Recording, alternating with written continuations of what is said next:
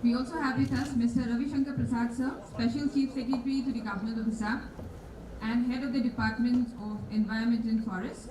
May I request Mr. D. Pegu sir, Deputy Chief Executive Officer Works, to kindly escort him to the stage.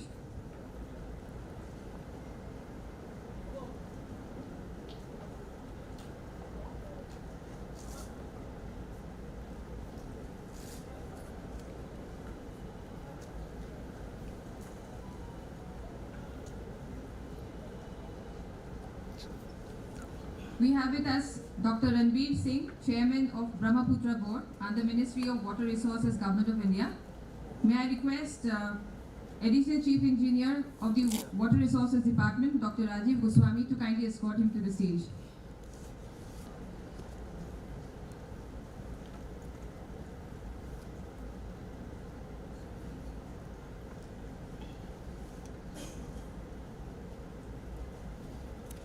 Dr. R.S.C. Jairaj, former Director of the Rainforest Research Institute in Jorhat. Sir, if you would kindly come to the stage.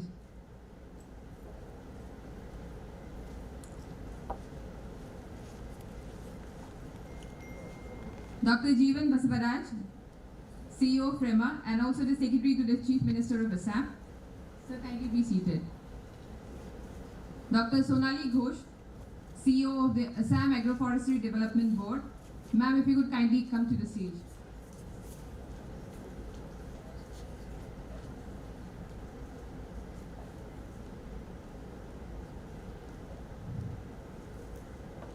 Also present with us, distinguished guests, invited dignitaries, esteemed experts and representatives of the World Bank and the Asian Development Bank, consultants and experts of the PMTC and PISC, officers, colleagues and staff of FREMA, WRD and the AADB. I welcome all of you to this first ever two-day regional workshop on nature-based solutions in the northeastern region.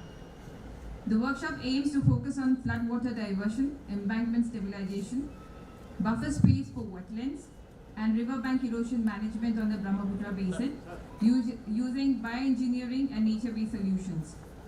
The workshop is designed with an attempt to bring together experts, academicians, policymakers and stakeholders in the field of water resources management, bioengineering and nature-based solutions to discuss innovative strategies and sustainable practices crucial for preserving the Brahmaputra River basin and its ecosystem. We would now like to offer our sincere felicitation to the river dignitaries on the dais with a pulam gamusa and a gift hamper as a token of appreciation. Here I would like to mention that the gift hamper is designed and crafted by the indigenous women farmers and artisans of Assam, keeping in mind the theme of the workshop. May I now request Sashwati Kakoti and Vidumati Borman, Assistant Executive Engineers of the Water Resource Department, to felicitate Saidi Nabasi sir.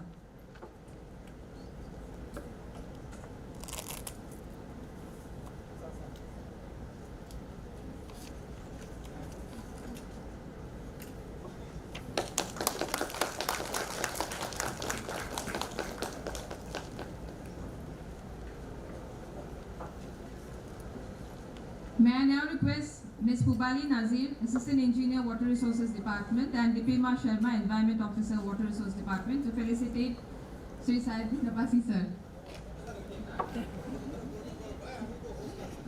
Okay, to felicitate Dr. Ranveer Singh sir.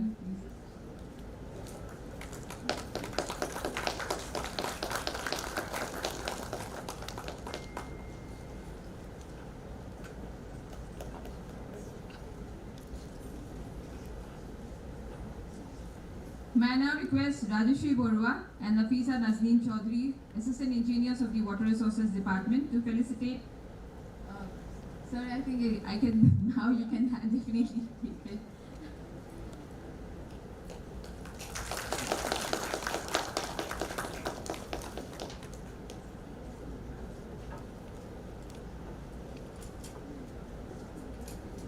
May I now request Ishita Roy Karmakar, IT Officer FREMA, and Jumi Kolita, Assistant Executive Engineer of the HIU Water Resources Department, to felicitate Dr. R.S.C. Jairaj, sir.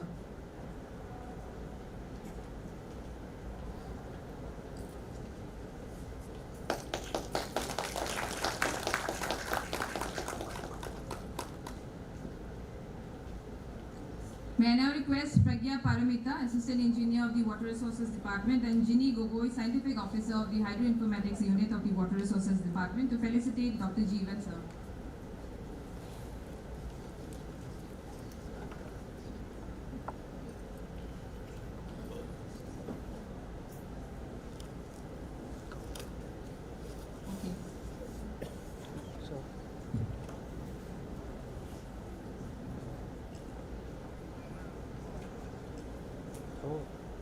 Okay, Pragya and Ginny, you can kindly felicitate ma'am.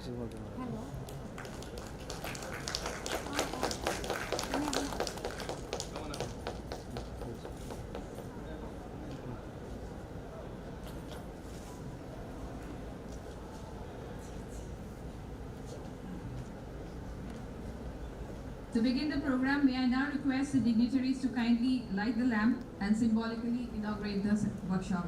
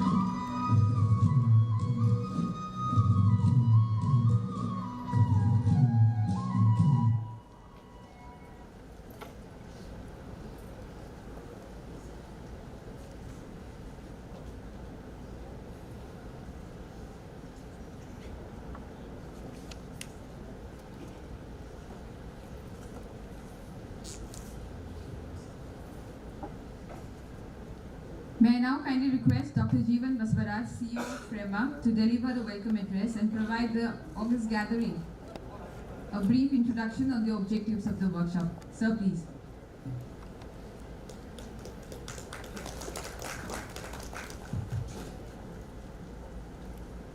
Good morning and a warm welcome to the Nature Resolutions Conference.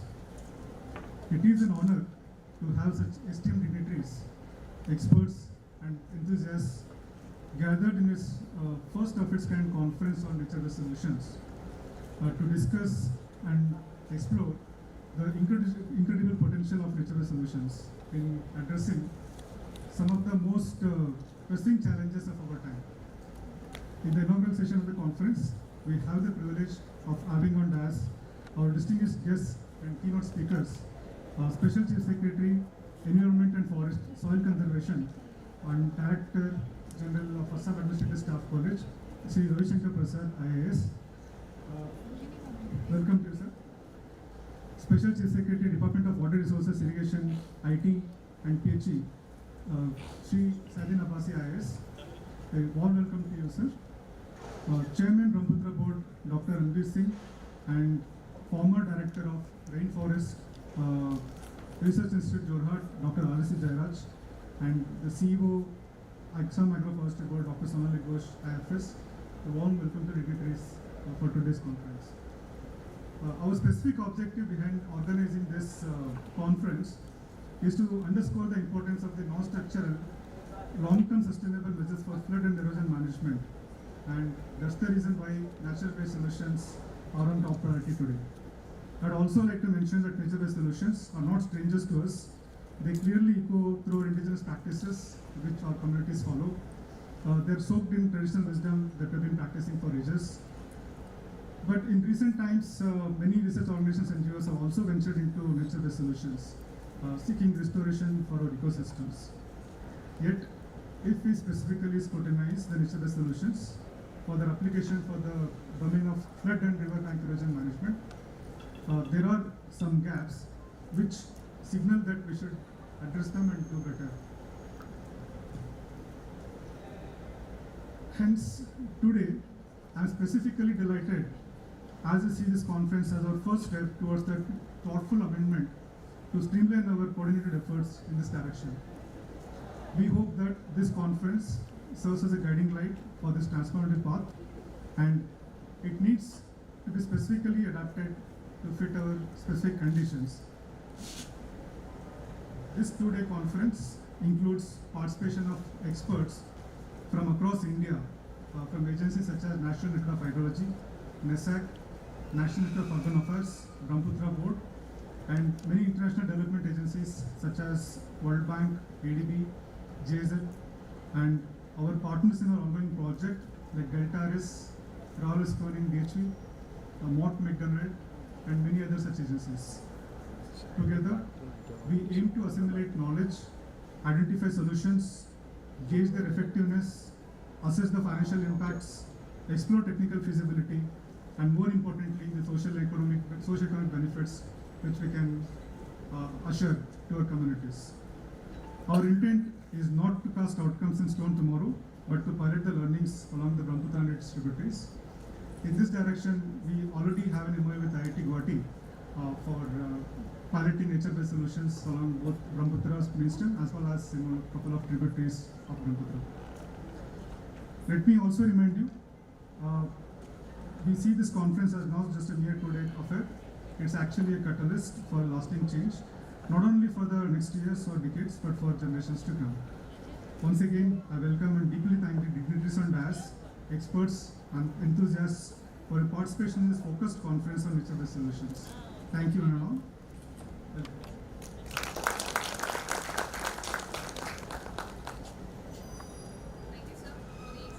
and clearly stating the objectives of the Hello? Yeah. Thank you, sir, for the excellent speech and clearly stating the objectives of the workshop. I would now request Dr. Sonali Ghosh, CEO, Assam Agroforestry Development Board, to take us through the agroforestry potentials in Assam, with special reference to livelihood opportunities through nature-based solutions. Ma'am, please. Thank you, Ms. Celia, and respected dignitaries on the dais and the august audience. I think mine is the only presentation in this inaugural session, so I'll keep it brief. And first of all, a big thank you to the Water Resources, FREMA, Assam Agroforestry Development Board, Forest Department, all the the CBOs and the World ADB to host this first of its kind workshop, which is basically to look at nature-based solutions. Now, what do we understand by nature-based solutions in Assam? I'm giving an agroforestry perspective and how we are going to, for the first time probably, break our silos of water resources, of forest department, of agriculture and so on, and bring it together is the idea of this. We all, I'm sure some of you would know that agroforestry is one of the key sciences between this larger gamut which we call as tree outside forest. Now, tree outside forest, effectively how we define it is something where we are looking at tree-based land cover, land use, which is outside the recorded forest area. So anything which is inside a reserve forest, inside a national park, inside in the government-owned forest areas, that is a forest cover, and then we have the other cover, which is the tree outside forest cover. And Assam is one of the leading states in terms of having a good tree outside cover, forest cover. And in that, we are then looking at one agricultural science which has evolved for over 2 centuries now, which is agroforestry. Agroforestry, there are more than 40 different systems. It could be a tree-based system, it could be a pastoral-based system, it could have medicinal plants, it could have several other species to it, and that is what we will be listening to some of them in the coming sessions. Why do we need this is primarily to double the farmers' income, employment generation, to reduce the large import of wood that we do, also for our SDG and 33% of the forest cover. And we all know that all of this can help in preserving the biodiversity. For example, in Assam, if I take the example of the Bodos, they they worship the Batho, which is basically a euphorbia family species and which is sacred to them. So in a sense, there is this sacred spiritual connect as well when we are looking at trees or vegetation which is outside our recorded forest areas. Of course, we are looking at building the climate resilience. For example, the specific project that we would be executing with FREMA on the Brahmaputra is going to have a big impact on building our climate resilience. In agroforestry in Assam, if we look at it, then 75% of our Assam population is rural. There used to be a hub of wood-based industries in Assam, but over the years we had a conservation policy, and now again it has been revived in the present government to promote wood-based industries and look at agroforestry as a potential. And this has a key component in reducing also human-animal conflict, because of what we have a unique system which is in Assam, which is the Bari concept. Most of you who have grown up in Assam would be familiar with the Bari concept, which is basically to have a mix of trees and cultivation and agriculture in your household. It could be a Fulani Bari or it could be a Tamil Bari, and there are various systems which are available. So in a sense, the rural communities in Assam are familiar with the agroforestry the way we understand in modern science. And there is enough research. Assam Agricultural University has done a bit of an economics to it, and they have come out that, okay, if we grow, let's say, a sericulture based agroforestry system, then this is over 3,000 rupees per hectare can be the addition in the farmer's income. And as I was saying, that in Assam we have had a recent impetus of promoting a wood-based industry. Prasad sir is here, and under the able leadership of the Honorable Chief Minister, we have revised two rules after a gap of 22 years, which has sort of deregulated the way we grow trees in Assam. And this is primarily to bridge the gap between what we have in demand and supply. And these are some of the examples of the recent initiatives. Amrit Brikho Andolan, which is to plant over 1 million trees, was launched last year in September, and this year again there is a long-term plan to take up plantations and promote them in the household level. And these are some of the rules which have been formulated, where many species have been deregulated. It does not require the permission of the department as such for certain species which are of commercial importance. Agroforestry Board has been constituted as a Section 8 company to promote tree outside forest, and several other innovative approaches have been taken. Coming to the topic of how we link agroforestry and nature-based solution, and we would be discussing this. Professor Arup Sharma is here from IIT Guwahati and other people, distinguished people. We would be talking about that how do we combine the engineering structures with a vegetation and enhance the life of the engineered structure, as well as make it important for the livelihood of the people. So that is primarily what we understand as a nature-based solution. And under the projects, there would be different pilots that would be tested. There are several models available already. For example, the global model of using vetiver grass as a nature-based solution for, and Dr. Ellis Penning and others are here who would be talking about the recent innovations that we have had in the world. At the same time, we would also not just be looking at the engineering structures, we would also be looking at wetlands conservation, we would be looking at livelihood improvements, then riverbank protection, and a bit of an R&D. So these are some of the key components that we will be taking up as part of the nature-based solutions projects, and this stakeholder consultation will be one of the platforms that will provide us the roadmap for the next.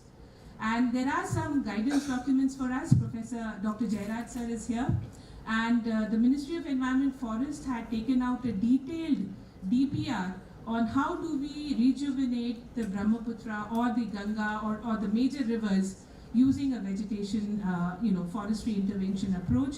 So we would be discussing and knowing a lot more about that.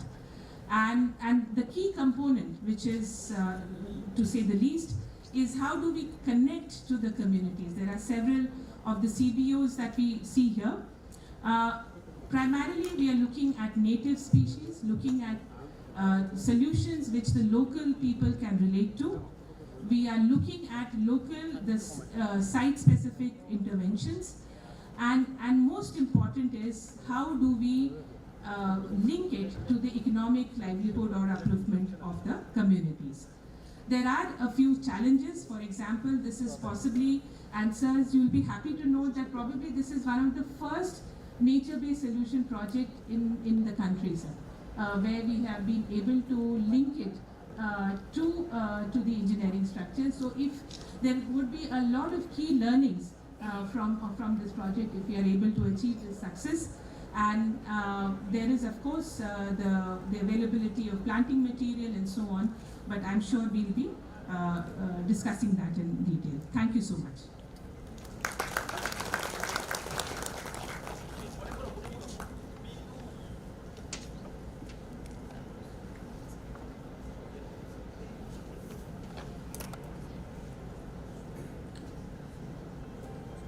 Thank you, ma'am, for the very informative and engaging presentation and taking us through the agroforestry potentials in Assam. I hope this workshop becomes a light bearer for realizing these potentials in the state.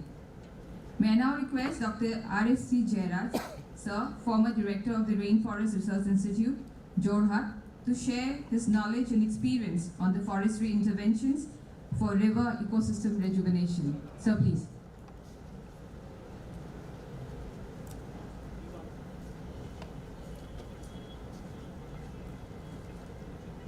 Thank you, madam. Respected dignitaries on the dais, and experts from forestry and water management present here. To briefly tell about this program, nature has been very kind to Assam. All the three essential things required for plant: ample sunshine, excess of water, and very rich alluvial soil is present here. Anything that you throw, any seed you throw will grow well. Only thing is we have to decide what to throw and where to throw. That's all. All other things is left to nature. So, and nature has been harsh on Assam also. Wherever we have tried to disturb the nature, we are having problems of recurrent floods and erosion. The water carries a lot of silt and sand, acting like a sandpaper, cutting the banks. So these two major problems can be tackled only by nature again. So one important solution is going for the trees, especially in the catchments along the river banks and along the wetlands. If we conserve the water in the wetlands, the inflow into the river will go down. If we conserve the water in the catchments, the inflow into the rivers will go down. The sediment load, which is coming down from the catchments, will also reduce. So that will solve the two major problems of Brahmaputra and Assam. So whatever we have done to nature, we can rectify only through, say, cooperation of the nature. So I think this workshop will deliberate mostly on this one, how we can take nature as our friend to solve the problems that we have created to nature, so that we can get rid of these two major issues in Brahmaputra. And thank you for providing me the opportunity to come here. It's a great pleasure being here after a long time in Assam. Thank you very much.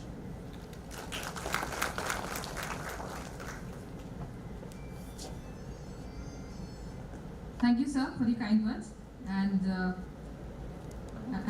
your shared experiences. May I now request Dr. Radveer Singh, Chairman of the Brahmaputra Board, to deliver the keynote address and share the contributions of the Brahmaputra Port towards nature-based solutions implementation and its potential in the northeastern region. Thank you very much, and good morning, everyone. Mr. Reduction-Day-01, the Special Chief Secretary, Forest Department, Assam Government. Mr. Abbasi, Special Chief Secretary, Water Resources, Assam Government. Mr. Jeevan, CEO of FREMA, Mr. Jairaj, former chairman of the Forest Research Institute, and Sonali, who is the CEO of AADB, Assam Agroforestry Development Board. Participants from international organizations, participants from Assam government, Brahmaputra board, other northeastern states, and dear friends. First of all, I wish to congratulate FREMA and WRD and AADB for putting together this very important and very timely regional conference on the subject of nature-based solutions in water resource management, particularly for controlling floods, erosion, and slope stabilization. मैं मीर तकी मीर की एक बहुत ही मशहूर गज़ल है, उसके मतले से अपनी बात शुरू करता हूँ. In Hindi, in English, it means that I'll start by reciting a couplet, the initial couplet of a ghazal from Mir Taki Mir. उल्टी हो गई सब तदबीरें, कुछ ना दवा ने काम किया. उल्टी हो गई सब तदबीरें, कुछ ना दवा ने काम किया. देखा इस बीमारी दिल ने, आखिर काम तमाम किया. What it really means is that we all look for solutions. We all look for ilaj, treatment, dawa, medicine. You know, flood, erosion, bank failure, and the large-scale devastation that it causes to the people living in the area has been going on and on. And we have been trying to find solutions all the time. For years and years, we have been trying to find the solutions. But the solutions still elude us. I am reminded of a couplet from Mirza Ghalib, which is like this. हर कदम दूरिये मंजिल है नुमायां मुझसे, मेरी रफ्तार से भागे है बयामा मुझसे. That means the distance between me and my destination is constant always. It remains just the same.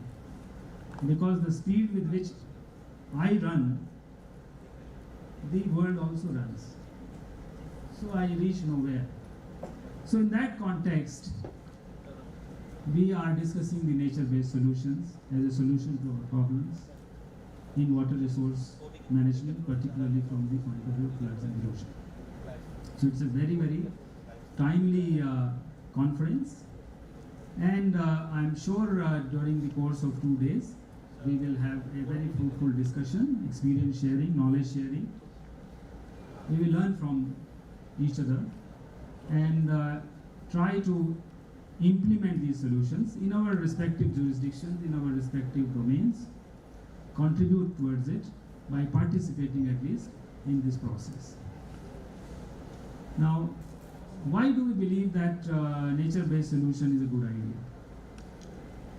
It is a good idea because, you see, we have been using structural measures Now, structural measures are in a way acting against the nature. We act against the nature because we think that nature is creating some problems. Through nature-based solutions, we try to learn how to act in accordance with the nature, how to use nature for the purpose of mitigating the negative effects of the same nature.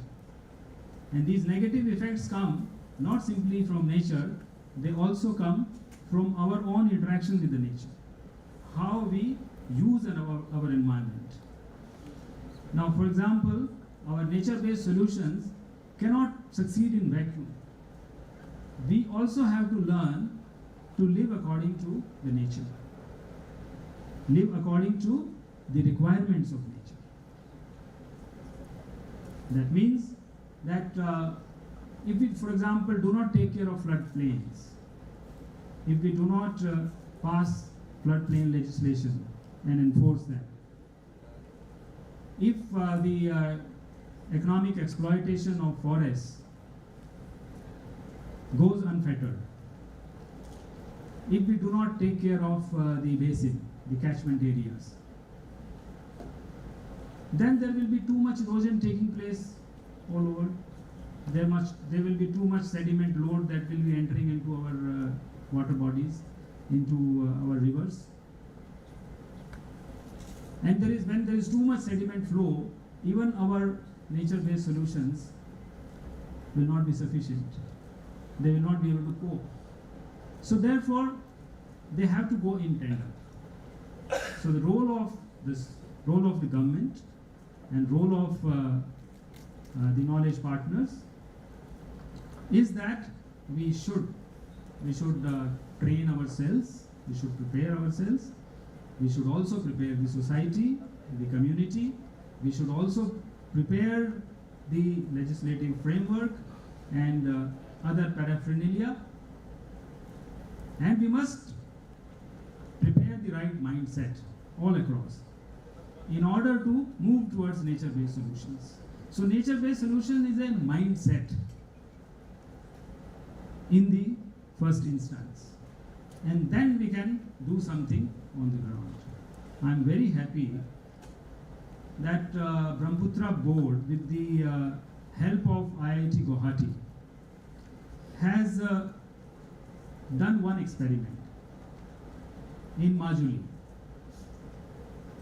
to implement a bioengineering based anti-erosion work.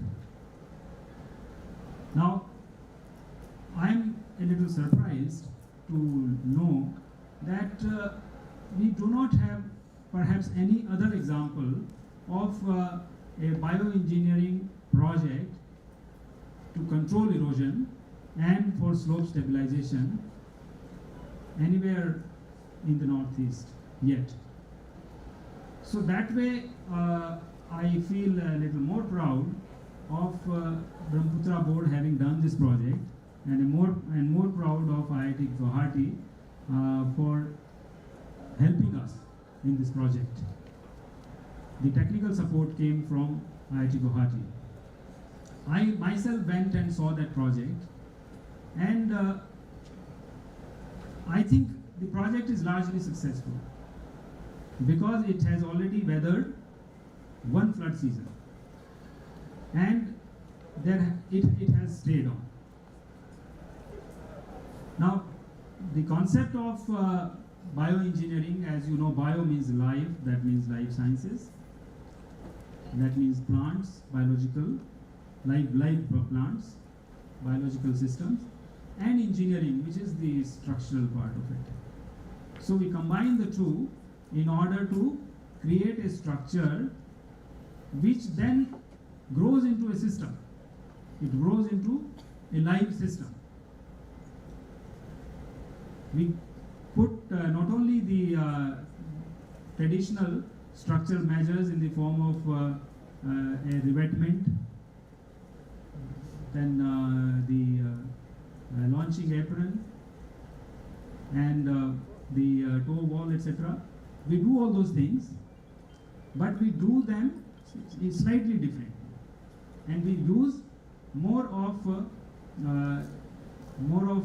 natural materials, jute and such material instead of the normal geotech materials.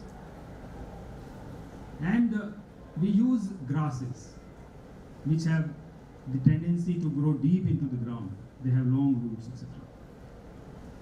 And we plant them in a strategic manner, so that close to the low water level, what kind of species would grow, then a little away across the slope, what other kinds of species will grow, and then farther away we can plant large trees which can then grow very big with deep roots, and the entire area would become stable.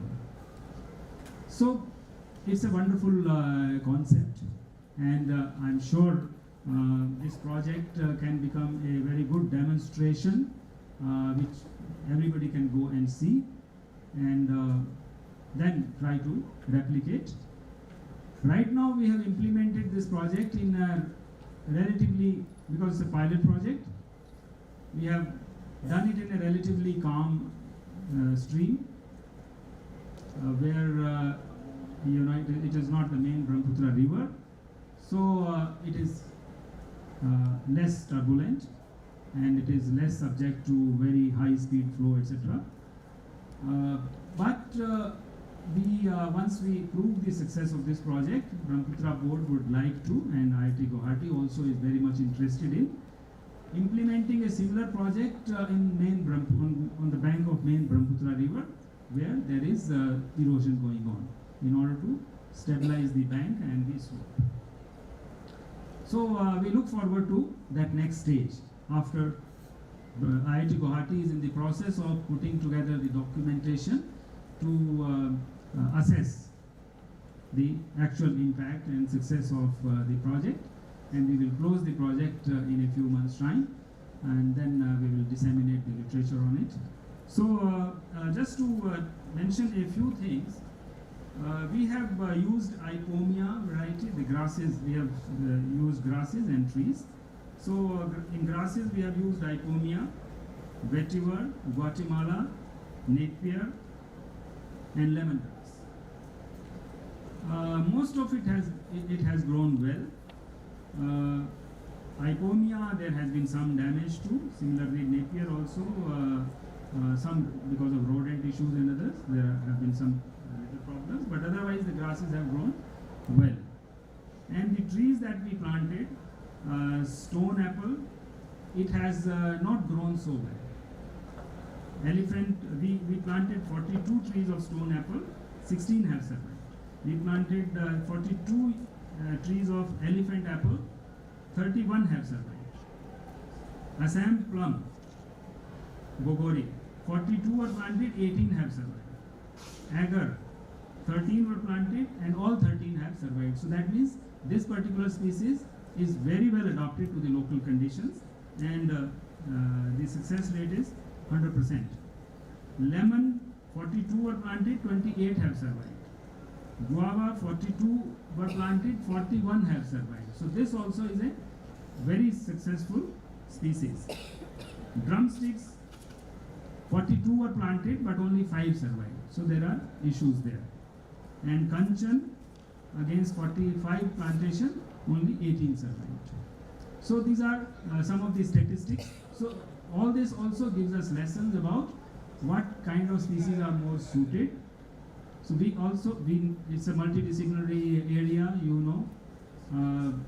We need not only the engineers and the construction contractors, we also need hydrologists, we need plant scientists, we need horticulturists, and most of all, we need the participation and cooperation of the community.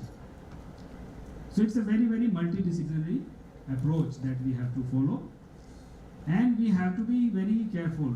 There are a lot of benefits of bioengineering projects, nature-based solutions. For example, it can be connected to livelihoods. It can be connected to ecosystems. biodiversity, apart from water quality improvement. So it has a lot of spin-offs. But we have to be careful in the beginning. We have to plan it well, we have to select the site properly, we have to select the species properly, we have to design properly, we have to use the right kinds of materials, we have to prepare the site and obviously it also means that we have to do a lot of testing of everything, whether it is soil, water, etc. in the beginning before we design the project. Because those parameters will give us an idea as to what kind of species, what kind of structure we have to go for. These nature-based solutions are more preferable to the normal structural measures that we adopt, because as we go, while the engineering structures, the traditional engineering structures, they tend to deteriorate, get worn out, give way. But this kind of a solution, as you go, as time passes, they become stronger and stronger because of the biological systems taking over. So therefore, these are more sustainable, these are more lasting. Also, they merge in the natural background better. They look natural. Because they look natural, it is like somebody going to the doctor for a wound, and then just stitching the wound and leading to a deformity is not the solution, right? So we need a plastic surgery so that it looks just the same. So therefore, nature-based solutions, they are merging back into the nature and reinforcing nature. Also, these are in line with the global movement towards responding to climate change, mitigating the effects of climate change. Because what is climate? It is nature. So if we reinforce nature, if we act according to nature, if we live according to nature, I think we stand a better chance of fighting climate change and undoing climate change. So I am extremely grateful for this opportunity to come here and to share the experience of Brahmaputra board. I am sure in future we will have a lot of bioengineering projects, nature-based solution projects all across the northeast, and I will conclude by reciting the last couplet, the Makta of the Ghazal of Mir Taki Mir, just to emphasize the point that we don't have to be dogmatic. For the structural measures, we should be open-minded, and we should we should be willing to change, we should be flexible. So Mir Taki Mir says, Mir के दीनों मजहब को पूछते क्या हो उनने तो, मीर के दीनों मजहब को पूछते क्या हो उनने तो, दैर में बैठा कश का खींचा कब का तर्क इस्लाम किया. Thank you.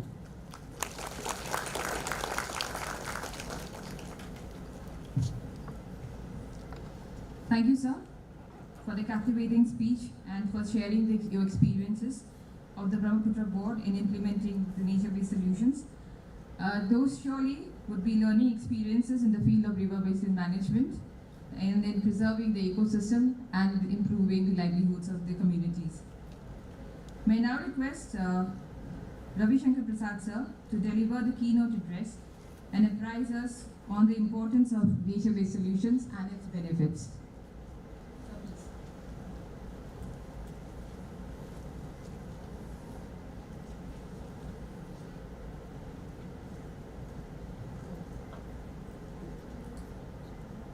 Special Chief Secretary, Water Resource Department and IT Department, Shri Saidin Abbasi, Chairman of the Brahmaputra Board, Dr. Ranveer Singh, Dr. Jairaj, ex-director of Rainforest Research Institute, Dr. Jeevan, CEO FEMA, and Dr. Sonali Ghosh, CEO Assam Agroforestry Development Board, experts, practitioners, ladies and gentlemen.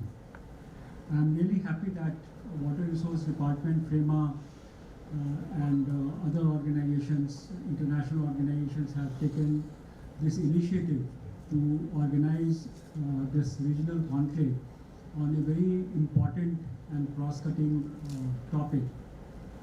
And it is a rare example where departments have come together and they have looked at how we can bring about convergence in innovative ways to tackle some problems which are of a very perennial nature, very deep-seated, and very difficult to tackle. So I take this opportunity to thank the organizers for bringing all of us here together, and also to have given me this opportunity to be with you all. I think nature-based solutions gain currency over the period of time when climate change, land degradation and desertification have come to the forefront, and the impacts have started being felt all around. We all know that forest and tree covers are carbon sinks, and they sequester a lot of greenhouse gases. As per the estimates of the report submitted by India, about 11 to 12% of greenhouse gases are sequestered by forest and tree covers through the natural impacts that they have, and that's a very large number in the Indian context. And also when we talk about land degradation and desertification, these nature-based solutions have an important role, and as many of you are aware, India has taken a goal to become land degradation neutral by 2030, and in that context, the goal of restoring about 26 million hectares of land has also been one of the priorities that the government has laid down. So nature-based solutions have become central to the various environmental challenges that we face, and their USP is that they preserve, protect, conserve, restore the natural ecosystems, and therefore they have what we can say co-benefits in terms of other unintended consequences which are of value to the society. For example, if we look at the kind of temperatures that Delhi is witnessing today, or Guwahati even witnessed a few days back, about a fortnight back, if we are looking at solutions like urban forest, like in Guwahati we are planning 3 urban forests, and if they are able to bring down the temperatures in the neighborhood and also provide recreation and other benefits, co-benefits, then it is a win-win situation for all. And if you happen to take a stroll in the ridge in the Delhi University, or you go to the Lodi Garden, you will always find that the temperature there is 2 degree, 3 degree, 4 degree lower than what we find in the concrete jungles of Gurgaon, etc. So these kind of interventions where we have urban forest or green cover, they have a major impact on how we perceive or how we experience the temperature and the climate over time. Similarly, if we look at cities like Chennai and Bangalore, where water has become such a major challenge, and if we are able to conserve the wetlands or bring about some kind of designing elements to it which help in augmenting the water supply, it not only tackles the issue of water shortages, but also improves the lives of citizens around. So there is a lot of movement, there is a lot of attraction that these nature-based solutions have, and if we look at how countries have really looked at nature-based solutions, the nationally determined contribution documents of over 90% of the countries contain nature-based solutions. So we will scrutinize the plans that different countries have submitted to the UN Framework Convention on Climate Change. Over 90% of the countries have some sort of nature-based solutions as part of their adaptation and mitigation actions. Similarly, if we look at the framework for biodiversity, the Kunming-Montreal biodiversity framework, there also large number of countries have submitted the nature-based solutions, have predicted the nature-based solutions as one of the crucial interventions that they would be making in the coming years. So therefore, there is a lot of focus on nature-based solutions. We have heard some examples here. We have ourselves traditionally practiced some of the solutions that are now being reinvented or put into the focus, refocused again. But the point is that if we are conscious of the fact that today we deal with challenges which require more innovative solutions, then nature-based solution is one such area where we have to focus, and I am happy that we will be taking this up in the regional conference today. Apart from the benefits that we see in terms of climate and biodiversity, it serves a large number of the SDGs also, the Sustainable Development Goals, and therefore it is another co-benefit that we see. Coming to Assam, I think this is a very good time to go in for nature-based solutions.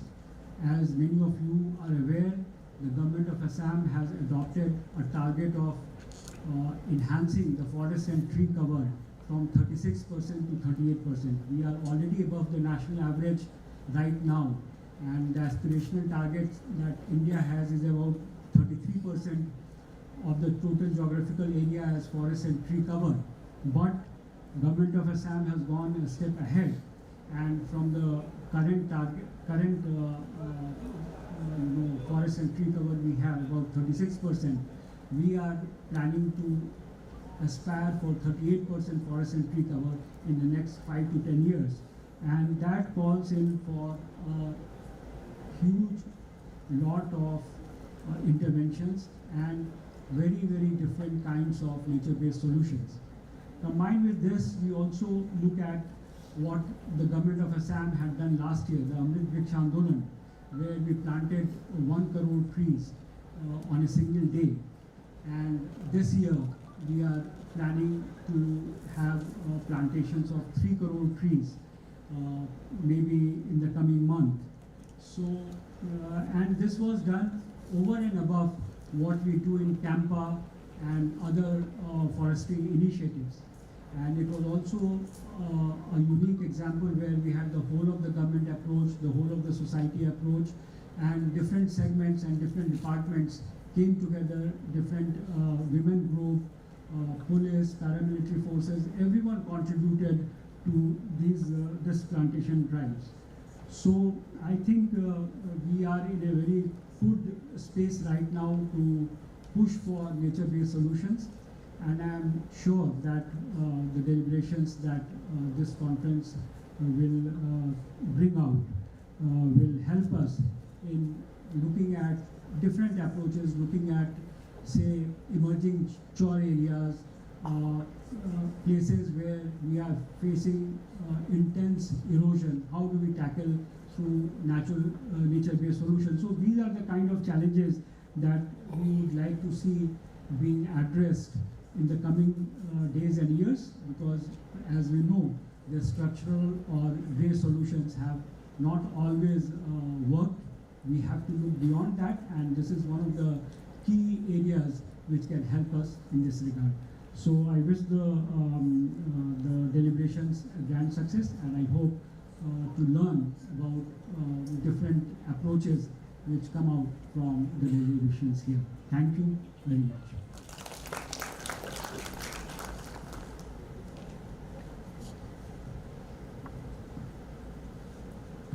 Thank you, sir, for the very insightful speech and for sharing with us few of the nature-based solutions practiced globally. May I now request Syedin Abbasi, sir, to deliver the keynote address and apprise us on the challenges in the river basin management, bank erosion, management of wetlands and flooding in Assam. Sir, please. Special Chief Secretary, Environment and Forest, Shri Ravi Shankar Prasad, Chairman Brahmaputra Board, Dr. Ranveer Singh, Dr. Jayaraj, Dr. Jeevan Basavaraj and Dr. Sonali Ghosh, people who've come here, both international representatives, national representatives and regional representatives. Firstly, I'd like to congratulate FREMA as well as Assam Agroforestry Development Board for organizing this workshop to discuss about topics which are very, very critical for the development of the state of Assam. If you look at the nature of the problem in Assam, it is not just flooding, it is also erosion. And the kind of problem that Assam faces perhaps is very, very different from other parts of the world and even other parts of India as well. You look at the amount of land which is impacted by floods. If you look at it in 1950-51, when you had the big earthquake, almost 50% of the land area of the state became flood prone. We have a river in the Brahmaputra which is extremely braided, carries the highest sediment load in the world, comes from very steep hills and suddenly enters this very, very flat plain, which leads to severe problems in terms of the speed of flow of the water. The quality of soil which is there within the, along the banks is very, very poor. So there is very little strength, so erosion is a natural corollary of that. And as a result, you have a situation where flood and erosions continue. Today, in spite of our best efforts today, the estimation is that we are losing about 7,000 hectares per annum to erosion alone, apart from the flooding problems that we have in the state. And this is in spite of the fact that since 1950-51 we have built about 5,000 kilometers of embankments, 800 kilometers of drainage channels, hundreds of sluice gates, etc., etc., and a lot of town protection works and erosion protection works around town areas in the state. Now, while if you look at in 1950 the Rashtriya Baad Ayog, it had made certain recommendations for what should be done in the state. So of course, embankments was the immediate measure. Embankments and erosion protection works wherever necessary was the immediate measure. But long term, there was a recognition that you require large storage structures in the sort of foothills and upper reaches of the Himalayas here in both Assam and Arunachal primarily, as well as in other parts of the northeast, if we are to mitigate the flood problems in the state. Of course, that is something which has not happened even till date. It is only now that there is a recognition both in the state as well as in the center that when you're looking at power projects, hydropower projects, especially in Arunachal, you must also look at storage structures, you must look at flood mitigation measures as well as irrigation measures which would benefit the Brahmaputra Valley particularly as far as the state is concerned. While I was in Dhaka, I think about a year back, and there was a point which was made by one of the sort of hydrology experts of Bangladesh. Actually, if you look at it, the kind of problems which Assam faces, the closest sort of analogy of the similar conditions actually exists in Bangladesh and not in any other country in the world. I mean, the kind of problem that we have. We have about 2.5% of the land area of the country in Assam, but we have about 10+% of the area which is prone to floods in Assam. So we are 4 times as much flood prone as the rest of the country is concerned. So what he said was that, look, the Himalayas are a young, formation, and the Brahmaputra itself is a relatively young river. So if you had come here, there was no human habitation, and you came here about after a million years or half a million years, you'd find a pretty well-defined river moving along with high banks, and you would not have too much of a flooding problem here. But today it is a river which is very, very young and it requires room to play. And no matter what you do, whatever planning you may do, it is just not good enough because it is so fluid, the situation. You may take up an area where there is enormous erosion happening today, and you plan that, okay, in the next next year we will do some flood protection works over there. Suddenly the river changes course and goes and hits something else. And now there is a huge, sandbank where earlier there was erosion. And now the problem is somewhere else. So how do you plan for something which is so fluid and so dynamic? That is again another challenge that we face when we talk about, planning for floods and erosion protection in the state of Assam. So that is something which is again a very, very big challenge. When we look at other rivers, and when we look at approaches to river planning and flood protection or erosion protection, everybody says, no, you've got to have a 5-year plan or you have to have a 10-year plan.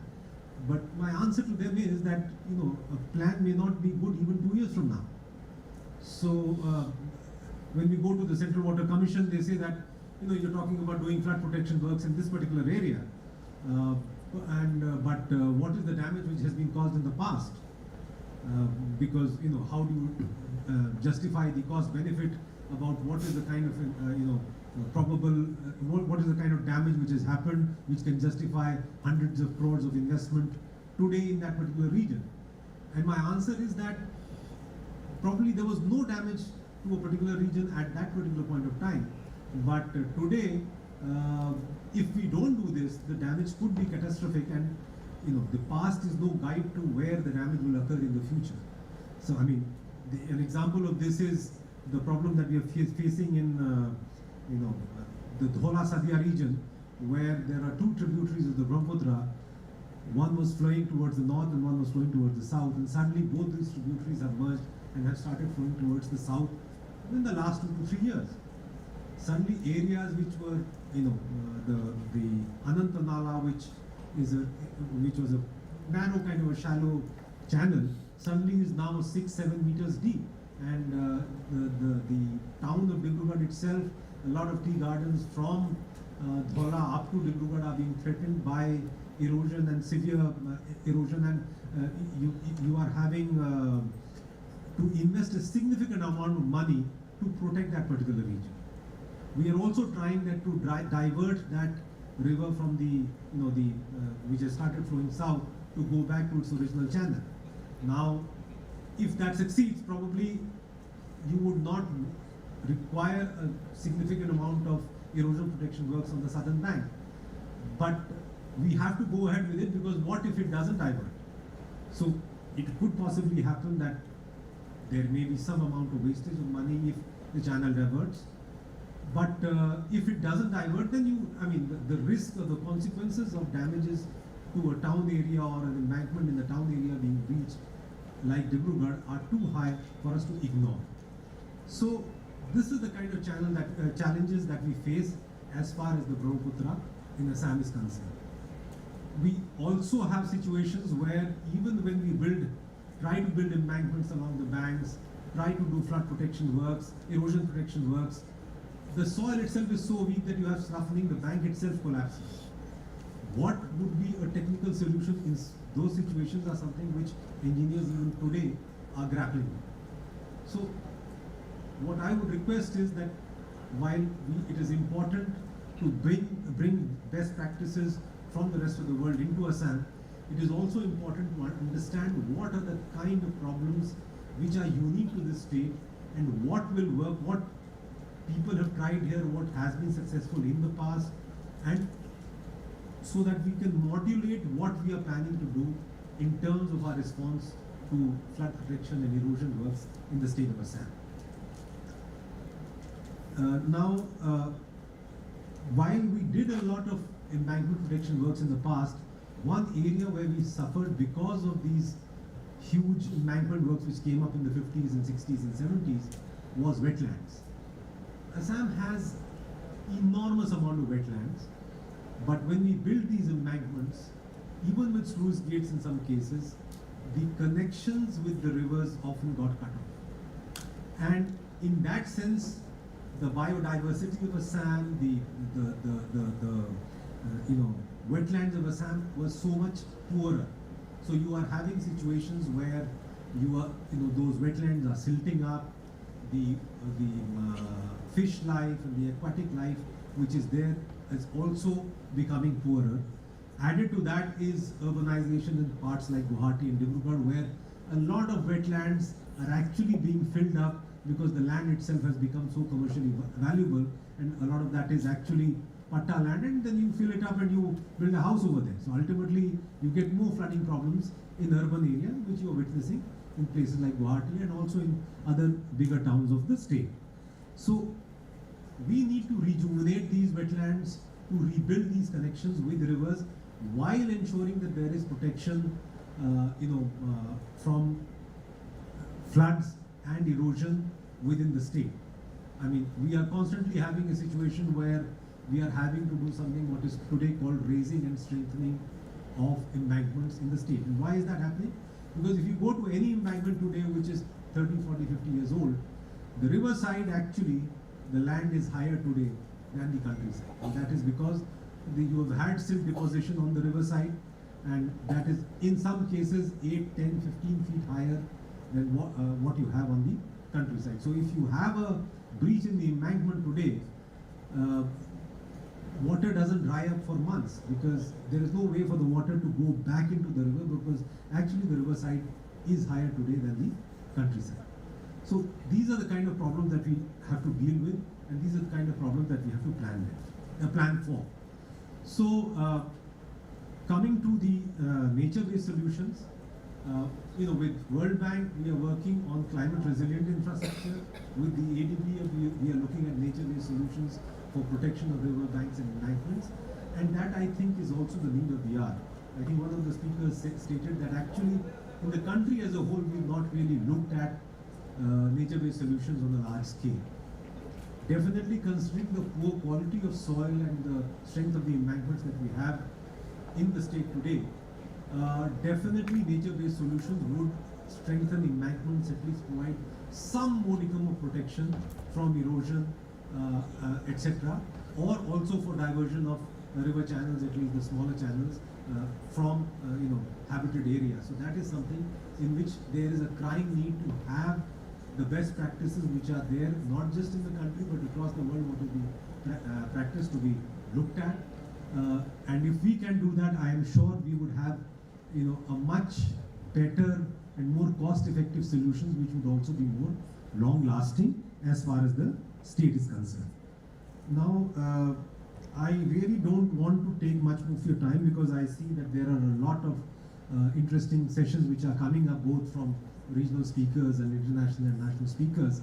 I hope this workshop is productive, and I hope we come to workable solutions within the state, which are specific to the problems that Assam faces today, and which are not just long lasting, but also cost effective, and which allow us more sort of breathing space in terms of allowing the rivers to be better channeled, better defined, and more stable and more predictable, so that we can thereafter look at a longer term planning for flood erosion and protection works. That is all. Thank you.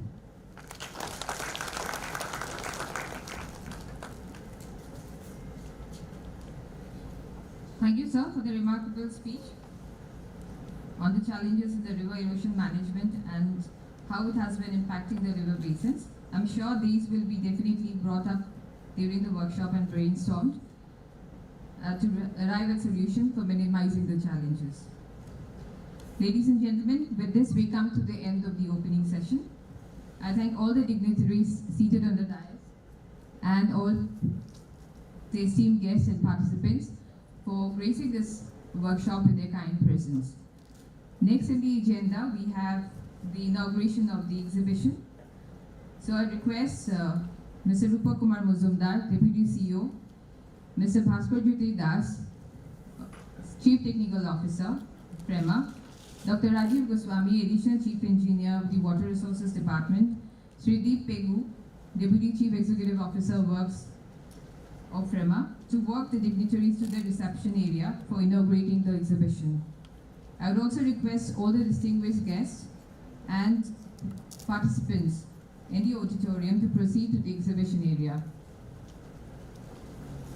The inauguration of the exhibition would be followed by a high tea. We'll be breaking for half an hour, and the first technical session would be starting around 12 o'clock. Thank you very much.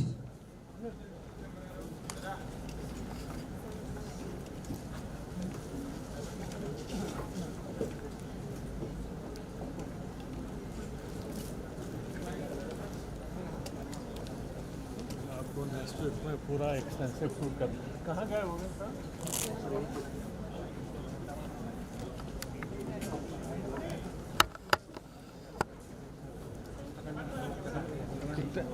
Camera ने full pack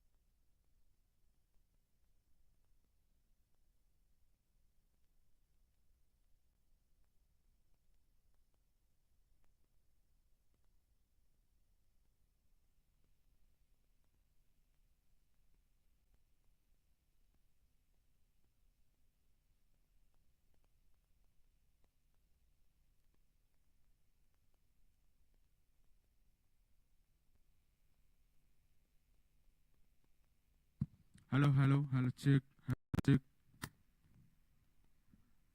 Hello, check, hello, check, hello, check, hello, check, hello, check.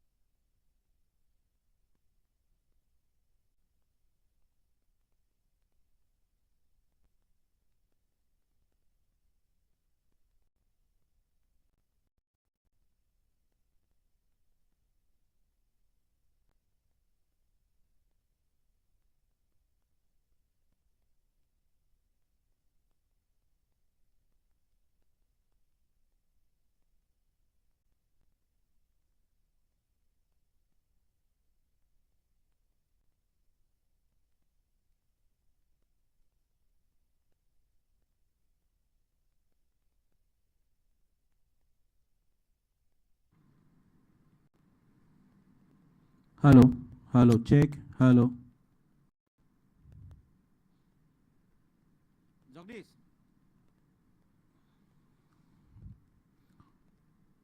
Hello, check, hello. শুনাচোন পাইছে নাই? Hello, hello, hello.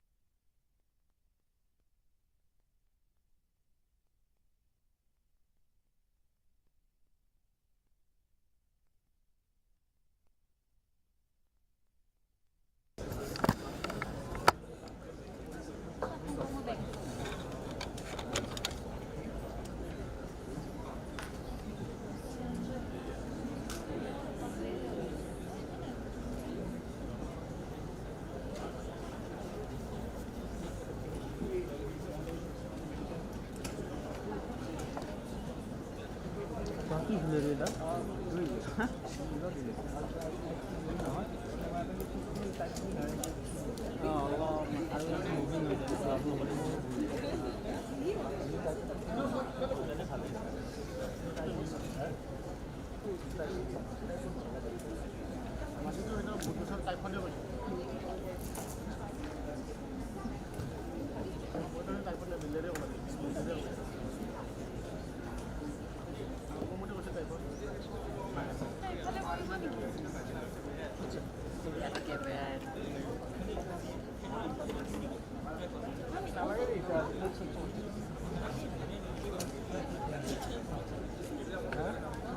What sense could take picture?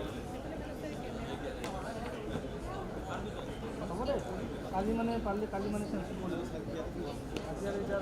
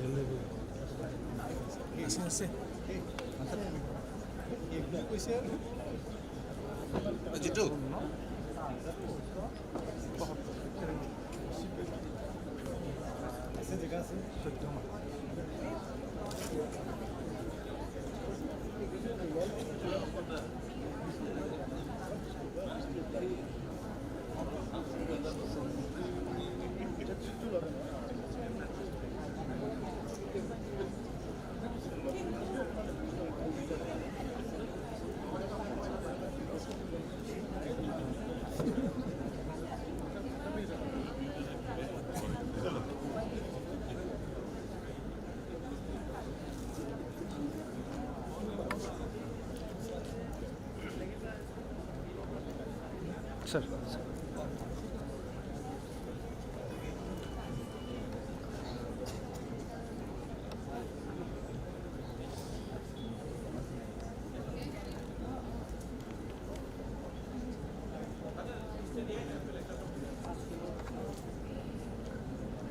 Hello.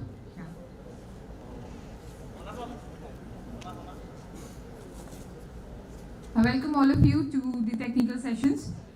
And the first technical session for the day is on nature-based solutions for riverbank stabilization.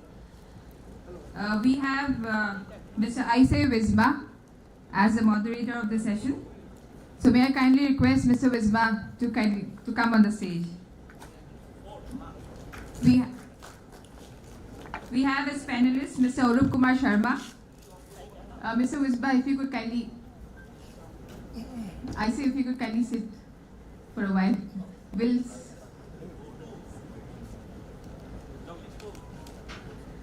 We have next Dr. Arup Kumar Sharma. Sorry, sir. Kindly come to the stage. Ms. Laura Susterik, kindly please come to the stage. Dr. Qazi Iqbal Hassan.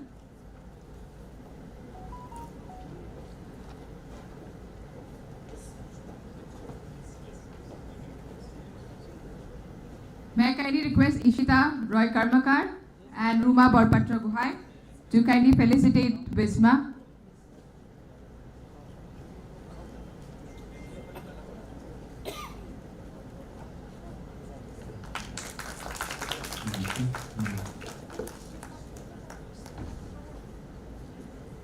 May I kindly request Vidumati and Ananya to kindly felicitate Dr. Arup Kumar Sharma.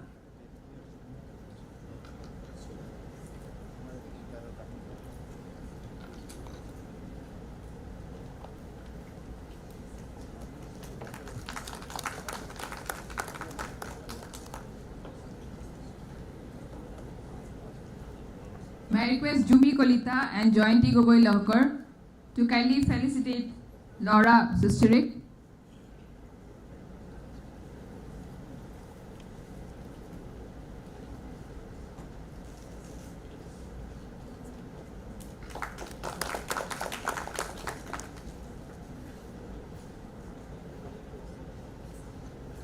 May I now request Ishita Roy Karmakar and Joyanti Gogoi to kindly felicitate Dr. Qazi Iqbal Hassan.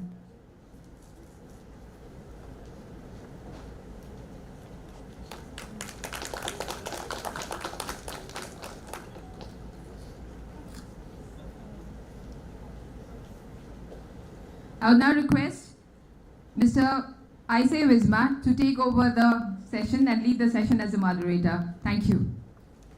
Thank you so much.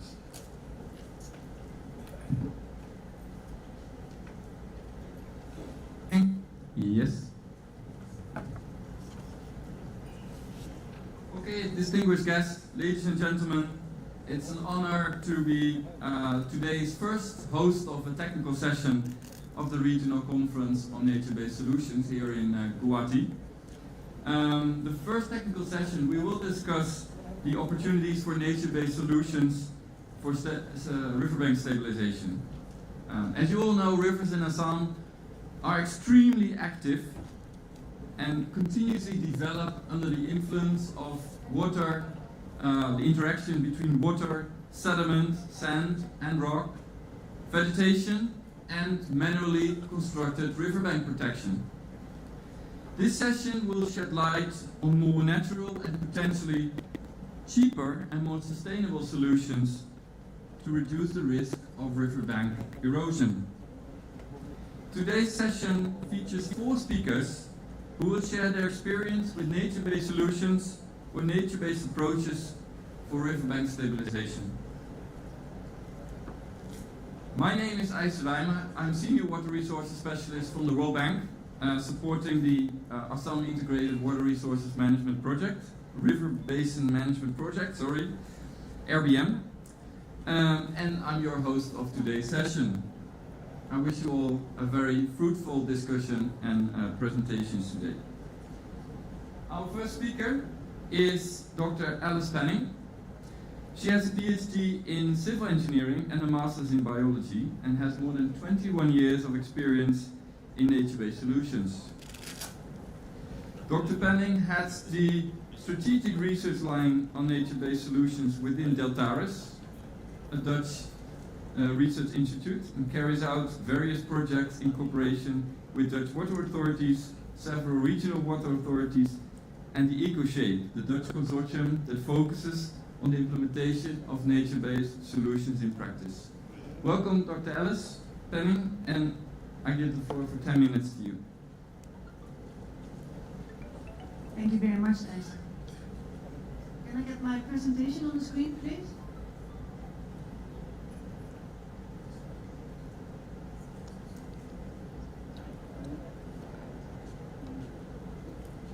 Yes. Welcome, everybody. It's a pleasure to be here today and see so many of you from different disciplines. And I want to tell you a bit about the international experiences, just also to give you inspiration on your journey forward, as this is the start of a very large undertaking that we have to carry out together. So, we were in the field last Friday and Saturday, so I had the privilege to see some of the challenges that you are facing. And we've also been looking at the maps. And actually this map is quite interesting because where I come from, this is how our rivers were looking. The Rhine River, this is 200 years ago. It's very similar to what you are currently having as a river. We have also been changing our river dramatically over the years. And at the moment, the changes are so dramatically that we actually are facing problems as a result of that as well. We have been into a lock-in situation due to all our river engineering works. The Netherlands, where I come from, is for half of the country lays below sea level, right? In 1993 and 1995, we faced extreme floods, or not floods, but the riverbanks were so full that actually we realized that our levee embankment systems were not fit for purpose anymore, and we needed to come up with a new solution. In this, we have been really approaching this by giving an embracement of what we call room for the river. In room for the river, we acknowledge that the river needs its space to move, to have room for the floodwaters that come by. And we've also made this as an overarching strategic plan. When you see there's very many individual measures that are all interlinked, and together these individual measures form this overarching solution for the flood risk management challenges that we have. So one of them is there's many different measures that are implemented within this Room for the Rivers project. Depending on the location, you select either a hard engineered solution or something that also has more hybrid or nature-based aspects to it. It can be removal of levees or replacing them. It can be about destoning banks. There's very many aspects. And what's really important is that we see, for example, that we have been depoldering some of our polders and been reconnecting floodplains and wetlands in order to give that space to the river. This is an example where you also see an aerial photograph where we see that actually a polder has been given back. They've installed a large bridge so that the water can flow underneath into this polder area. But you also see that the houses in this polder, they have been raised onto elevated little hills so that the people can remain living there, but are ready to face floodwaters. And they are connected to the embankments so that there is still the opportunity to move. At the same time, in this area, we're also facing wave-related erosion of embankments, or the risks of that. And therefore, there's also been an idea of saying, can we do something about specifically the waves that also are a pressure on our embankments? And for that, they have installed a forest in front of that embankment, so that the forest absorbs part of the wave energy, so that the overarching wave energy that comes towards the embankment is reduced to a level that is easier to absorb. If we're talking about nature-based solutions in line with this Room for the Rivers type of thinking, we also need to realize that nature-based solutions, they develop over time. So we need to keep an eye on them. Here you see a photograph, a small one is in 1998. 1988, sorry, where you see that the embankment is mostly bare, very sandy. 20 years later, you see that the forest has developed there. This forest wasn't planted, it has been growing there naturally. These natural processes that evolve. And you also see a side channel that is evolving over that. It was much wider, and now you also see that it has been silting up a bit. And that also along the banks of the side river, there's vegetation that started to grow there. So if we're talking about nature-based solution, we should also realize that there is a maturation in this field of research. It's interdisciplinary research. And actually, it's already started a long time ago. In the 1960s, Howard Odom was the first one who talked about this. And he called it eco-engineering. So we now use a different term, but the ideas are very similar. Also in the Netherlands, we have a very famous person, his name is Ronald Waterman, and he's been calling it building with nature. So we've been doing quite a bit of projects to learn, to test, and we know what we want. For example, the IUCN has made some really nice documents that help us in our thinking on nature-based solutions. But also in, for example, the Dutch policy domains, we see that this thinking is now much more embedded than it was, say, 50 years ago. And we also see that by doing pilots, we keep on learning. And we also keep on seeing that we can implement these in the field, also scaling them up. But we have to be also realistic in that nature-based solutions are by far from mainstreaming. We still need to really learn and to talk about them. And we also need to see how can we upskill this? How can we go beyond that pilot phase? And how can we also reduce potential errors, malpractices? For example, planting the wrong species in the wrong place is going to not work. So we need to understand what works well and what doesn't work. And what knowledge gaps do we need to fill in order to reduce uncertainties that are related to them. And so for that, there's a lot of capacity building needed. And what we're doing today is a step in that, right? We are building capacity with all of you in order to think further. And we should also realize that nature-based solutions often have a traditional aspect in them. Like for example, in the Netherlands, we have been using permeable dams to protect our shorelines in the delta systems. By putting little wooden dams, the water can go through, sediment can go through, but the waves are being stopped and blocked. And that promotes sedimentation in these areas, and you really see on the aerial photo how it's been growing and growing over the years. And these are ancient techniques, and they're like 800 years old, we already know about them.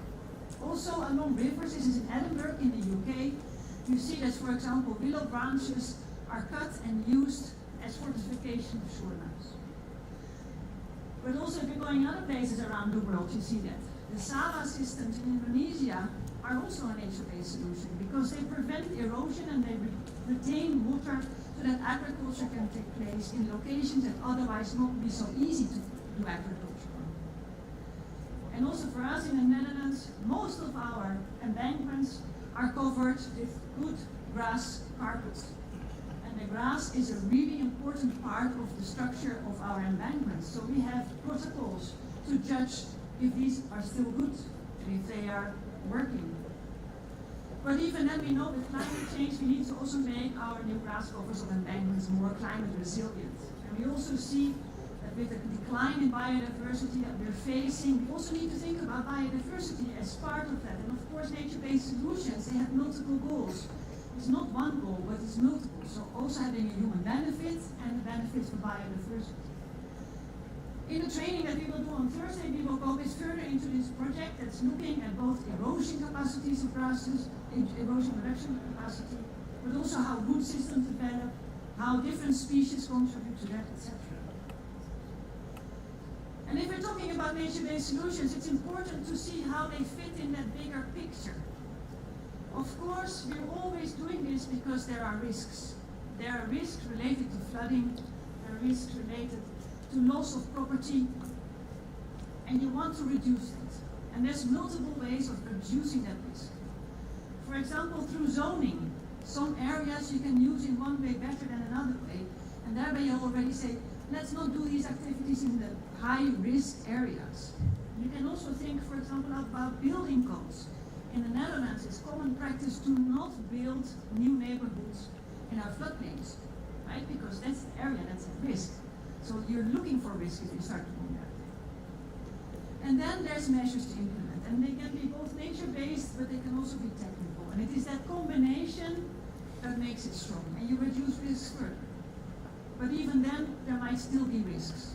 And they might be related to extremes that are beyond your design criteria.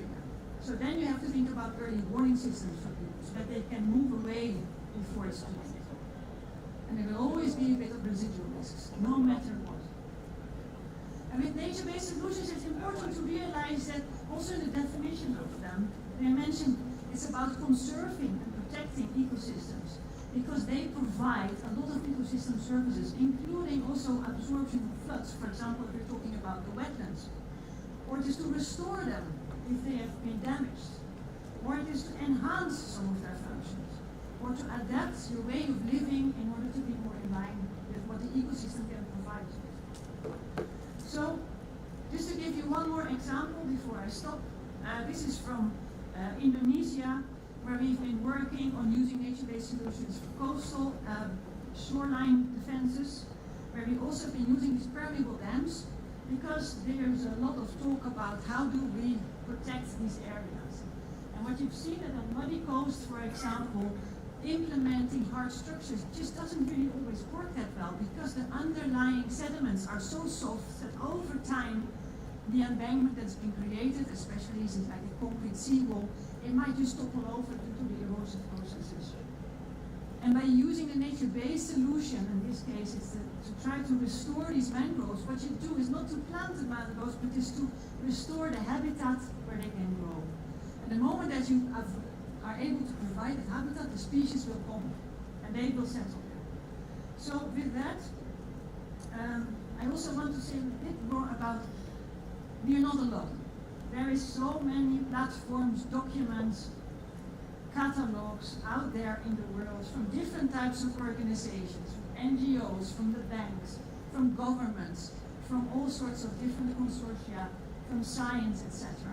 And we can still learn a lot, but we also have a lot to give, because I think that the Brahmaputra itself is unique, as was already been said. It is highly dynamic.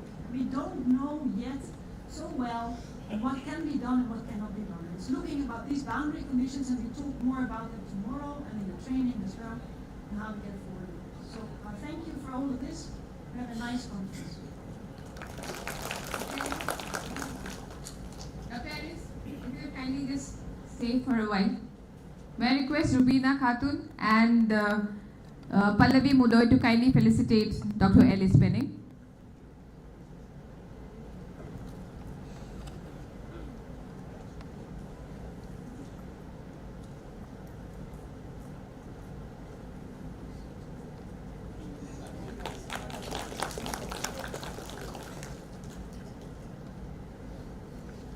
Thank you, Rizwan. You can take over. Thank you. And thank you, Dr. Alice Penning, for a fantastic introduction to nature-based solutions and already providing a wealth of examples that globally are considered as good practices. And I saw one of the projects I worked on for 10 years, so it's very good to see that being considered a good practice. So the next speaker is Dr. Sanjay Giri. He has a PhD in river science and a master's in hydrotechnical engineering. He has over 27 years of professional experience in projects related to river floods and erosion management. During his professional career, he worked with interdisciplinary teams of knowledge and technical and social sciences, as well as participating in most of community-based activities. Before joining Roy Haskell DHV, a Dutch engineering consultancy company, as a permanent employee in 2023, he worked for Deltaris, also a Dutch company, for approximately 60 years. Welcome, Sanjay, and the floor is yours. Thank you, Aisha, for the introduction. Hello, everyone. So let me start right away. You can warn me when I finish my time. Because I don't know, actually, I hide a lot of slides. Can I have my presentation?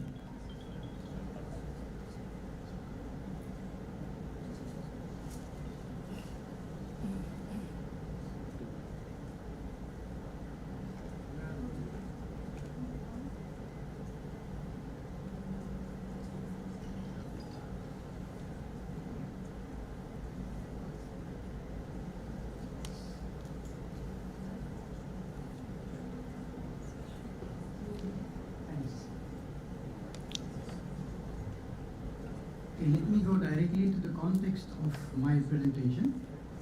So what it's about, of course, the interactions between flow, morphology, and vegetation.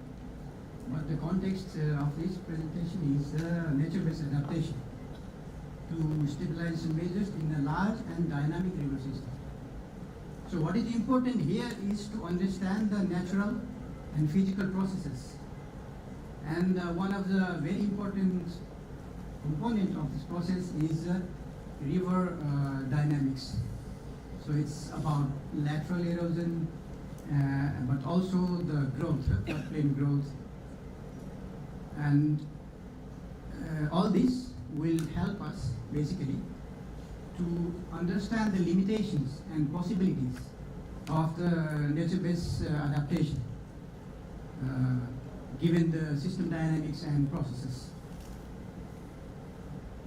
So as we know, I mean, you know, the dynamics between river flow, vegetation and morphology, that is the natural dynamics. Even if we don't plant, we see that they are, I mean, vegetations are growing. It's the part of the formation of fluvial landscape.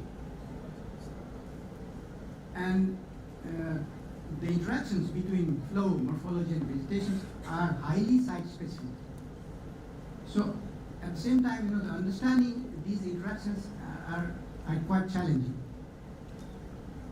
But at the same time, if we understand the processes, for example, river morphology, you know, the nature always follows certain routes, and it is possible to understand. So as I said, the river morphology is one of the important, you know, aspects of the whole this picture, and we see that we can try to understand the plan form and dynamics, and also the not only dynamics but also the composition of the river, riverbed and floodplain. And I'm saying this in the context of what we see in the large rivers, specifically in Brahmaputra. So like we see all kind of large scale features, meso-scale features, micro-scale features, and all these features actually can be explained. Of course, they have different dynamics and magnitude. We can find them everywhere, like in Netherlands or in, you know, but in Assam or in other places. But they have different dynamics, and what causes these dynamics, that is possible to understand. And the same thing, like we need to know, like what are the erosion and sedimentation processes in a certain river reach, in a certain type of rivers or floodplains. So these things are pretty understand. Also how vegetation grows in this system. So these are the components that is important. Like another example here about floodplain forming. So the process of floodplain forming, what is there? So like today we heard about it. So basically the Brahmaputra floodplain is very young and fragile. So this we have to understand when we want to do any intervention. And another thing is like mainly related to the dynamic rivers, which has fluvial river banks and floodplain. There are like certain erosion processes that is very important to understand when we do any kind of interventions. So through erosion slope failures, like we know about these things. I'm not going to too much mention about this. It's written. I have many hidden slides here, so you can get these slides afterwards. Like fluidization of fluvial deposits. These are also the process that we see in large rivers like Brahmaputra. Erosion due to piping processes. And another important like aspects we observe when we see a large piece of land simply gone. Yeah? So there are certain processes like incision of paleo channel or abandoned channels on the floodplains, which means that the incision or outflanking of the these paleo channel leading to shifting of the river bank, which basically disconnect the large section of the floodplain from the active channel. So like these are the processes that we have to understand. And at the same time, when we do like interventions, even like vegetation, it has an impact. It, of course, definitely can play a very important role in river management, but we also observe that it proves to be ineffective in highly dynamic system and also highly dynamic areas. So, for example, the areas with the strong currents and the frequent deep channel migration, which can easily overwhelm the vegetation. At the same time, a local stabilization can have a near field and far field impact. In a system like Brahmaputra, we have to think about this as well.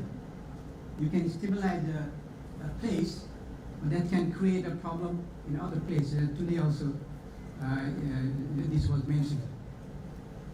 And at the same time, also the large vegetation structures might create, some unintended negative impacts, like disrupting flow patterns, causing localized turbulence, local erosion, propagating of this erosion, creating outflanking. So there are already, quite some understanding. You can find it in publications. It might change even the dynamics of the meandering rivers. So these are certain challenges that we have to deal with.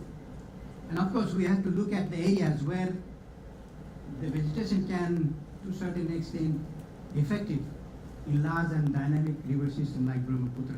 So areas with lower flow velocities and less turbulence, area with sandbars, and deposition at the strong outer bend, which was eroded in the past, but showing again a kind of deposition trend. So we can maybe accelerate the process of siltation and maybe try to even rehabilitate or reclaim the land, because it's a natural process. And it can be indeed done in combination with other grey measures. So there are some examples like, in FrameIt project where I've been involved for last 10 years. This was tested on embankments. But there are also, we found some problems like still you see the splash erosion around this vegetation. And also like all kind of other impacts like rat holes, so these between the plants. Yeah, and here just one example I wanted to show about our project site. So you see that in this area, there is a cyclic behavior of erosion and sedimentation. And there are certain hard points, and between these hard points, the cyclic behavior of erosion, sedimentation, and also the vegetation growth. So now when we see there is a kind of trend of sedimentation, maybe we can do some this kind of combination of measures, nature-based solutions, and also the gray measures that we have been planned in our project. So which can maybe help to accelerate the process of sedimentation and somehow try to stabilize the area so that you can also reclaim the area. So these are the and of course to understand the complex dynamics between flow, morphology, and vegetation, there are many concepts we can look at. I'm not going to tell you about this in details, but you can find. There are also in literatures, and in my slides, there are other hidden slides you can check. So there are many ways, of course, and you will hear about this, of course, from our colleagues later today and tomorrow. And there are, of course, the state-of-the-art methods, tools, and applications to, understand, quantify, even sometimes even predict these processes. And starting from the very fundamental aspect, I'm showing this because during my PhD, we did that in our university at Hokkaido, long back. So you can actually, of course, also try to replicate the processes of these interactions to improve our understanding. So like nowadays, Earth observation in combination with the machine learning, we can understand these interactions and their impacts on river processes, erosion processes, which is very useful for proper river management. So the key takeaways is that, of course, the NBS hold a promise for river management, but we have to understand also that their effectiveness is limited to lower energy and flatter zones, specifically for the large and dynamic river system like Brahmaputra.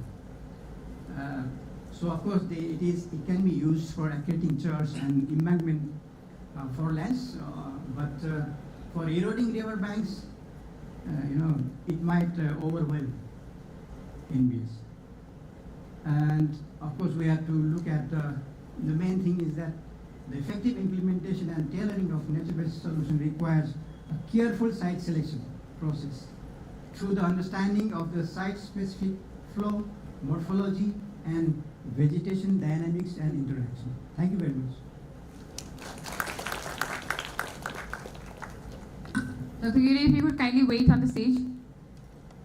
May I request Sabina Yasmin Rahman and Ruma Borpatra Guhai to kindly felicitate Dr. Sanjay Giri.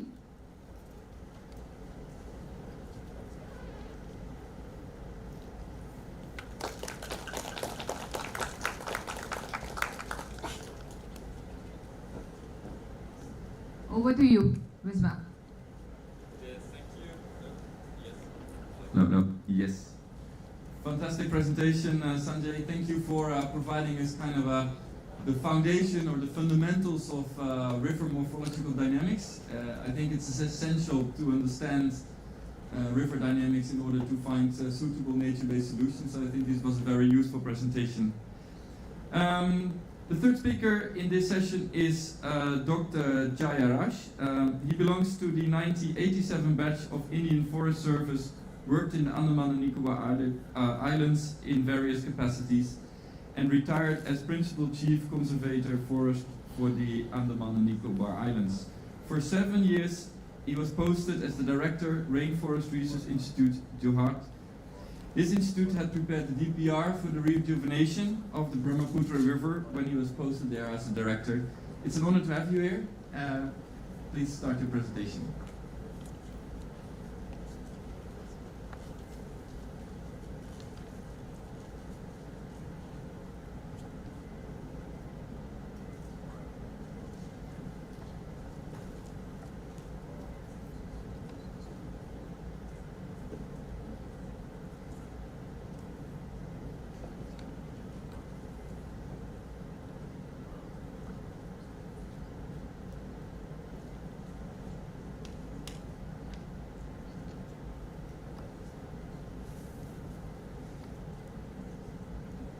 Thank you.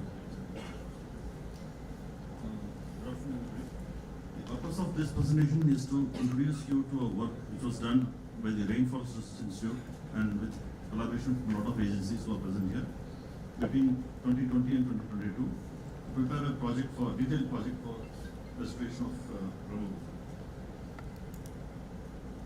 The presentation plan is like this. We'll just give a brief background and then the key issues and then go to specifically Assam, the details of the project in Assam. This started in actually 2015-16.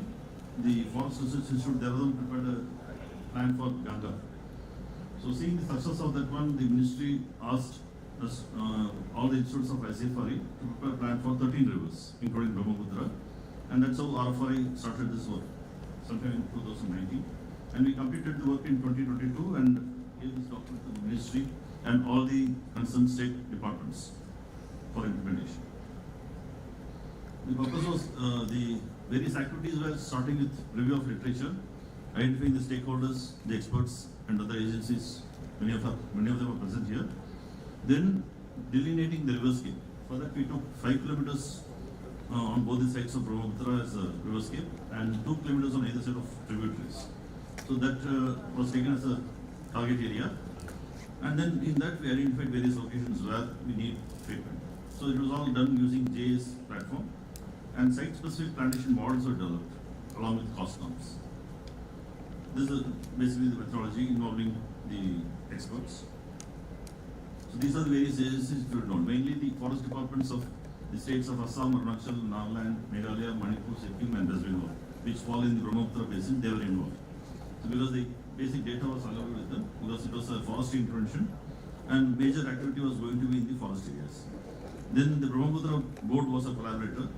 Then the IIT Guwahati was involved. Dr. Sharma was there as advisor. Then NASAC provided a lot of maps to us.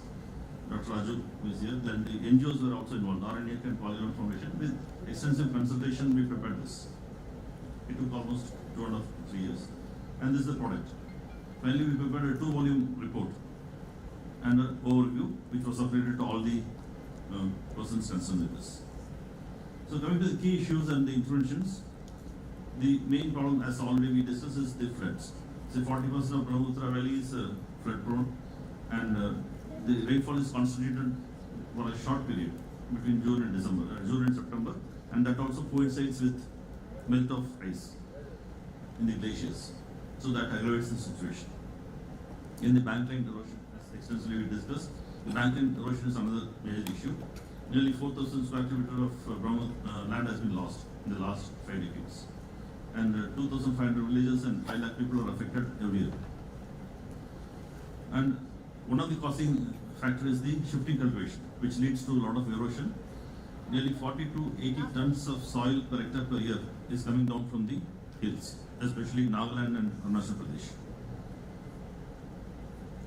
And then the problem of encroachments all along the banks. Nearly 22% of forest land along the Brahmaputra is encroached. So for this purpose, we divided the entire riverscape into 3 landscapes. I told you the riverscape is 5 kilometers on either side of Brahmaputra and 2 kilometers on the tributaries. That we again further divided into 3 landscapes: the natural, agricultural, and urban landscapes. In natural landscape, it was mainly for increasing the forest cover or improving the forest density by different means. In agriculture, it was essentially agroforestry. Existing nothing new was added. Existing agroforestry needs to be strengthened by supply of seedlings from the forest department. And then the urban landscape also involved the social forestry activities. It was mainly focused on the forest department's activities. So in the forestry interventions, we excluded the areas which are protected areas because they are already having some other kind of management protection. So we took them in a separate category as conservation interventions. In the forestry intervention related to planting, we took only the non-protected areas and the catchment areas in the hills. So this is basically planting of a mixture of trees, bamboos, shrubs, medicinal plants and grasses, and other ecological measures like stabilization. And in the forest areas, we proposed aided natural regeneration. Wherever the forest is almost dense, moderately dense forest, it is enough to go for an aided natural regeneration because it is quite cost effective. Already the existing natural regeneration needs to be supplemented by removal of the weeds and then aiding the plants to grow. In areas which are open forests, we suggested artificial regeneration where active planting is required, either with bamboos, canes or mixed plantations. And in other areas where it's totally barren, we have to go for large scale plantation. This is what we proposed as an intervention in different areas. Then coming to the agricultural landscapes, it was actually building upon what is already existing. Like you have various agroforestry systems in the northeast, like the cardamom-based agroforestry system in Sikkim. Then you have the Zabo system in Nagaland, where there's a kind of terrace structure where different activities are carried out in each terrace. Then you have the agri-horticulture, practiced in most of the plains of northeast India.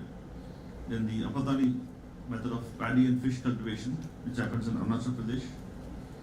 Then the arbor-based farming in Nagaland. Then the salt model developed by ICR, where the sloping land is used for various purposes. Then the Paniketi system of rice cultivation, found in Nagaland, Sikkim and Manipur. Then different agroforestry systems for the home gardens, which is quite common, what they call as Wari system in Assam. Then the bamboo-based agroforestry for both hills and plains we proposed. And then the plantation crop combinations. Without disturbing the existing plantations, we can combine tree crops in that. And the pond-based, because a lot of ponds are, water bodies are there, we can combine fish cultivation along with the agroforestry. And coming to urban landscapes, we searched only 3 things. One is going for large parks. Like in the Ganga DPR, they call it as Ganga 1 and it is quite successful along the banks of Ganga. So we propose something similar to that, like Brahmaranya for the Brahmaputra, and then the Avni plantation. And all along the Brahmaputra, you have the the road network. On both the sides you have a big road. So the avenue plantation on both the sides of the road can check the movement of water and silt into the Brahmaputra. And then institutional plantations, because we have a lot of vacant lands in the schools, colleges, universities, hospitals and all that we wanted to tackle. So these were the three essential landscapes and the interventions we proposed. And besides this, we proposed conservation interventions, like 4 different conservation interventions. One is for soil and water conservation, using various combinations of vegetation as well as mechanical structures. And then the protected areas along the Brahmaputra, you have a lot of sanctuaries and national parks. So special attention was given to them for the management of this, mainly capacity building of the people, removal of weeds from there. Then wetland management. There are 75 priority wetlands identified by SACON. It's a Envin Center for Wetlands. So they have listed 75 priority wetlands that we included in the project. Then the riverbank protection using vegetative measures as well as a combination of vegetative and engineering measures. So these are the various things we included in the project, like the check dams, gully control and bench terracing in the hills. Then the soil conservation measures like the contour bundings, terracing and the vegetative measures as defined in Nagaland and the rock dams as defined in Sikkim. Then the de-weeding of wetlands. This is the recent report, just 2 days back it was published in the Hindu. This is, the stocks are all sitting on the this concrete structure, waiting for food from the dumps which are going to be dumped in the Deepur Bill. Because the Deepur Bill is completely covered with weeds and lots of fish, so just for food they are waiting there. And another important thing is that this experiment was done by RFI long back.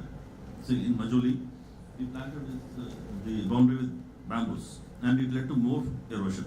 Actually, it was top heavy, and then it led to collapse of the bamboo plantation, and then led to further erosion. So we need to go for only the grasses at the edges.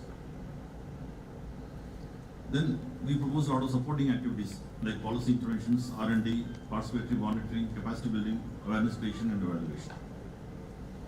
So coming specifically to Assam, so the project covers the entire Brahmaputra basin. But coming specifically to Assam, since it is required for FREMA, so though the total intervention area was nearly 52,000 hectares in Northeast, it was only 25,000 in Assam. And this is the statistics related to that. 71 models were prepared for the entire basin, of which 17 are relevant for Assam. So this is the river scale for Assam. Within that, based on 3 criteria, we prioritize the areas based on the slope, based on the land use and forest cover, and the erosion map. These were given weightages. The GIS application was used in that. They were given, all the 3 criteria were given weightages, ranging from 1 to 5 and 1 to 10. And then they were classified into 3 categories, low, moderate and high. So these are the priority zones of Assam. What is shown in red is the high priority zone. So this is the entire project is for the basin. Assam has about 37,267 hectares falling in the priority zones. So in each zone, the location was also identified and mapped. And if you go into each one, each polygon has small spots which are identified and given a number. So totally, we have 494 points identified in Assam and 39 supporting activities. And there are 17 models proposed for Assam. This is, for example, in agriculture, there are 4 models. This is one example of a natural landscape model where we have proposed planting of grasses that takes near the end of the river and going up to trees, like vetiver, then tamarix and riparian trees. And these are the sites. Just example, I have taken one small portion. Like that, you have thousands of points exactly located with lat long and area identified. All the details are with the implementing agencies. The forest department has all these details. So total intervention areas in Assam is nearly 25,000 hectares. And we have prepared the budget also, but budget is based on 2020 rates. It comes to about 471 crores for Assam. So to conclude, the way forward is that there are basically 2 issues, excess of water and excess of silt road. So both can be controlled by nature-based solutions. In the catchment, riverbank and wetlands, but our catchment is in mainly Nagaland and Arunachal Pradesh. And we have already identified and mapped all the correct locations. The implementing agency has to just follow the plan, provided the location has not been used for some other purpose. Like simultaneously, we had many other projects also coming up, like the oil palm project of Government of India, then the rubber board also came in. So many of these areas might have been diverted for these purposes. So if the location is free, you can use it. And the cost escalation we have to give, because it is based on 2020 rates. Lowest it to 24 and straight away will pay for this. Thank you.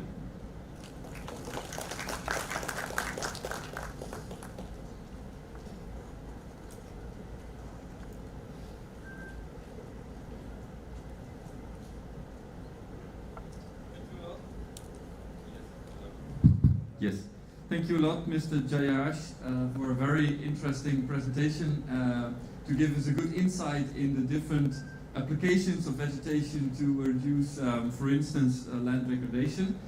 I think it's also a very useful insight to use when we look at suitable nature-based solutions for the northeastern states in India. Thanks again. The last presenter of this session is Mr. Dutta, Technical Head of the National Jute Board, on the use of jute as bioengineering material. Very interesting topic. I think we can learn a lot from that, so I'm very interested to hear your presentation. Please welcome.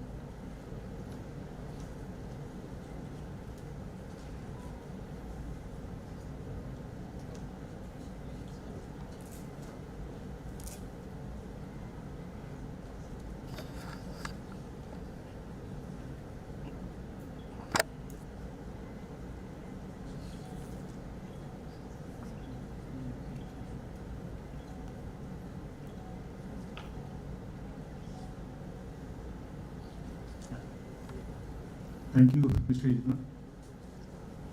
Respected Chairman, Brahmaputra Board, CEO Framer, dignitaries on the dais, and dear friends and participants. I am Mahadev Datta. I'm from National Jute Board. As you know, this jute is eco-friendly material, natural-based material, agro-renewable material. So this is perhaps probably the perfect solution for many of the temporary problems we are facing. And this nature-based solution is not only important, it has become very popular in India, because on Sunday late evening I got a call from one managing director who is manufacturing synthetic geotextiles, and he asked me whether you are participating in the event. I said, no, I have no information on this event. So immediately he arranged to send me the invitation, and then yesterday I worked on it, and then I am here. So it is really, I mean, a synthetic guy, he is asking to participate in this nature-based event. That's really important. So I have these few slides, the time is very limited. So I'm talking on these slides. And before I start my presentation, this already discussed, because what are the current challenges we are facing right now. So this we all know, and these challenges are becoming aggravated on a day-to-day basis. And this is a matrix of on this impact of the weather change, the temperature change on food, water, ecosystem, and extreme weather events. And this is all we know, and we are in fact witnessing this.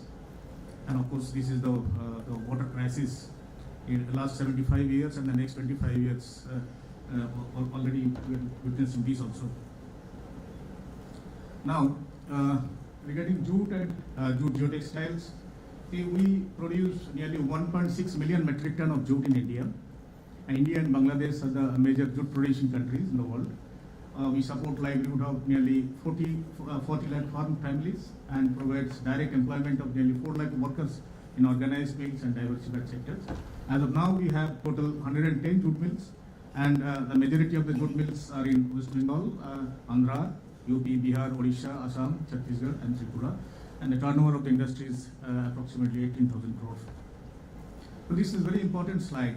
You see, the main reason for this climate change is the greenhouse gas emission, and this jute is agro-renewable, and year-on-year basis we are cultivating, and per hectare of this jute cultivation, it absorbs nearly 15 tons of carbon dioxide from the atmosphere, and it emits nearly 11 tons of oxygen in the atmosphere, and we have, as of now, we have total approximately 6 lakh hectare of jute cultivation in India. So this is the manufacturing chain. From the plant, we extract the fibers, and then through mechanical processing, we weave the fabric. And there are different products are already available in India and abroad also, like these swapping bags. Many of you have seen. There's the different kind of carpets, rugs, the different bags, the holders for the MSME sectors. So entire jute ecosystem is available. Now recently we have developed porta cabin for the Indian Army. We have recently installed these porta cabins in Arunachal and ice-bound area in Sikkim. Also we have developed this protective wear for the street foundry workers made of jute fabrics, although it is not in the context of this conference, but still. Now coming to the jute geotextiles, how it is helping to mitigate the many soil-related problems. We have so far developed 3 types of jute geotextiles. One is woven variety, non-woven variety, and the open weave variety. So woven, all the 3 varieties, we have the Indian standards. And so far we have identified these areas of applications, like on the road we are using to strengthen the subgrade, on the railway embankment, on the slope stabilization and overburden dam stabilization, then controlling the riverbank protection, controlling soil erosion, and then we are going for this prefabricated vertical jute drains also to consolidate the soil, soft soil. Now you all know that geotextiles is a category of technical textiles. So these are mainly used for the technical purposes. And this now, in a broader sense, it's known as geosynthetics. But geosynthetics include geotextiles, natural geotextiles also, and jute geotextiles made of jute here is a natural variant of geotextiles. Man-made geotextiles or synthetic geotextiles are mostly petrochemical based, like polypropylene, polyethylene. Man-made geotextiles have a long effective life but are questionable eco-compatibility. Whereas natural geotextiles are made of 100% natural fibers like jute, coir, etc. Now geotextiles is a fabric which enhances the engineering properties of soil when applied in or on the soil by performing concurrent function of separation, filtration, drainage and reinforcement. Natural geotextiles like jute geotextiles deserve separate mention because of its natural resource, annual renewability and unique technical features. These are the chemical composition, it's not very important, but these are the mechanical properties we have. You can see from the table that the jute, the tenacity, the strength is almost equal to the synthetic one. The extension and break is absolutely required, or what is the amount required for the for geotextile purpose.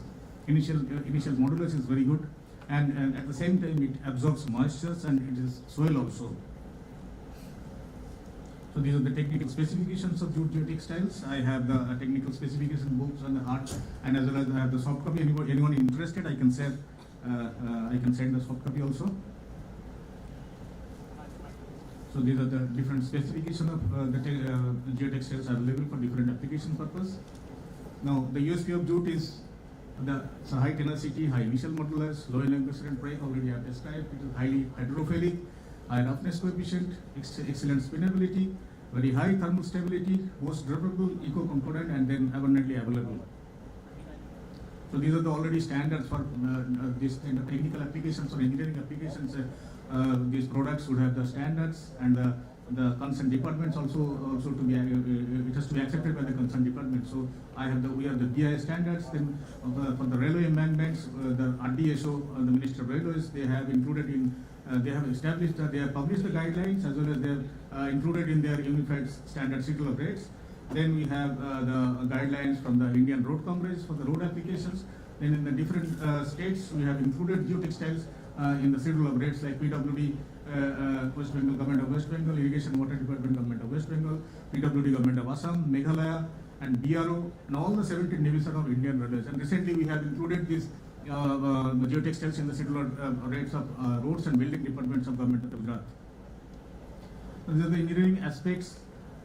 This mostly for the strengthening of the subgrade. So this is not much of interest for this conference. So these are the technical functions, how geotextile performs. We have conducted more than 1,000 projects on this, and for the road construction, nearly we have constructed more than 1,000 kilometers, more than 700 kilometers in West Bengal alone. And in Karnataka, more than 100 kilometers. These are some of the pictures. And the very important feature is that the load bearing capacity of the soil, it improves while the geotextiles is applied. You can see the severe percentage 4 to 13.4 over a period of time. So there's some of the pictures of application on the road. Recently we have used on the riding surface where you will find after the lifespan of the road, maybe up to 5 years, there will be development of potholes and reflection cracks. So we have applied these jute geotextiles on the riding surface, and we found good results. And through some international projects, we have done the study of the performance evaluation in India and Bangladesh, and in most of the cases we have seen the severe value improved to a great extent. Now, for the slope stabilization, this is another application of geotextiles. Here, you see the jute being hydrophilic in nature, it absorbs huge amount of moisture. It retains the moisture also, and it swells up. So it swells up nearly 4 to 5 times. And actually, when you are laying the jute geotextiles on the slope, so these individual threads, once it swells up, so it acts as mini check dam. So in the process, what it reduces the kinetic energy of the rainwater, and at the same time, it improves the overrun storage. So mostly we recommend open weave geotextiles, which are unique natural fabric that can be conveniently used for the slope protection, afforestation with the aim of restoration of ecology. It should be borne in mind that jute geotextile is a biodegradable natural fabric, provides support for establishment of vegetation on the soil and good vegetative cover that will take care for the surface soil stabilization, jute cost-effective renewable source that is environment friendly. And then, as I told you, that it reduces the runoff velocity of the raindrops, and at the same time it improves the overland storage. So both the functions it's done, so it actually reduces the erosion over a period of time. And then finally, when the vegetation growth, it biodegrades and it adds nutrient to the soil. And then finally, we have seen the quick the growth of vegetation through its perfect bioengineering properties. These are some of the slope stabilization pictures on the railway embankment.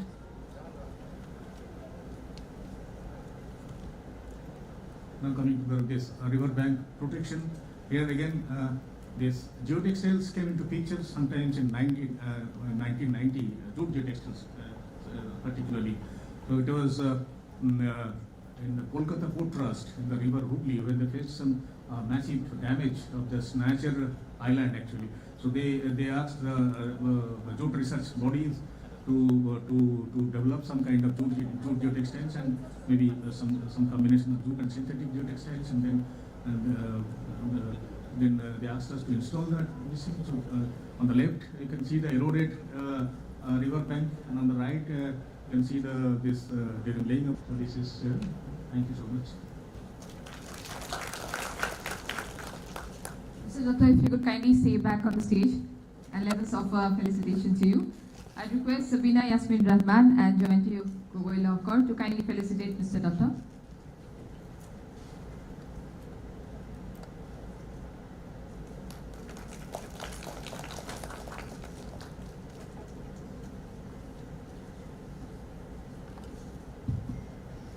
Thank you so much, Mr. Datta, for providing us a very interesting insight in the use of jute for different purposes, of which the riverbank stabilization. I think, well, you're not the supplier, but at least I think there's a very good business case, and WRD may be very interesting to learn more. At least I am, so I think we have time later to discuss. So we heard 4 very interesting and different stories about nature-based solutions of nature type of materials, and I would like to start the panel discussion with a few questions to our panelists. They have been introduced, so I'm not repeating. So the first question is to, well, I have a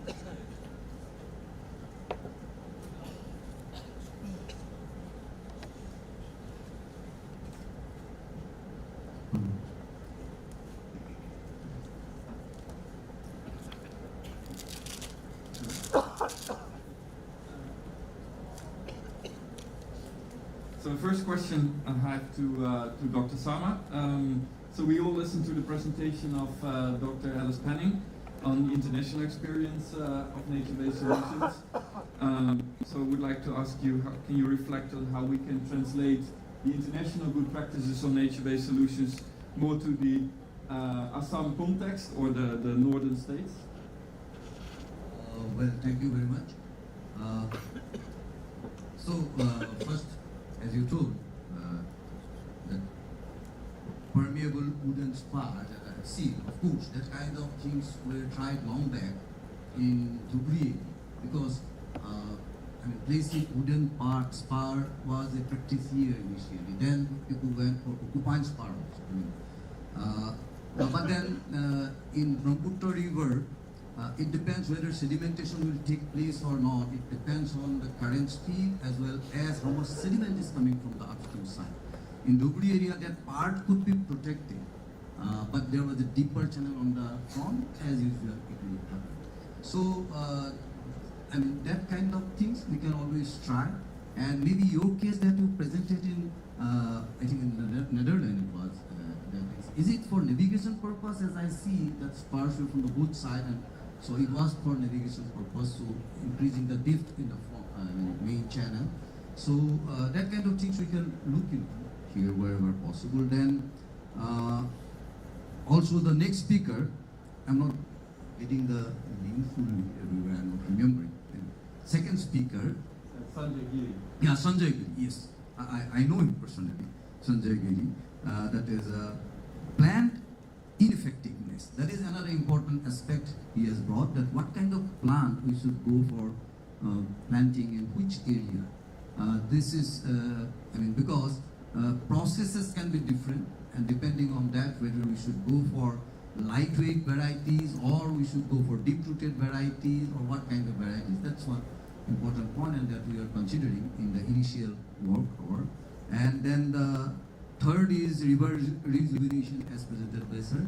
So this is the catchment management that is extremely important. Actually, when we are talking about river erosion, basically we are all thinking, or most people think that it is that we need to control the riverbank erosion. But that is true, we need to control. But the root cause, if we can address, that is basically a lot of sediments are coming from the catchment, and our river Brahmaputra is a braided one, and some tributaries are also of that kind. So those sediment, when volume increases, it get deposited in the central portion and the side channel get activated. And that way, the erosion process starts. So this is one of the factors that we can think but this is quite expensive process, and a lot of negotiation is required on the state and the country level negotiation, because catchments are lying outside the country border or state border. So but then this kind of things we need to take up. And then the last speaker has, of course, spoken on the jute. That, of course, we have used the jute, open with the jute in the catchment management, just opposite to this particular building. Here, one pilot watershed we took, the peri-urban area, and there for vegetative application, we use jute. Of course, we use coir also in some places, but jute. And it works very fine in those kind of things, as said rightly, that it absorbs moisture, and that helps in promoting vegetation, particularly in hills when the moisture is not getting stored there. So that kind of things are there. All experiences are available somewhere here also, and all abroad example. All we can bring together and to see where what to be applied. So that is what is the most important part, not taking anything directly that we apply here. You need to analyze thoroughly, and then you need to apply which practice will best fit, and combination of practice will be best fitting for that particular part. Thank you. Thank you so much for your insight. I think I learned from you that we should start at the catchment level, trying to prevent sedimentation of sediment to come into the river, and once it is in the river, try to find effective measures to protect riverbanks using the right type of varieties. I think it's a very useful insight. I have a second question for Ms. Susterich from GIZ. So having heard the presentations, and most technical, so I would like to ask your insight in coming from GIZ, how would you see, let's say, additional aspects that you were today more related to kind of stakeholder engagement, institutional embedding and financial aspects that you can add to the discussions we had so far? Thank you, Asi, and thank you for all the presenters. It was extremely insightful overview of the possibilities of nature-based solutions. But I would like to start with a small story. About a month ago, I was in the Sundaban, and I was going through the channels and discussing with the officials there, and they were explaining how the Sundaban is also very similar to the Brahmaputra, an extremely dynamic system. So the river, it's a big delta, and the river and the tides from the sea constantly change the position of islands. So there will be an island this year, and the island will be moved somewhere else next year. Now, large part of the Sundarbans in India is a national park, so they are not inhabited. There is no commercial activities, there is no people living there. So in fact, what is the problem? The river and the tides are moving the sandbanks and the geomorphological situation, and actually this is just nature taking its course. So when it becomes a problem is when we are trying to defend inhabitants, villages, fields and economic activities of people living there. So that is a very crucial element in all this overview, the interaction between people and nature. And the learning that I hear, and we can also see from Europe, is that we need to find a compromise between leaving nature to its course, and so leaving room for the river, as Dr. Ellis said earlier, and protecting human activities. Now we are becoming more and more, space becoming less and less, and resources also are decreasing, but nonetheless we cannot totally engineer nature to what we want. And in this sense, nature-based solutions can be a response. So far in Europe, we have been managing and building rivers. Dr. Ellis showed it earlier, the Rhine River, for example, with grey infrastructure, so hard infrastructure. What happened is that on one hand, floods were somehow controlled to a certain extent, but this created other kind of problems, ecological problems. Water quality decreased significantly. So as much as the same structures can help on one side, can really make damage on the other side. On the other hand, so nature-based solutions, or what we call green infrastructure, is what Europe is looking towards to address in a more natural way the issues related to flooding and to bank erosion. So I would say from Europe, grey to green is the way we are going. There is a big effort in renaturation of rivers, so there are a lot of structures on European rivers that have been left there, dams, check dams, and diversions that are really hindering the natural flow and also having secondary issues. So the effort of going back to natural solutions and natural flows of river, to leave the river moving and space for living is essential. Another point that we have to see is that bringing together river basin management and planning together with flood planning. So that's again the interaction between human activities and riverine activities that is essential. We heard earlier, for example, the need for building storage up in the catchment to reduce the floods. These are all nature-wise or nature-based interventions that mimic more the natural course of the river. I have a presentation later. I will show you how can we bring it together in a planning, in a structured planning manner. Of course, Brahmaputra is a very special case. It's extremely dynamic, so also planning on the Brahmaputra scale will be quite challenging. Nonetheless, I think it's an extremely interesting proposition here.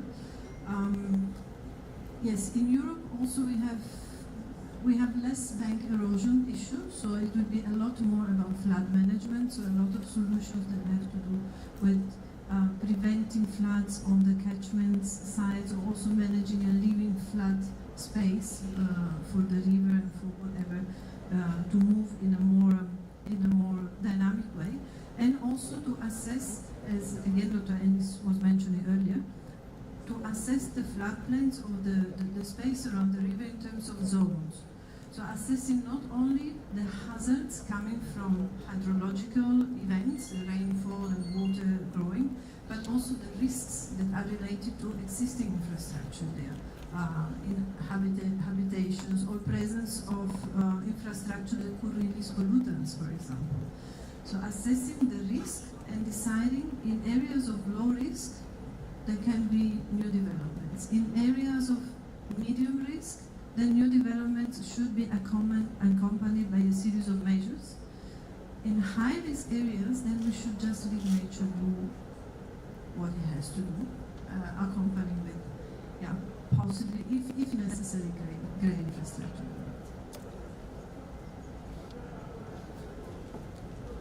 Thanks a lot for your explanation. And we hear a lot about dynamic rivers, and also Mr. Sanjay has explained us a little bit about the interaction between the river dynamics and the morphology. So Dr. Kazi, can you reflect on your view on, okay, what does that mean in terms of when you want a site to be protected? How do you select those sites that are most promising in terms of riverbank fixation? Thank you.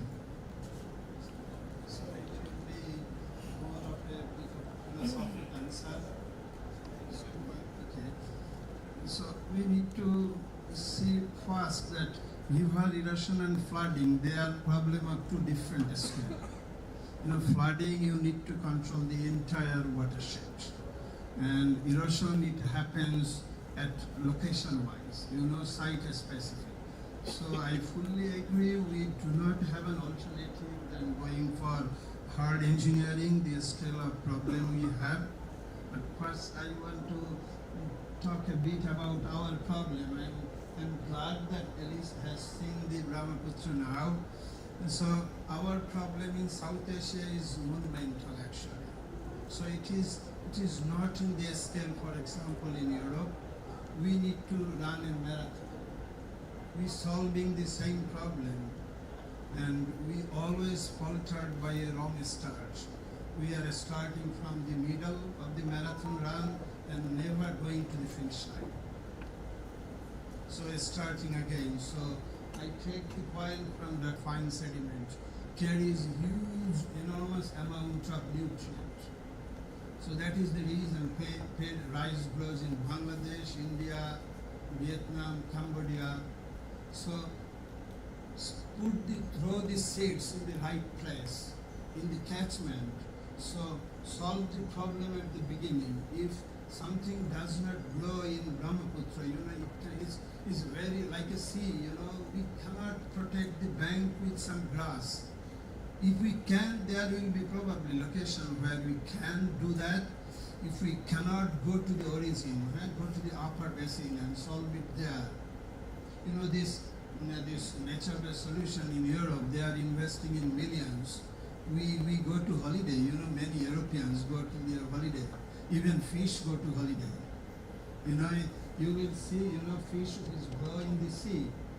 They travel to their streams with crystal clean water, lot of vegetation, lay their eggs. It's like, they have gone to a holiday in 3-star, 5-star hotels, like there, underwater.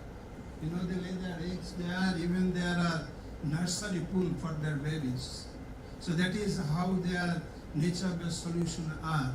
But their time scale is different. They can go to the destination very fast. We need a long run. I believe that our problem is not complicated. It's monumental. It's the same water in Europe and ours, They have cut down the sediment flow into the river. You will not see any barren land in their catchment.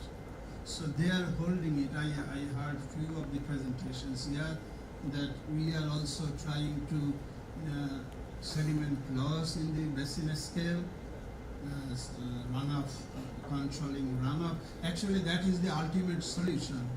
With the flood embankment, we protect the people behind the embankment. We separate out the ecosystem. When the economy grows, that is surely it grows, we protect the agricultural fields, but we do not add to the biodiversity. So we have to think, we have a responsibility. for maintaining the, conserving the ecological integrity for the future generations. So we have to add value. Nature-based solution will add many values. I have a presentation later today, so I will be talking on that. When we do not have alternative than doing embankment. Sure, you know. Okay, I'm finishing now. But embankment, when protects, you know, it multiplies the problem. The same rainfall event, it will increase the flooding for the downstream riparian people while protecting you. But biodiversity will reduce your problem. Thank you. Thanks a lot, Dr. Kazi. And I think with this, I would like to close the first session, and I hope you had a very good understanding of a very broad set of topics that we already discussed, and I think it's a very good start for the next session, which speaks more about the interaction from the river to the floodplains. So thanks a lot for our panelists and to our speakers, and I think I hand over to Zinnia for closing word for today, this session. Yeah, I have nothing to say regarding the session, but yes, we'll be breaking for lunch now. We'll be breaking for lunch, and then we'll be coming back around, say, 2:10. It's 1:30 now. Thank you very much.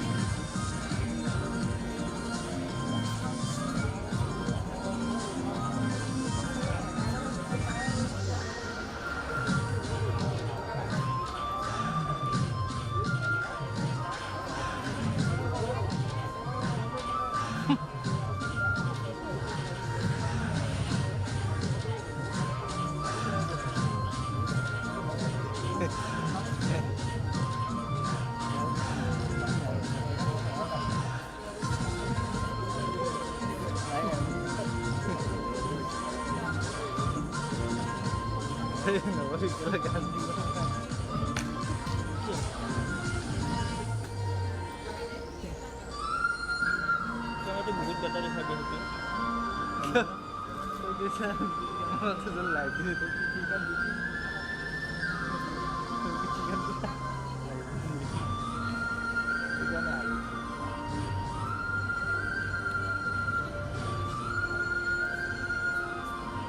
Bathroom কোন side আছে মই জানিবা জনাই মই আগে যাই কিনে কি রাইট সাইডে যাও নাই কালি ধরে কি এই হলি ইনকে যাই কিনে কি রাইট সাইডে নাই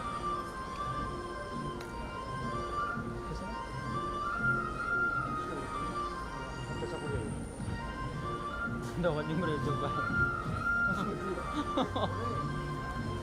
Ni, ni, hey, Tony, kan mati.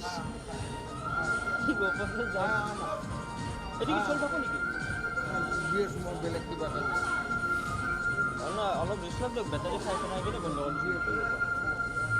Logo tu ni tu.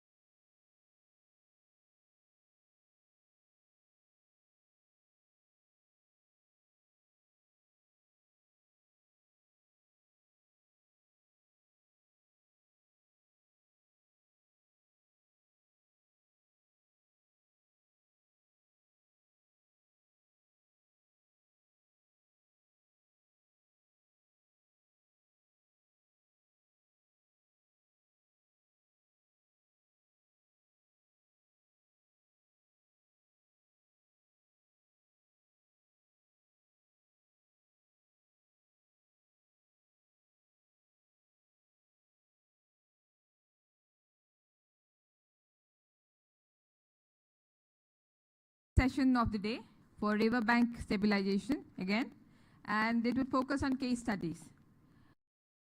As the panelists, we have Dr. Sanjay Giri, Mr. Aise Wisma, Dr. R.S.C. Jairaj, Dr. Qazi Iqbal Hassan. May I kindly request all of you to please come on the stage.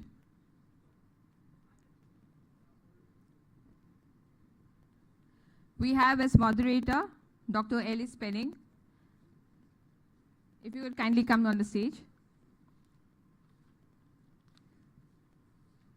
As presenters, we have Professor Dr. Arup Kumar Horma, Department of Civil Engineering, IIT Guwahati, and Ms. Laura Susterik of ZIZ. And we have Mr. Santanu Bhattacharjee, retired Additional Chief Engineer of the Mechanical Division of the Public Works Department. Dr. Ellis, over to you to lead the session. Thank you. Microphone? Yes, thank you very much.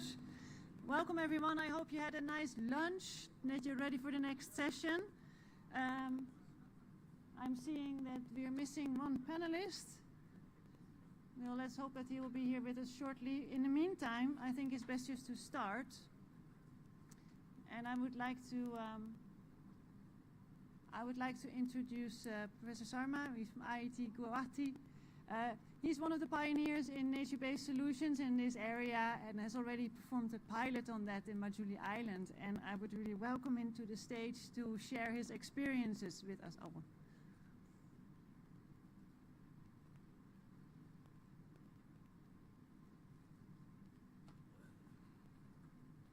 Where is the presentation?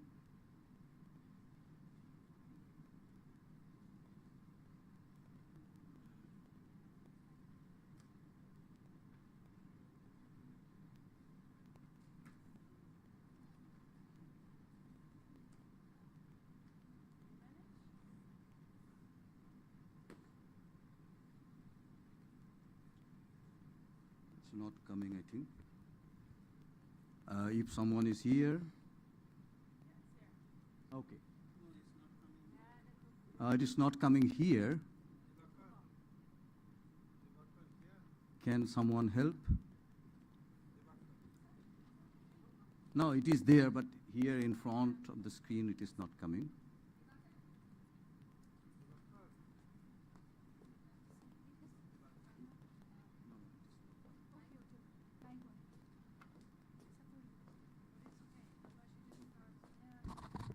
Dibakar, if you could kindly look into the screens, please, on the stage.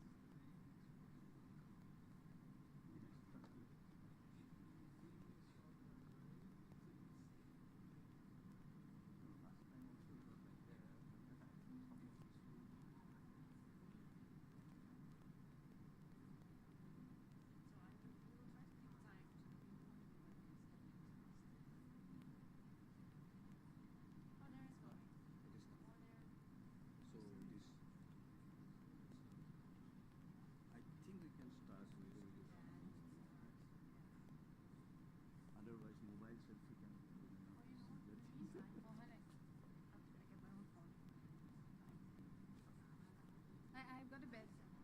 Dr. Ellis.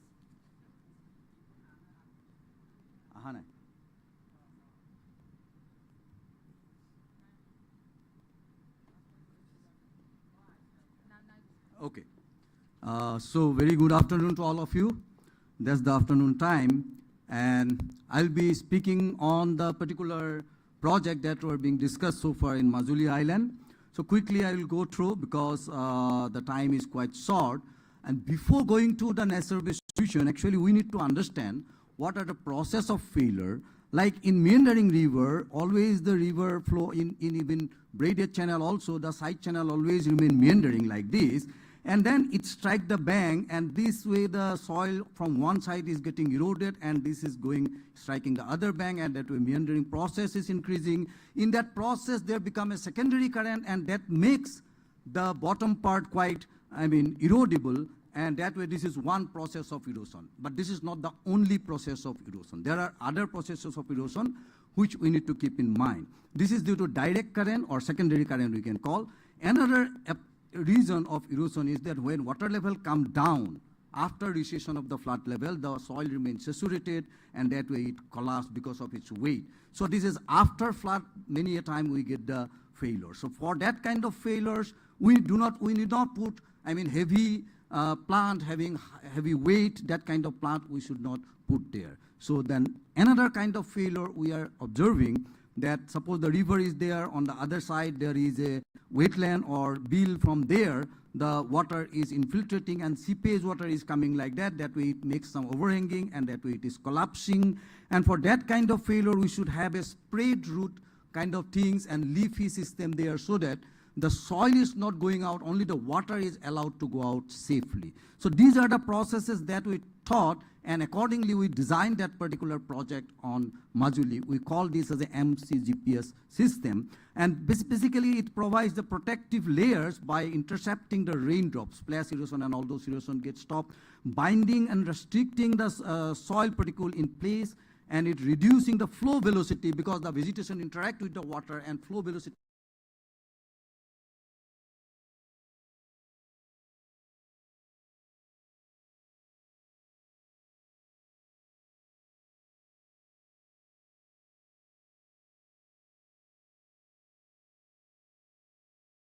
in the site. So that way this is again another advantage we have.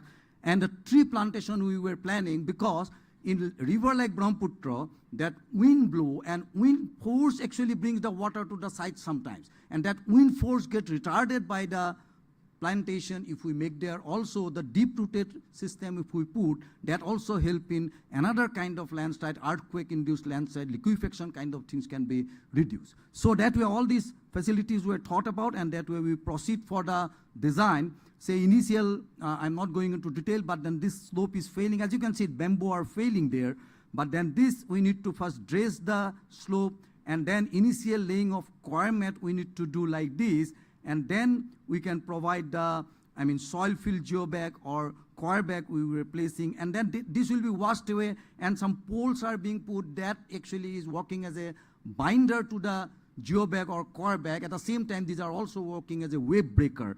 And then these things even then can be washed away. So we were wrapping it by the, coir mat, that you can see that coir mat is again wrapped down like this, and it was anchored on the both top and the bottom, and that way this entire system was planned. Then vegetations were planned accordingly, that what kind of vegetation will survive. That was also another inquiry that we need to do here. So that was studied, and that way different plants were planned.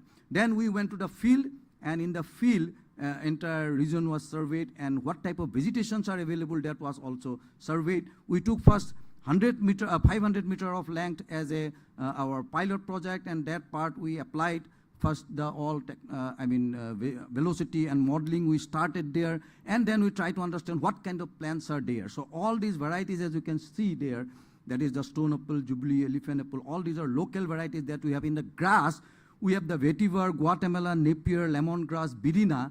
Many a time birina and vetiver is confused, so we took both the varieties, and we plan to make a plan like this, that there will be different layers, and then how they will be behaving, that can be monitored well. And then we applied our hydrodynamic model with vegetation. So different type of vegetation pattern, if it is put in a square pattern, if it is put in an interlaced pattern, if it is put in a hexagonal pattern, how this vegetation will help in reducing the velocity that we investigated. So we could see that velocity could be reduced significantly, about 58%, 69% we got with hexagonal pattern. So accordingly, after getting all different type of different diameter of vegetation, different kind of things we were getting, and with this we started field implementation after analyzing all these things. So in the field, it was dressed out first, and then this coir mats were laid down, and as you can see, a roller is there at the downstream. that was first laid down. This is the second step. After putting the coir back, again we are rolling it back.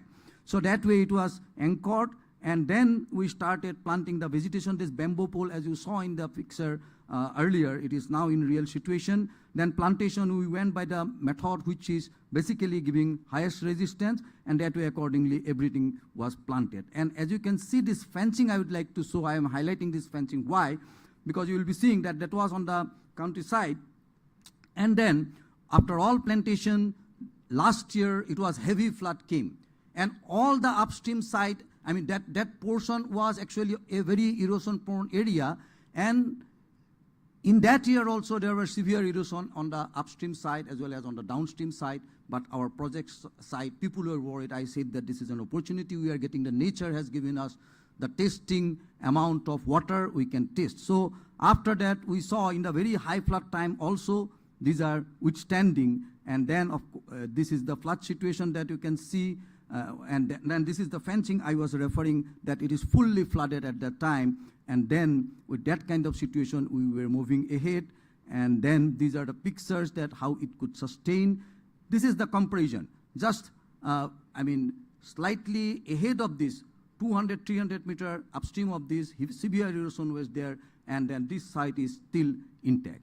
So we feel happy that this project is giving result. And this is what is from the distance if we take, and the site-specific issues were there that we didn't have the space for making the apron of required length. We had to reduce the length, but with double layer we did that. And then there is these are launching also whenever required. And then in the present situation, as you can see, that on 10th June, these vegetations are growing well. And this is the sasi plant on the left side, which is quite valuable plant. So that way the economy of the project is also looked into, and how we can generate fund, generate revenue from there. So a society formulation is necessary. So I think whether this works or not, I do not know, sorry. There is a video, whether it will be working or not. Sorry, the video is not working. Anyway, what I wanted to show that when we were moving into that area, as you can see, that we had to move in a very severe situation. One video is there that was not working. But then through that, what I wanted to show is that people residing in that area, that they came and they told that why can't you implement this particular method in the upstream area? Because if this application would not have been there, then our houses would have been washed away this year, because the flood was quite severe. And they were requesting us that you implement it in much more area, and that request we are bringing to this forum as well as to many other forums, so that people can take up this method, and we can also do our further study that how we can make it more robust and more useful. So thank you very much. Nature is the only solution. This is probably the last slide. What I'm trying to write is that to live happily, live with nature, L-I-V-E. So if you want to live happily, then live with nature. To leave early, L-E-A-V. If you want to leave this globe early, if you want to leave this earth early, then you can leave the nature. And if you are happy that you can leave early, so that you can do. Otherwise, nature-based solution is the only answer. Thank you very much. I always acknowledge the contribution of all my research scholars in some way or other. All they are contributing in the project, and several funding agencies have contributing in different way. So thank you very much. Thank you all for giving me this opportunity.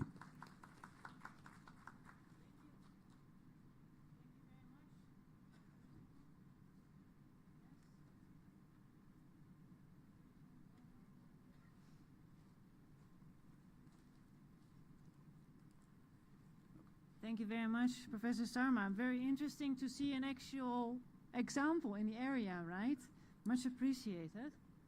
I think we will continue with the next presentation, which is by Ms. Laura Susteric. And she's the project director of the project Support to the Ganga Rejuvenation, which is a cooperation between India, Germany and the European Union, and she's also the project director of the Indian-EU Water Partnership Initiative. Ms. Laura is going to talk about nature-based solutions for riverbanks, but I think your title's changed a little bit, is it right? Yeah. Okay, We'll get it on the screen. I think we will manage.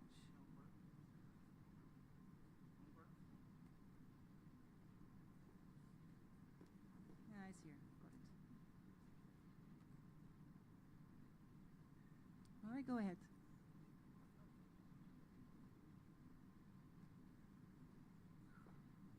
Yes, good afternoon.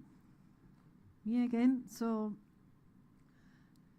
I work for the GIZ, as I mentioned, and yeah, some people were wondering what are we doing GIZ here in Assam with the Brahmaputra board. So I will give you just a very brief explanation. So there is a India-EU water partnership, is a policy-level partnership within India and the European Union for exchange of experiences and technologies and know-how regarding water resources management.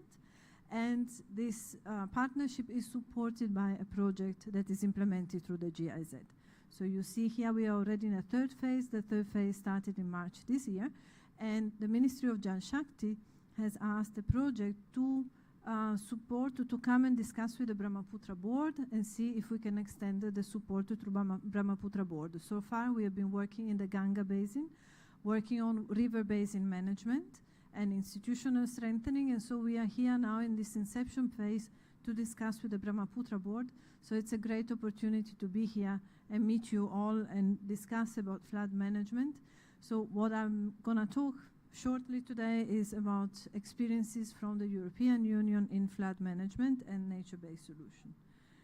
So there are two main pieces of legislation in Europe that deal with water management and flood management, which are the Water Framework Directive and the European Flood Directive.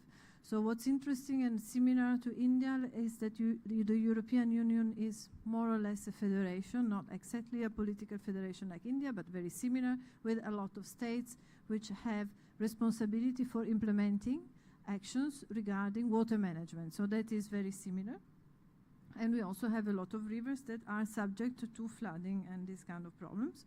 So in this sense, we can look at the arrangement in Europe. So the Water Framework Directive is based on river basin management. Why I'm saying this? Because in all the presentations we heard, nature-based solution, flood management, erosion control, it's important to look at the river with its basin together. And always said encroachment, deforestation, sediment load coming to the river. So linking flood management to the river basin management is essential. So the steps for developing river basin management plans, according to how we do it in Europe, is assessing the situation, assessing the drivers, and then assessing the pressures and impact analysis. So what I said earlier, this combination between situation, environmental situation, climatic situation, and the human anthropogenic situation, population, economic development, installation, infrastructures, etc.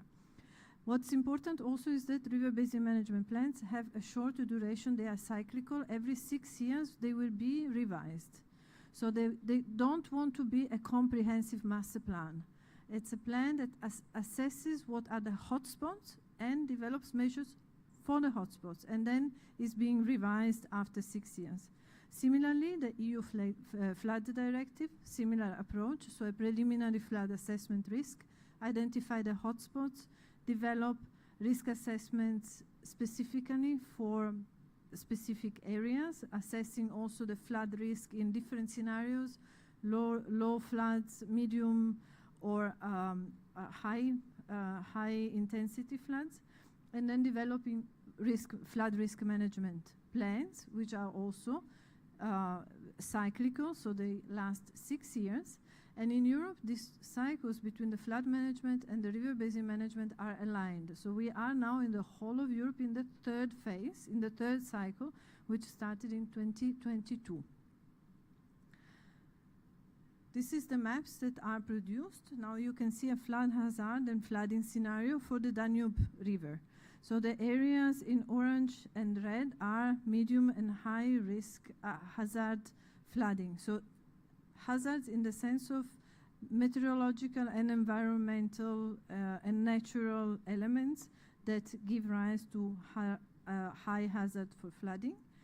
And the next one you see, now we are talking about flood risk, and we are putting together the flood risk together with the river basin management and the natural with the anthropogenic elements. And here in the Danube Basin, you can see the red spots and the spots that have been identified as high risk for floods, also in relation to the human activities there, how much population is there, villages, cities, economic activities, and so on and so forth. So it's a combination between the geomorphological and environmental elements and the anthropogenic elements. And for those spots, then there will be specific measures to address the risk.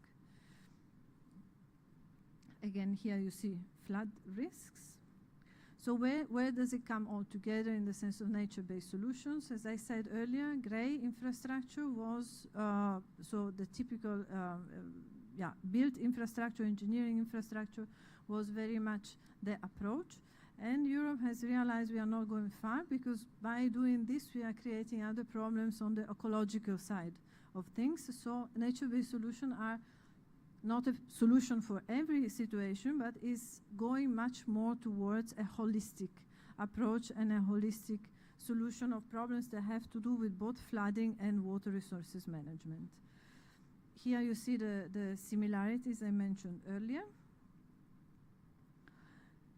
So flood protection measures are also useful for climate change adaptation, disaster risk reductions, because they are multifunctional and they also address, as I said, ecological issues and restoration of nature.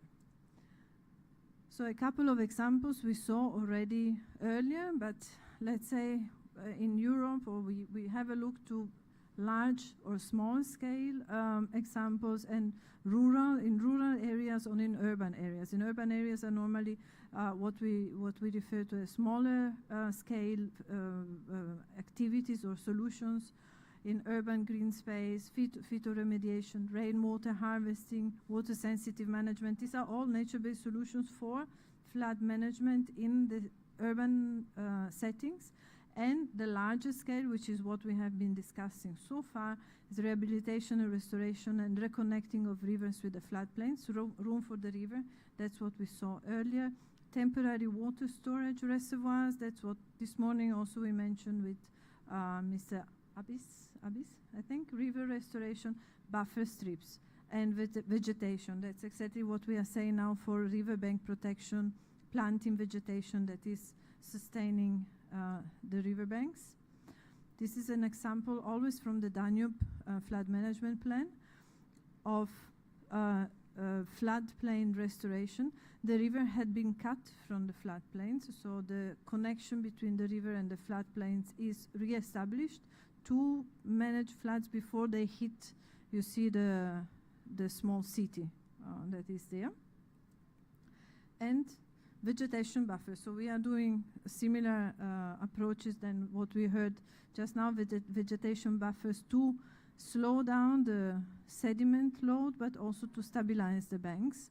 And on the other slide, this one, natural management of channels, that is to slow down and to retrap, let's say, the sediments that are being washed away from agricultural fields. If they are close to the rivers, then there are strips of, you see the strip of green grass there, so that the fields don't come to the banks, but there is a strip of green grass that will absorb the vegetation before it gets to the river. Thank you. That's it. I'm sure I've stayed within my 10 minutes. Yes, you did. Thank you. Thank you very much.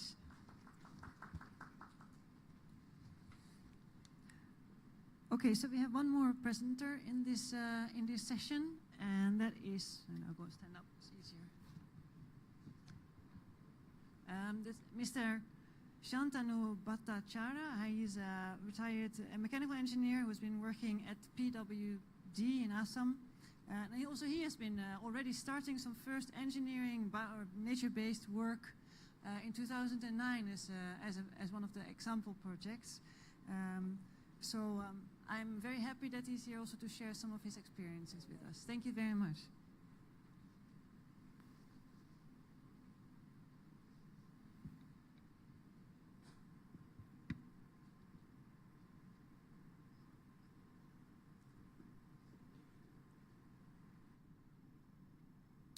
Good afternoon.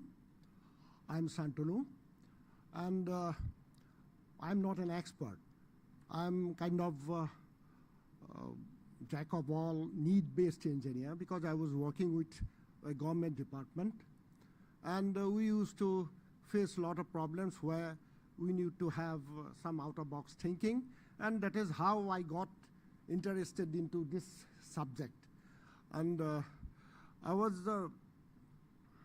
in fact, I would say that I would like to have a very a bit longer presentation so that we can deliberate on each slide, but I'm given only 10 minutes. That's not fair, but I understand that they have limitations also.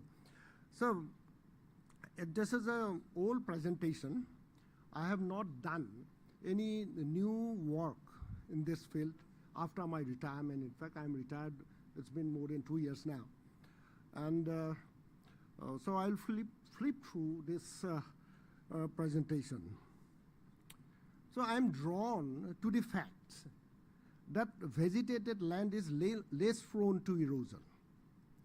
And thus vegetation can be used as energy absorbing soft engineering.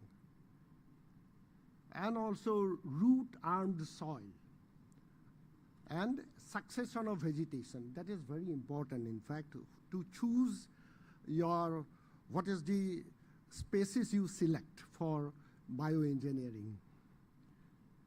Root armed soil, we all know that tree roots increase the shear strength of soil, and the increase in shear strength depends on the tensile strength of the root and the number of root in an unit area.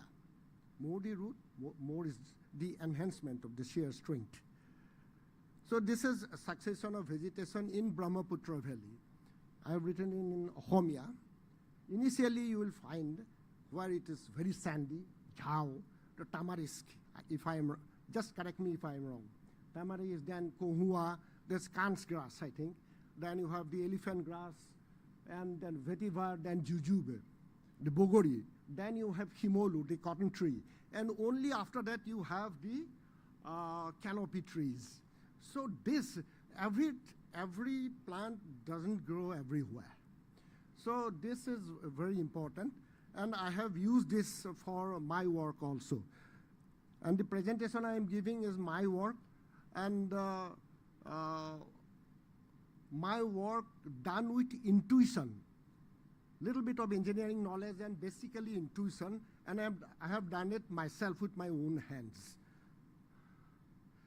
Well, we know that plants which are exposed to water current have deep root system like Jhao or vetiver, and are very flexible. But all trees do not help. All trees do not help. So what kind of trees are to be selected for vegetation? So it must have first long, strong and abundant root matrix, the first thing. The ability to grow as a dense hedge. This is important, hedge formation, because it will spread the runoff. If you allow the runoff to concentrate, it will, the reels will be formed, gullies will be formed. So the first thing, it must have a hedge to spread the runoff. Then very quick growth, because we cannot wait for a plant to grow in 2-3 years, we cannot wait. And grow almost everywhere. High biomass below ground and low biomass above ground. Because if we have a tall tree, it will be acting as a kind of reverse pendulum. So the dynamic forces will be transmitted to the soil, cracks will be formed, water penetration, and it will slump. So that is very important. It should be non-invasive, because this is very ethical in bioengineering, not to bring in anything which is invasive. Should be perennial and permanent. We cannot afford to plant it every day, every year. And it should exhibit xerophytic and hydrophytic characteristics. We cannot afford to go on doing irrigation, those kind of things. Here, especially in Assam, you plant and forget. If it survives, fine. If it doesn't, it's fine. So it must have that xerophytic thing, and also it must survive some time of inundation. That's why hydrophytic. It must survive for some time. And for these things, I find vetiver is the ideal vegetation, because it has very, in my work, it has grown up to say 3 meters, not beyond that, the root length. And the strength, tensile strength is 75 MPa. It's been done somewhere in different labs. They have found out that it is as strong as 75 MPa. And you can see in the other picture that the hedge formation above ground and the root system below ground. You know, if you do it in series, then you have a retaining wall kind of a structure made of roots, which is about say 3 meters deep. And the shear strength increase can be as high as 90%. It goes down as you go deeper. Well, this is a very typical section of a river. And you know, at the outer band, you have the tall weg near the riverbank. You have the deep channel near the riverbank. And that is the problem, how to handle that. And Professor Sharma has said that the stream generated secondary current at the outer band. How to handle that? In fact, vegetation cannot handle that, as simple as that. So if it is like the section on top, where we have the superficial bank migration, without the toe cutting, then we can have the vetiver or bioengineering can actually work. But if there is toe cutting, if the toe is never exposed during lean time, it will not work alone. It will not work alone. So some picture of my work. It was 2010, long back. In fact, on the Brahmaputra, I didn't have much knowledge at that time, and that is why I dared to try to handle the Brahmaputra. If had it been today, I would have said no, Brahmaputra is beyond me. But at that time, I didn't know anything. So I said, let us try Brahmaputra. And this was the situation before intervention. It was rotational failure, slab failure, both.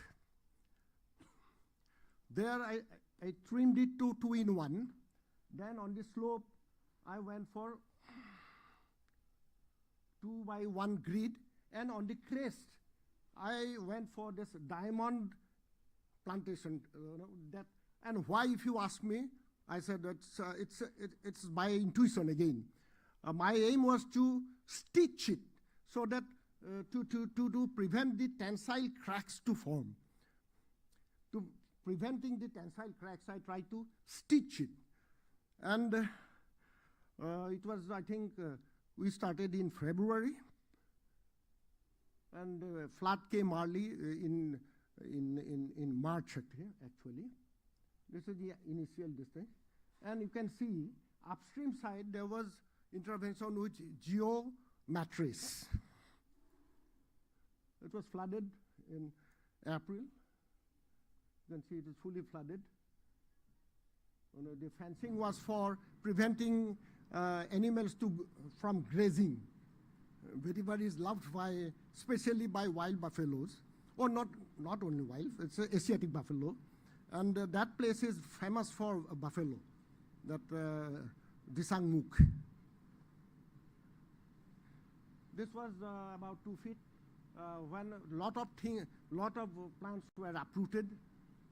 You can see how badly battered by flood. The water hyacinth. We try to restore it somehow because, last ditch effort, the removing the sedimentation. Of course, it attracted sedimentation. You can see the pictures will say all. It is in May, already survived 3 floods. It is in October. You can see the sedimentation it attracted at the toe. You can see all these things. This was in November, December, and this is after 2 years. After 2 years, it is in the 3rd year. You can still see the diamond pattern there. Yeah, but it failed after another 2-3. I think in 2015 or 16 it failed. Failure is required. Only then we can understand. Otherwise, you know, success can be by fluke also. Upstream it continued, or rather it is downstream. Downstream it continued, and upstream, that geometries, it totally failed. Entire stress failed. But luckily my stress stood somehow. And this is in Nordihing. Here, the same thing. The deep channel was near the bank.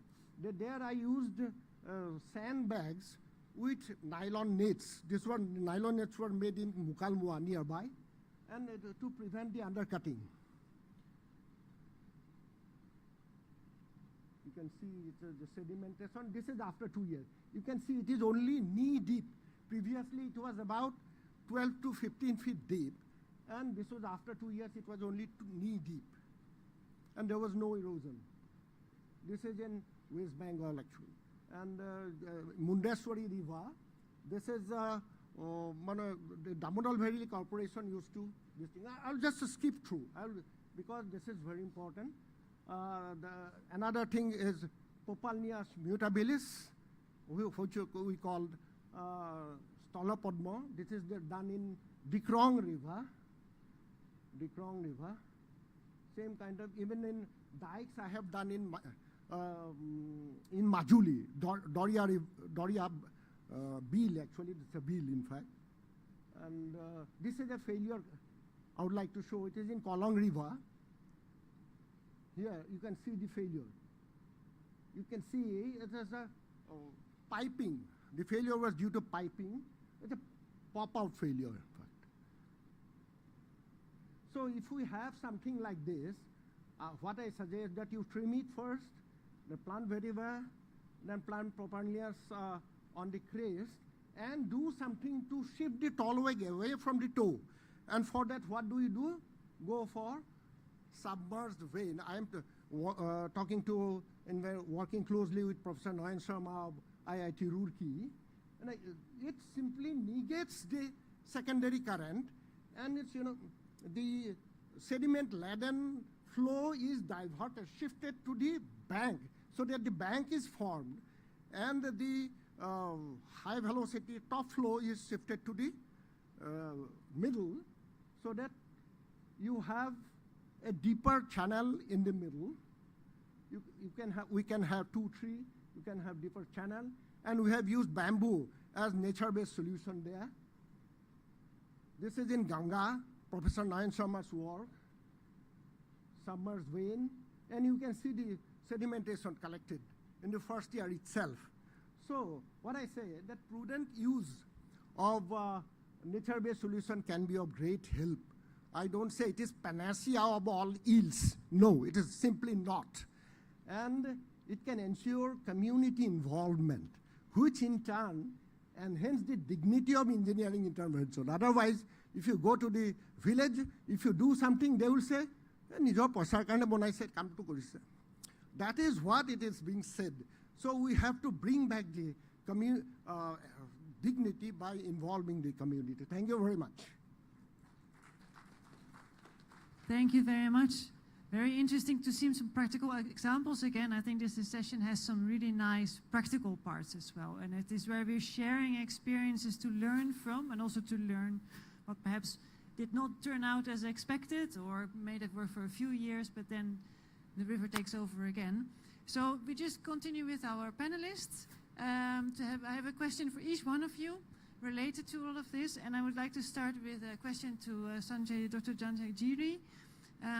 In your presentation, you also talked about some fixed hard points, and in between you see sedimentation and erosion. So if we are now trying to stabilize banks again, Can you tell a bit about your view on how these fixed points, or whether we are stabilizing something, how that's going to behave over time, and what is the extent of like extreme events and how they go to that? Yeah, thanks. Thank you. It's very nice to see today's very nice presentations I witnessed. Especially the last one is very interesting, actually. Yeah, regarding hard points, actually it was known long time. That's why you see the slides I showed is near Golpara town. So it was known, you know, people knew that this is the safe area because there are 3-4 hard points that makes the bank safer. So it limits the, the erosion extent. And that's why there is a big town there. So actually the knowledge was already there. I mean, so that's why sometimes somehow I also realized that we lost also many things because, very nice things have been done. Also in India, in Dibrugarh, it's already during 50s, 60s. But sometimes we have forgotten, and we also do not find the record of those knowledge. So that's why when looking at these things, we found that indeed we saw the cyclic behavior of the river. So it's expanding, then again you get like sedimentation. So in this area, we saw that if there is sedimentation, maybe we can indeed again. In the past, if you look, there was vegetation, yeah. So and that somehow it eroded, and you saw also in example why, and we also showed that it's because of these dynamics and very fragile and young floodplain. So indeed, these things can be indeed used also to select for like nature-based interventions, where we can see that we can also somehow predict the limit of the extent of the erosion, and also there could be the chance to also rehabilitate or reclaim the area, and to accelerate that we can use indeed like the combination of gray and green solutions, which was presented today also in some presentations. So that's what we are actually also trying to do in this project. I mean, to look at this the morphological processes. Yeah. So there are certain places where there are indeed less erosion or no erosion, and there are in between areas, and the area that has eroded coming back again. But when it comes back, we do not do much. Maybe we can maybe stabilize rather than right away, start to live there.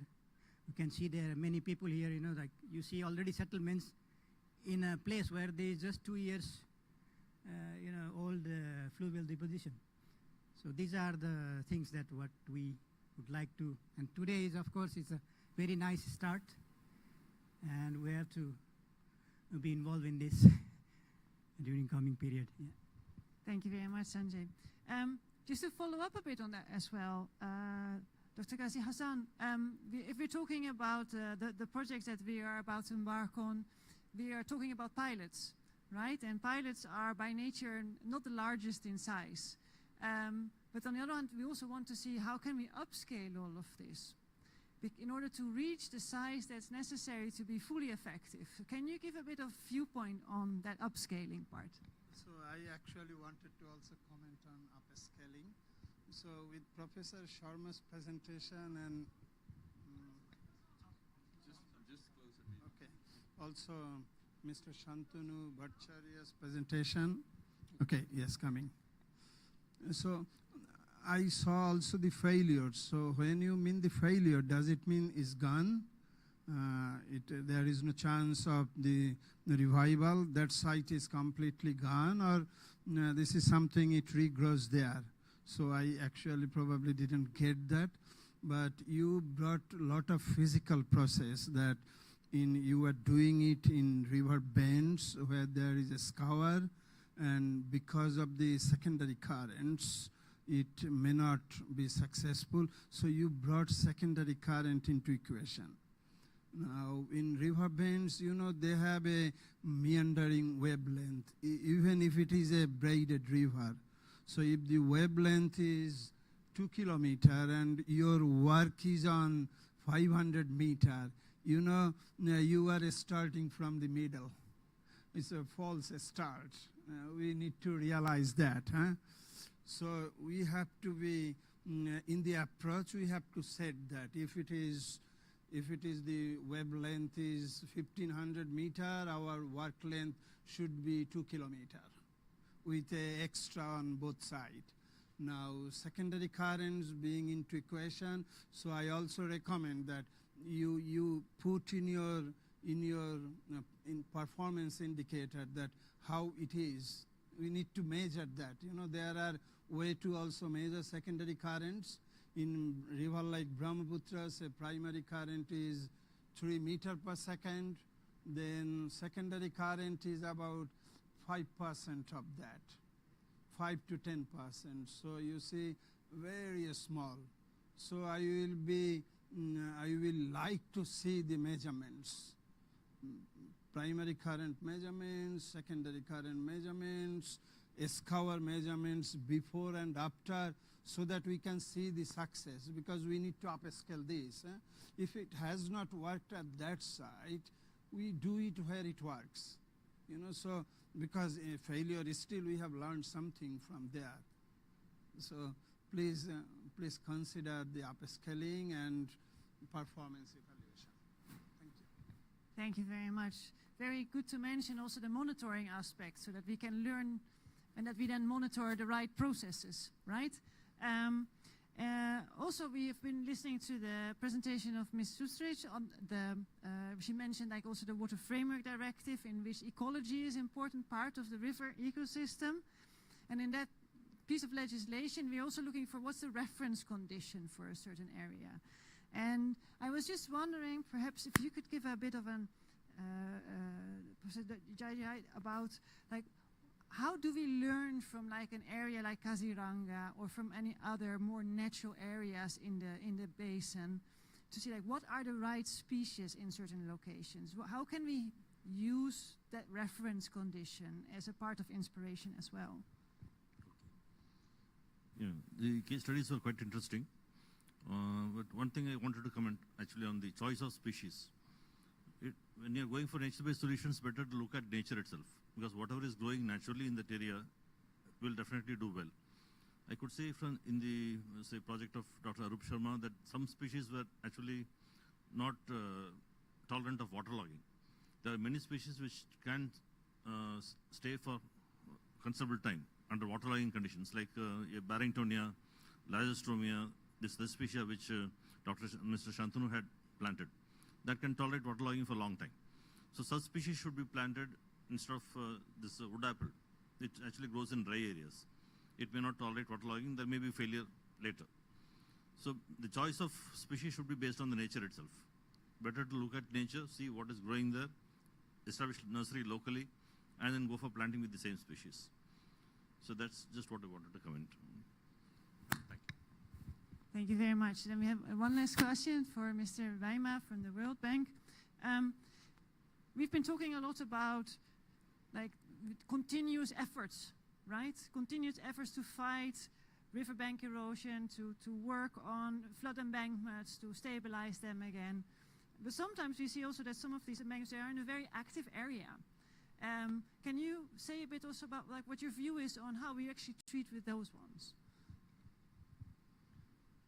Yeah, thank you very much. So in the project that we are doing with FREMA and WRD, you see that there is a continuous need for strengthening of riverbanks. And sometimes we feel it may not be necessary if you have taken another approach, for instance, by looking at the river system as a whole rather than looking at the small part of the river that is being attacked. And if you look at the river system as a whole and you consider the river itself and the floodplains one system, then you would make different decisions in terms of where to put your investments. For instance, by activating the oxbow lakes, the abandoned channels that are still active and still visible in the system and in the landscape, and can also provide an additional benefit to communities for their livelihood as type of livelihood models for fisheries and other type of livelihood aspects like freshwater resource during the dry season. So I think in this project, the World Bank project now has an opportunity to work with WD and FREMA to plan, let's say, the future investments in a way where these considerations are being taken into account. And I think that's very important. And I'm very pleased to see that the team of Mott MacDonald and DHI is here also listening to the recommendations from the experts in this conference, and use them to incorporate them in the planning process. So I'm looking forward to the results of those interactions. Definitely, I think so as well. Okay, also keeping an eye on the time a little bit, I would like to really thank our panelists and our speakers. I think it's been really wonderful to hear some practical parts also from Europe, and to see how we can think a bit further and discuss for the near future. We are now moving towards the next session, but first give applause to all of them. Thank you very much.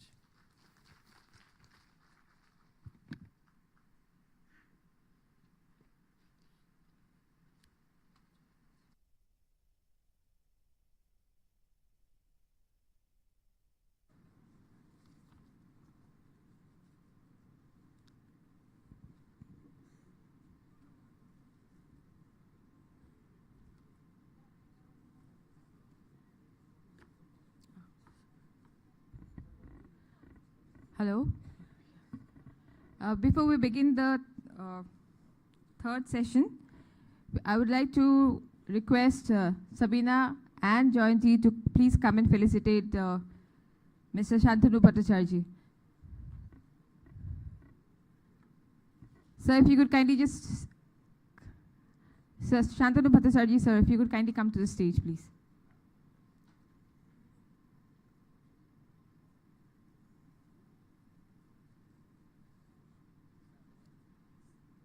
Sabina and Joyanti, please felicitate him.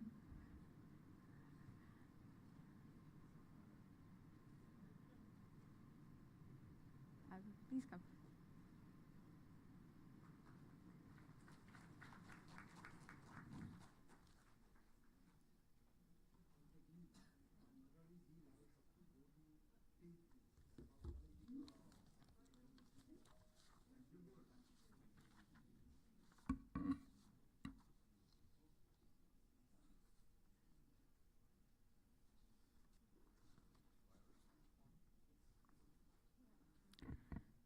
So we begin the third session of the day.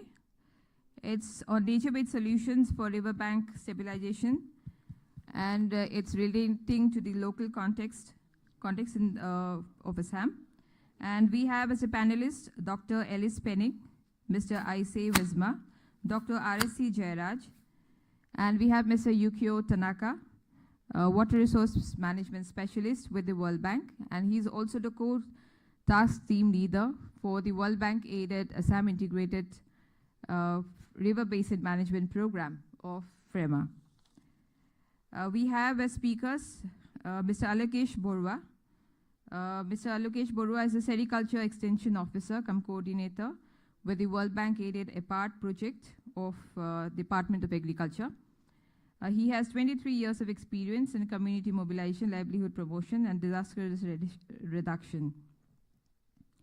Next, we have Dr. Arup Kumar Goswami, Additional Chief Engineer of the Water Resources Department, and he heads the external aided project.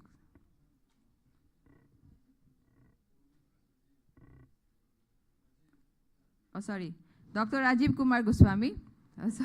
I beg your pardon, sir. And he is Additional Chief Engineer of the Water Resources Department and heads the external aided wing of WRD. And he's spearheading the two external aided projects of FREMA. One is with the funded by the AGB and one funded by the World Bank. And we have Mr. Jyotindra Sharma. Mr. Jyotindra Sharma is the chairman of the State Expert Appraisal Committee, Ministry of Environment and Forest and Climate Change of Government of India, and the State Pollution Control Board of Assam. Mr. Yukio Tanaka, I would like to hand over to you. Thank you, Zinia. Good afternoon, distinguished guests, ladies and gentlemen. I think this is a bit tough time of the day after the lunch, so maybe we take a moment to stretch your body and relax and to change the mode, and we accelerate the gear. So, again, welcome to the third technical session. I hope you enjoy the two previous technical sessions as well as the opening session. So in this session, we will go beyond the nature-based solution and explore the nexus between the nature-based solution and the local context. And we will follow the same format as the previous sessions. We are privileged to have three distinguished speakers delivering the presentations. That will be followed by the insightful inputs from the three experienced panelists. So without further ado, I would like to invite the first speaker. Actually, Ms. Rajkova, who is on the program, is not available due to the other engagement, unfortunately. But instead, we will have Mr. Ajit Kumar Pathak, Joint Director of Sericulture, and Alokesh Barua, Extension Officer, Directorate of Sericulture. So these gentlemen have a rich experience working on sericulture and looking at the mighty nature of the Brahmaputra River from the viewpoint of sericulture. So, Mr. Pathak and Barua, the floor is yours.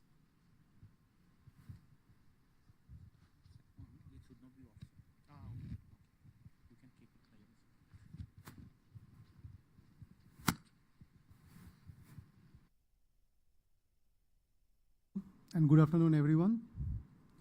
Actually, to this session, our director, Srimati Kajuri Raskwa, should have been present, but due to her some meeting with the ministry, she could not come here, but she conveyed her regrets to not being here today, and also wished a successful deliberation of this conference.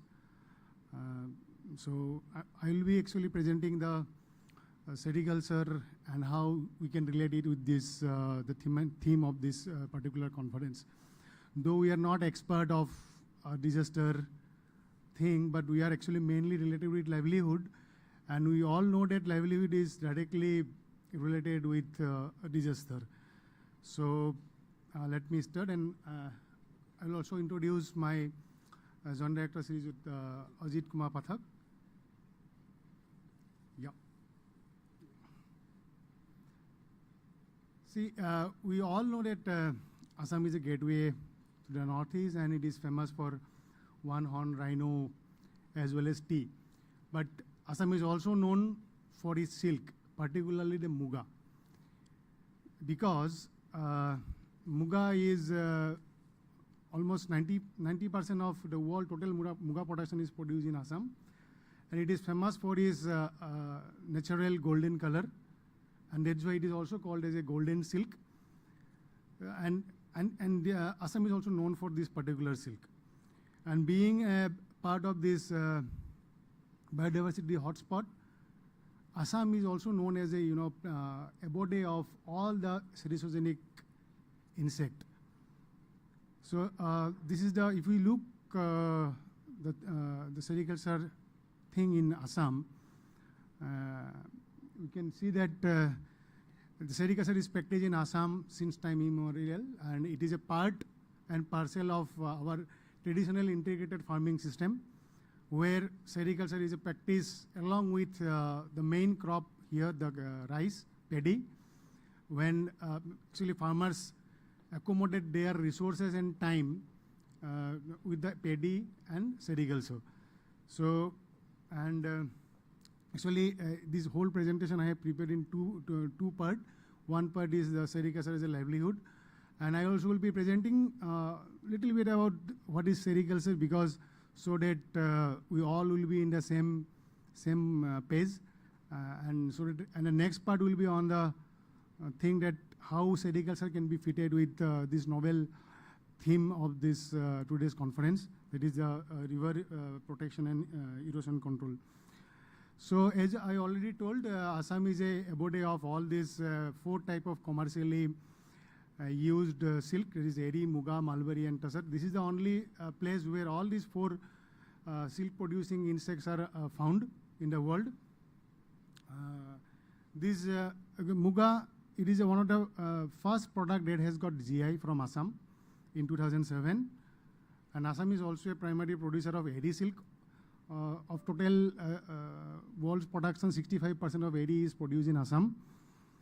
And eri, as you know, it is known as ahimsa silk because we don't have to kill the pupa to extract the silk from it.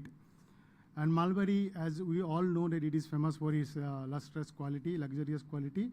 And tussar is also found in the 2 hills district of the state.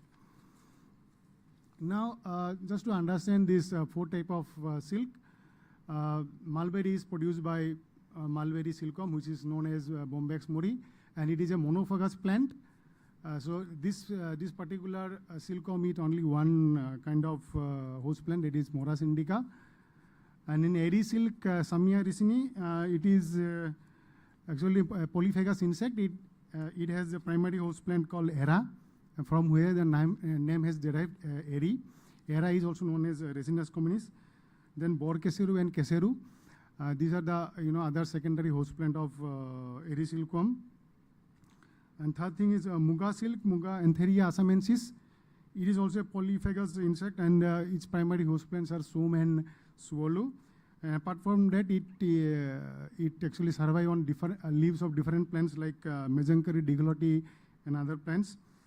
Tussar silk is actually Antheria species. It has got different species.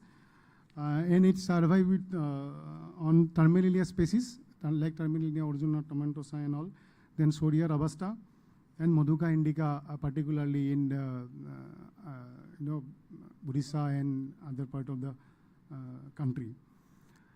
So if you try to understand what is this silk value chain, sericulture value chain, it starts actually from the soil.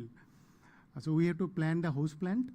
So here in the picture you can see the host plant plantation, and the host plants are there. Then the second phase, it comes the rearing of the silkworms, the insect. And when the insect get ripened, it form the cocoon, and from cocoon we extract the silk. And actually there are 2 processes of extracting silk. One is called spinning and another called is reeling.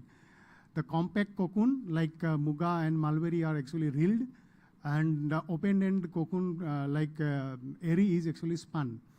So here you can see I have put the picture of the 2 traditional devices of reeling and spinning. And the next phase is actually weaving part.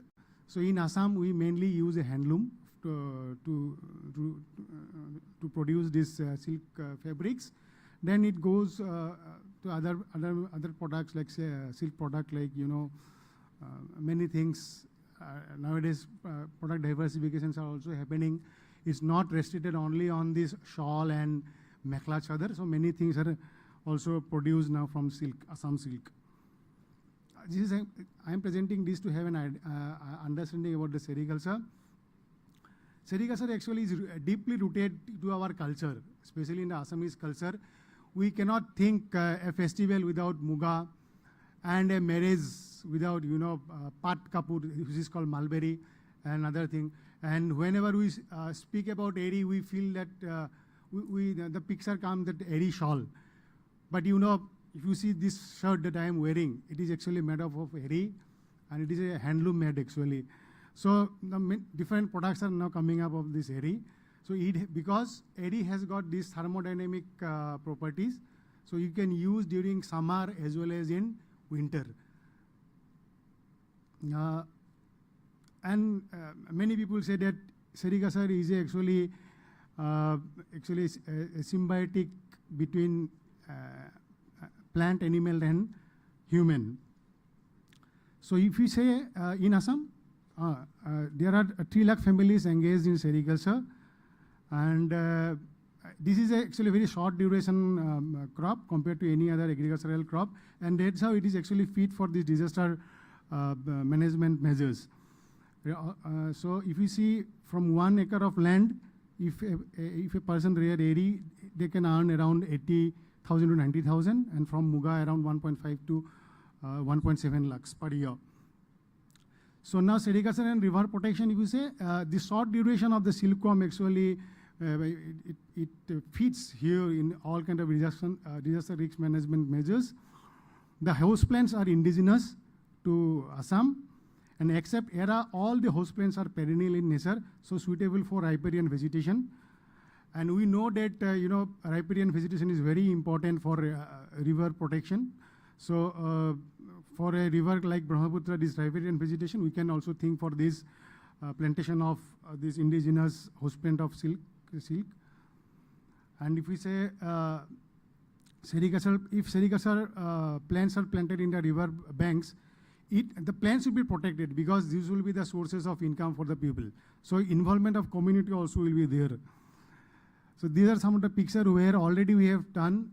The first picture is near Disangmukh, where near Brahmaputra we have done this plantation along with Panchayat and Rural Development.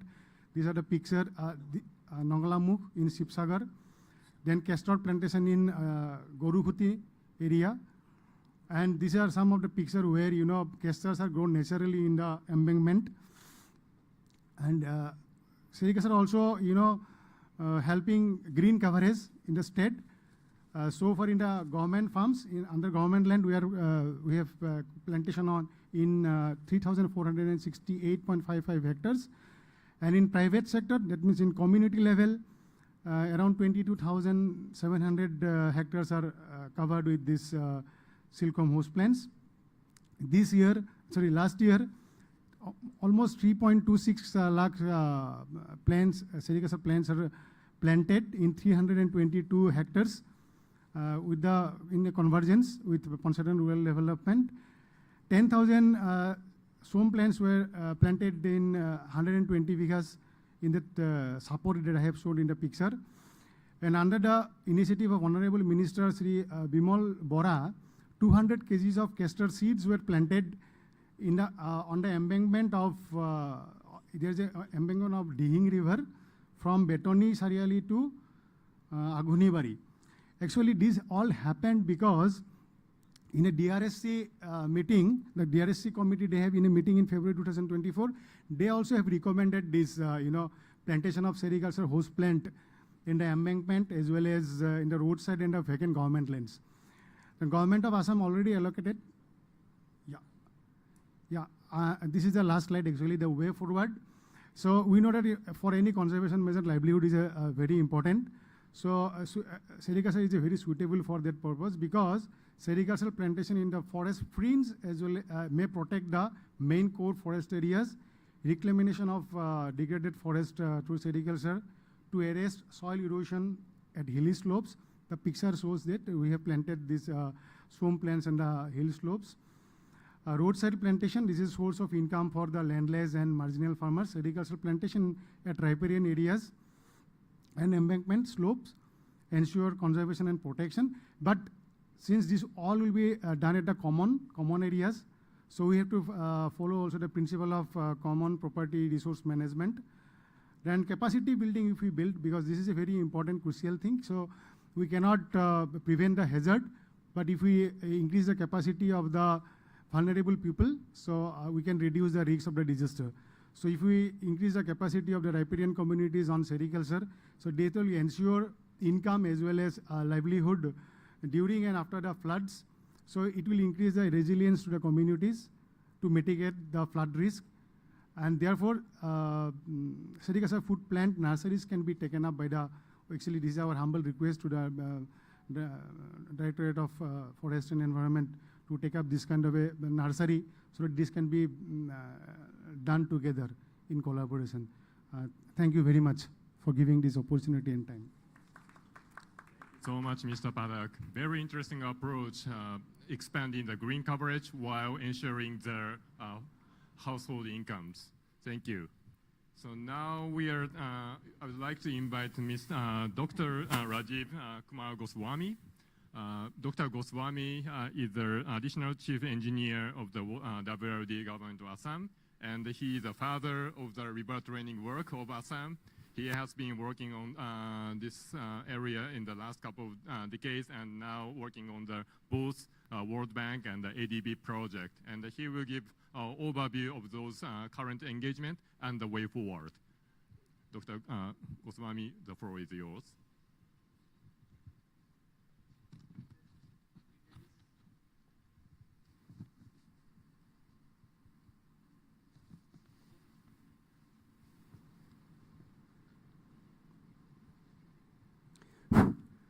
Respected dignitaries, ladies and gentlemen, I will just deliberate on the nature-based solutions in Brahmaputra for flood and erosion risk management, past, present, future, the ongoing and upcoming activities under these two major projects of World Bank and ADB under Water Resources Department. We all know that the general approach of NBS implementation is quite time consuming, means it takes some time, takes a lot of research and also expertise, and we do not have standard guidelines for this going ahead with the nature-based solutions.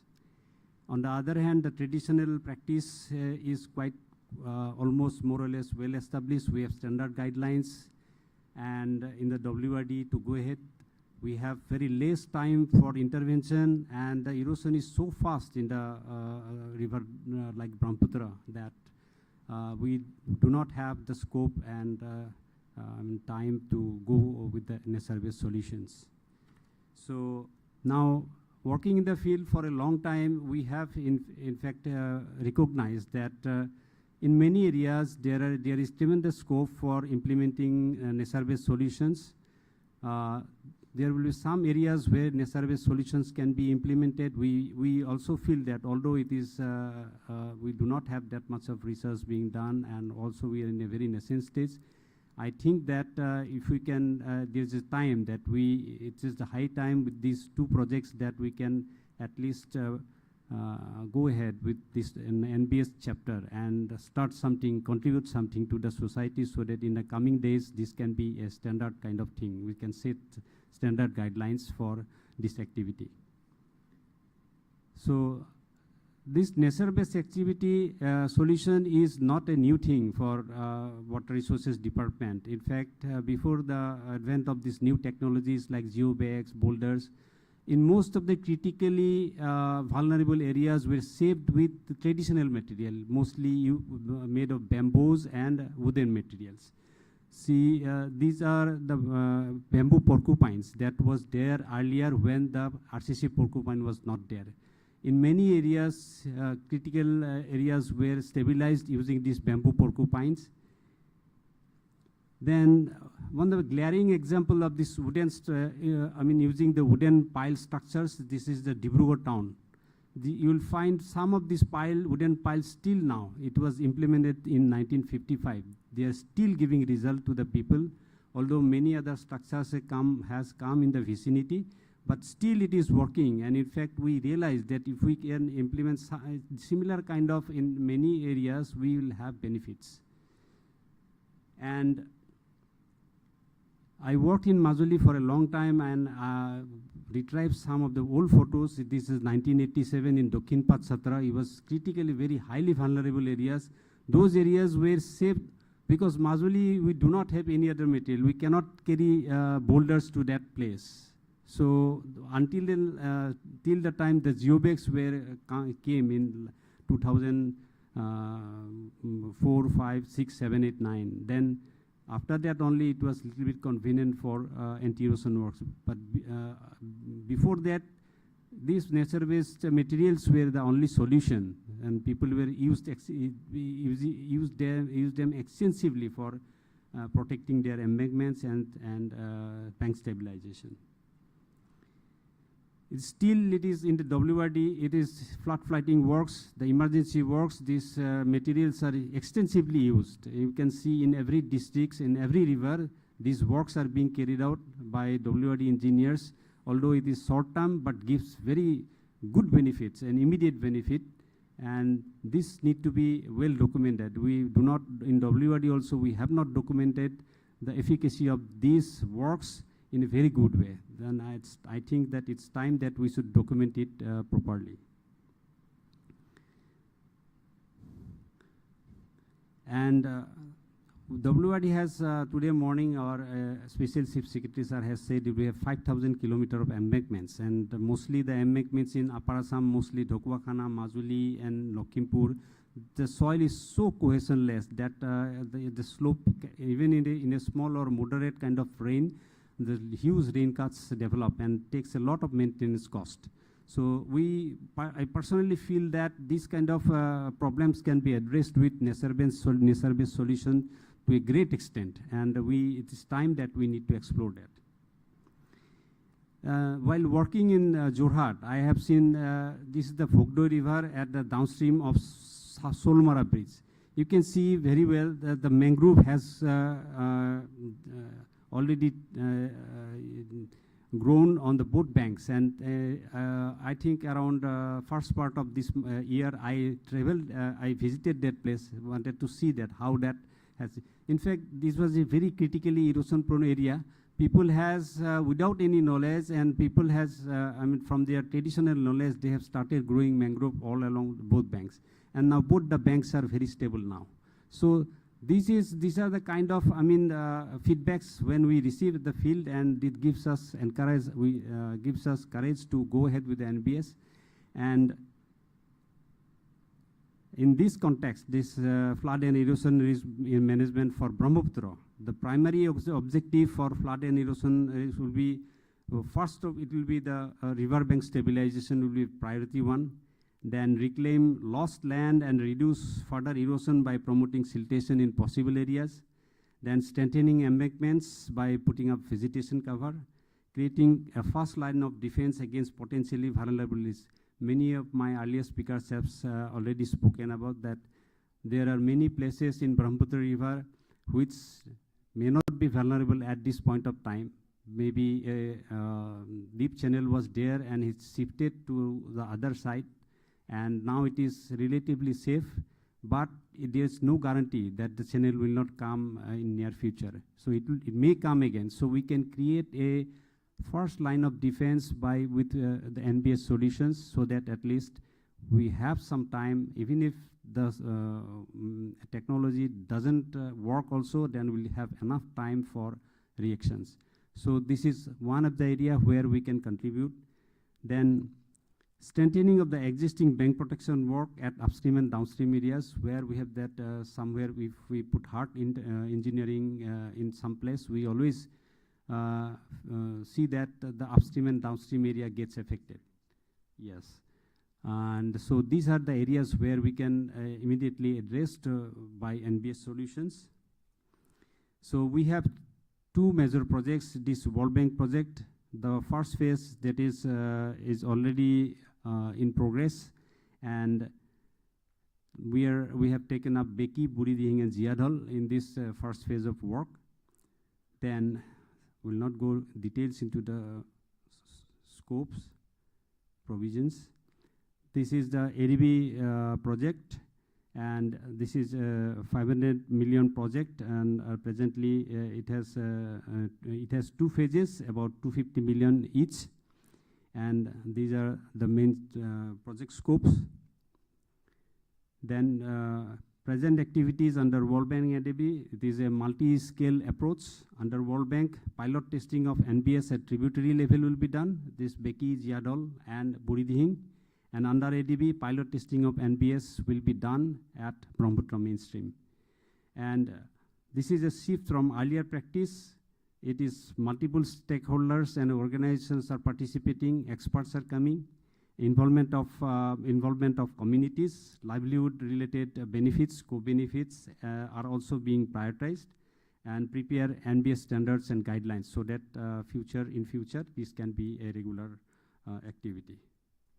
Then activities under this, I think we have already covered.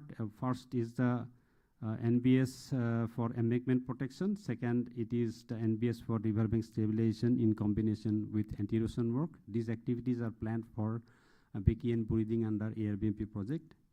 And similarly, Also, under ADB project, we have 4 sub-projects, and for each sub-project, we are planning NBS for embankment protection, NBS for riverbank stabilization in combination with anti-erosion works, NBS for increasing and maintaining the shore formation areas. We see that in many a time, there are a number of areas stabilized by installation of porcupine screens. These stabilized areas can be further augmented and accreted with the help of nature-based solutions. And in fact, we have already started our mission, and with the experts and consultants, we have visited the Morrigaon recently.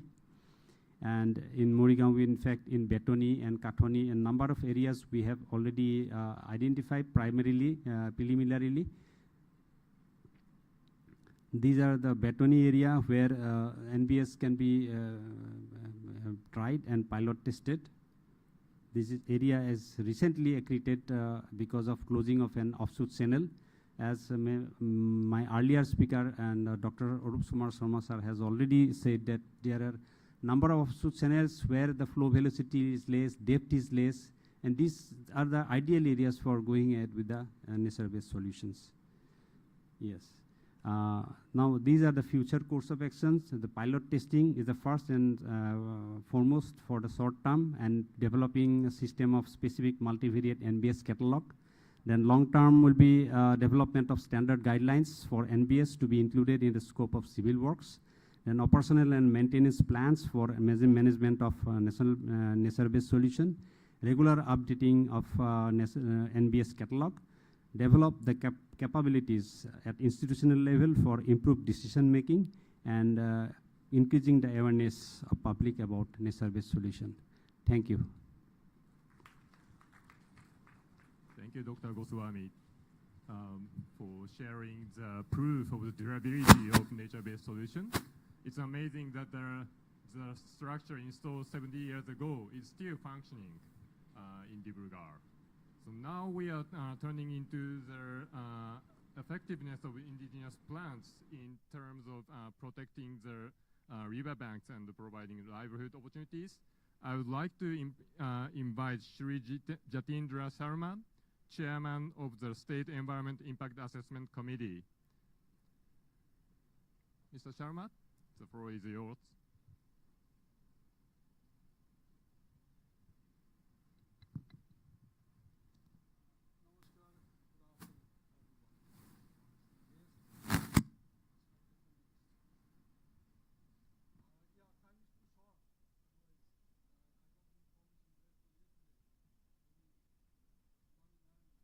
There's somebody that I should come and speak something on plants.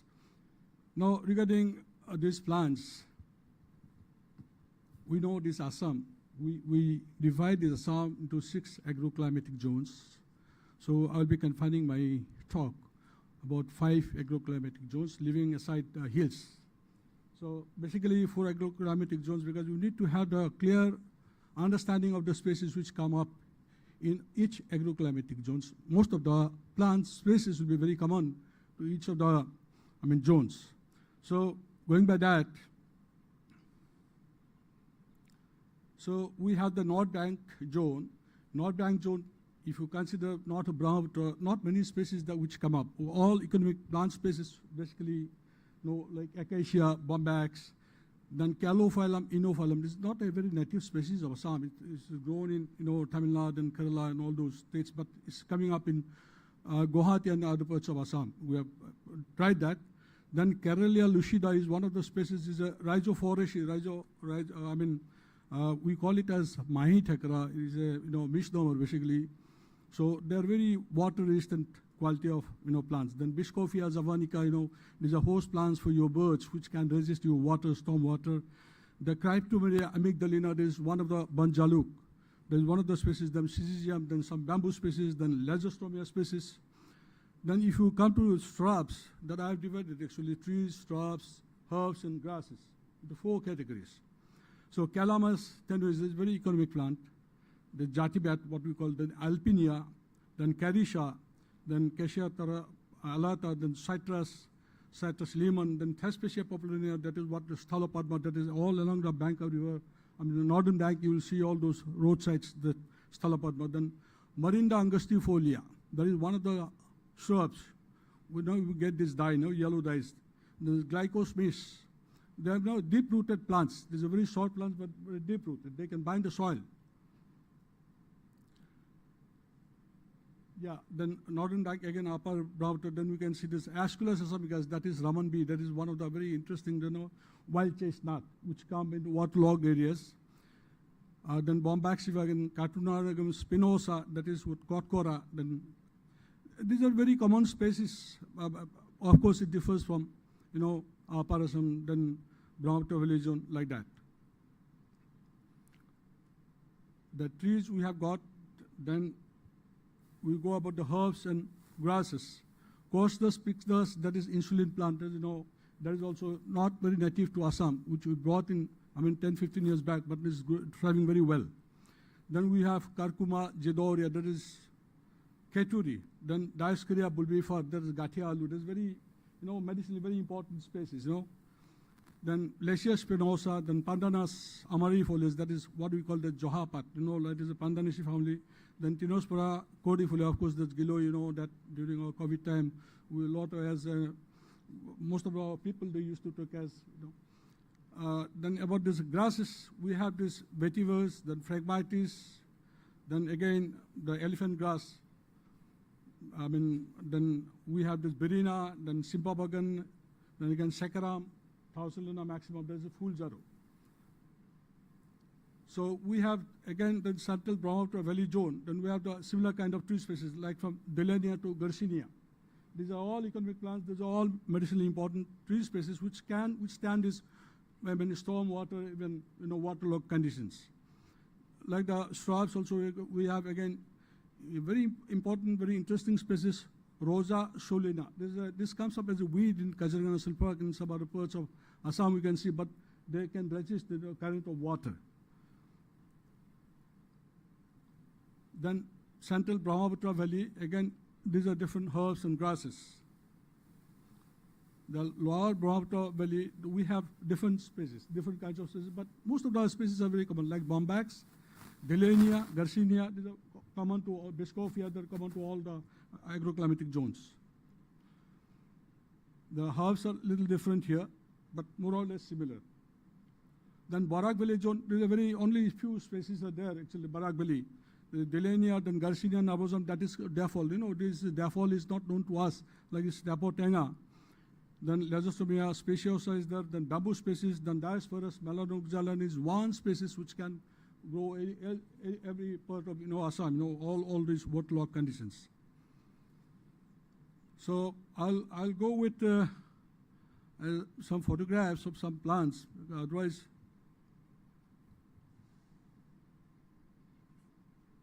What is it might be?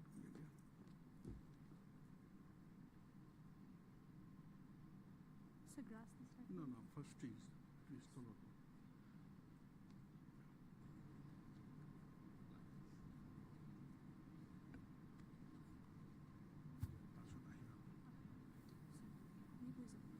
So this is a Khayar species. This comes up in all those dry areas in the sense where you find a sand. And Khayar mixed with sisam. Next. This is Acronacia particular. This comes in Barak Valley, the Barak Valley species. This is Asculus asamicus, that is wild chestnut. This is again medicinal. So this is the photograph adjoining Brahmaputra River, how this succession of this Bombaxiba, then Tamarix dioica, and then Alpinia alugas. So these are the species, right? These are bamboo species. So these are again bamboo species near the riverside. This is another, this is Barringtonia. Okay, fine. The Barringtonia flowers. This is mangrove, freshwater mangrove flowers. Next. These are the sitch which you can extract the antimalarial drugs out of those sitch. And this is really the Barringtonia cutangula. That is a freshwater mangrove that you find in Kazanga and elsewhere in all waterlogged areas. This is Biscophia zavani, host plant for birds. This does that resin is extracted and used as tuna. We call it incense, aroma. The same species. And these are, you can see along the river Brahmaputra how the things have come up, bombax and the Sekuru virosa, this is a shrub. These are all bombax along the river Brahmaputra, This is again hospital for birds, bombax. This is Calophyllum, Phyllum, that what I was talking about, the next slide. That is Sultan Champa. This comes, sea waters, they can thrive, and in Assam also it's thriving very well. This is Carelia lucida, what we call this Mahithecra. This is a Rhizophorus family. Yeah, too much, okay, fine. This is again another species, right. These are again Bon Bangana that we call, This is Cretevia nurbala, that Borun, this thrives well in water conditions, waterlogged conditions. This is, Sisam. Delania, that we, elephant apple, This is Kendu, that is what was talking about herbs. I think I can present few, slides, yeah, grasses, yeah.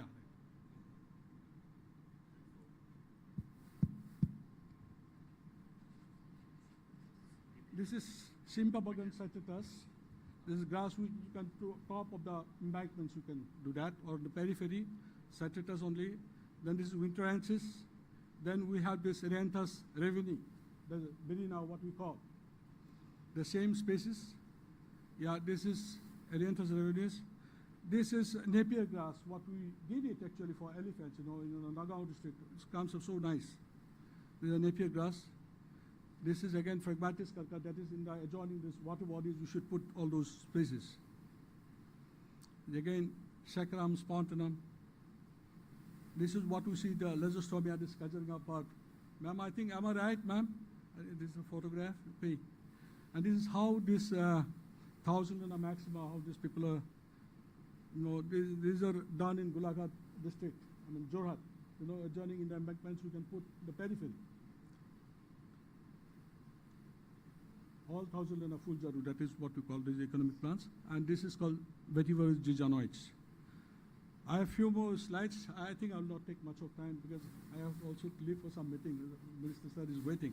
Thank you so much. Thank you, everyone. Mr. Sharma, if I could ask you to please wait for the felicitation. No, it's okay. It's okay. No, sir, please wait, please wait. I'll just take 2 minutes. Sir, please stay back on the stage, please. I kindly request you to please kindly stay. Jayanti and Sabina, please come and felicitate, sir.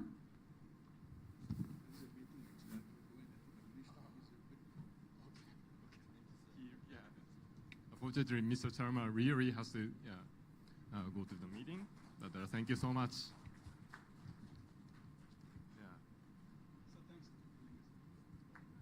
Thank you. I realize that looking at the nature also has an effect to relax our mind. It's a great effect of the side effect of nature-based solution. And I'm sure Dr. Penning is excited to see rich biodiversity of Assam. So now we are proceeding to the panelist session. And so I would like to pose a question to each panelist in the order of the presentation. So starting with the first presentation, and I would like to cast a question to Mr. Waima, my colleague. So Mr. Parak showed the example of the connection between the NBS and the livelihood using the case of the sericulture. But I think, Mr. Waima, you have a rich experience working on the rivers across the world, literally. And from your experience, can you provide some example of the connection between the nature-based solution and the livelihood going hand in hand and yield benefit to both of them? Yes, absolutely. Thanks for the question. And actually, I refer to the presentation tomorrow. I will speak a little bit in more detail about this topic, but to already make you warm for the connection between livelihood and riverbank protection. What we see in reality is that a lot of livelihoods, especially in rural communities, they very much depend on the river, but the river can also provide a livelihood to the communities if you, let's say, change into more nature-based approaches. And what we also see is livelihoods can benefit from riverbank protection in case of, for instance, simple measures that use, let's say, like grasses or other type of shrubs to protect the riverbank for the maintenance of the banks. And if you let communities also do the maintenance of the bank, they are feeling more ownership for the protection, or let's say for their own protection. So it's a win-win situation if you can engage with communities for the maintenance of their own protection. And I think that's something that we can explore more in this world. And I hope in Assam and in the northeastern states we will pilot this under the ADB or World Bank project or other project that you initiate. So thank you. Thank you, Mr. Wyman. So now I'd like to turn to Dr. Jayaraji. So you have you are the expert of the forest, working along for the Rainforest Research Institute, JORAT. And Dr. Goswami showed as we saw in the presentation, the Assam is endowed with a rich forest. And I'd like to ask a question. Brahmaputra has a high forest cover in the catchment. Can you explain how this can play a role in reducing catchment runoff and sedimentation? And how can we manage the proper forest management in such a large basin?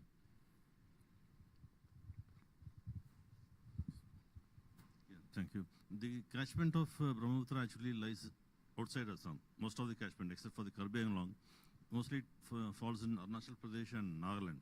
So unless we control the erosion which is coming from these two states, we may not be able to control much in Assam itself, because we have to see the basin as a whole. The political boundaries doesn't matter for nature.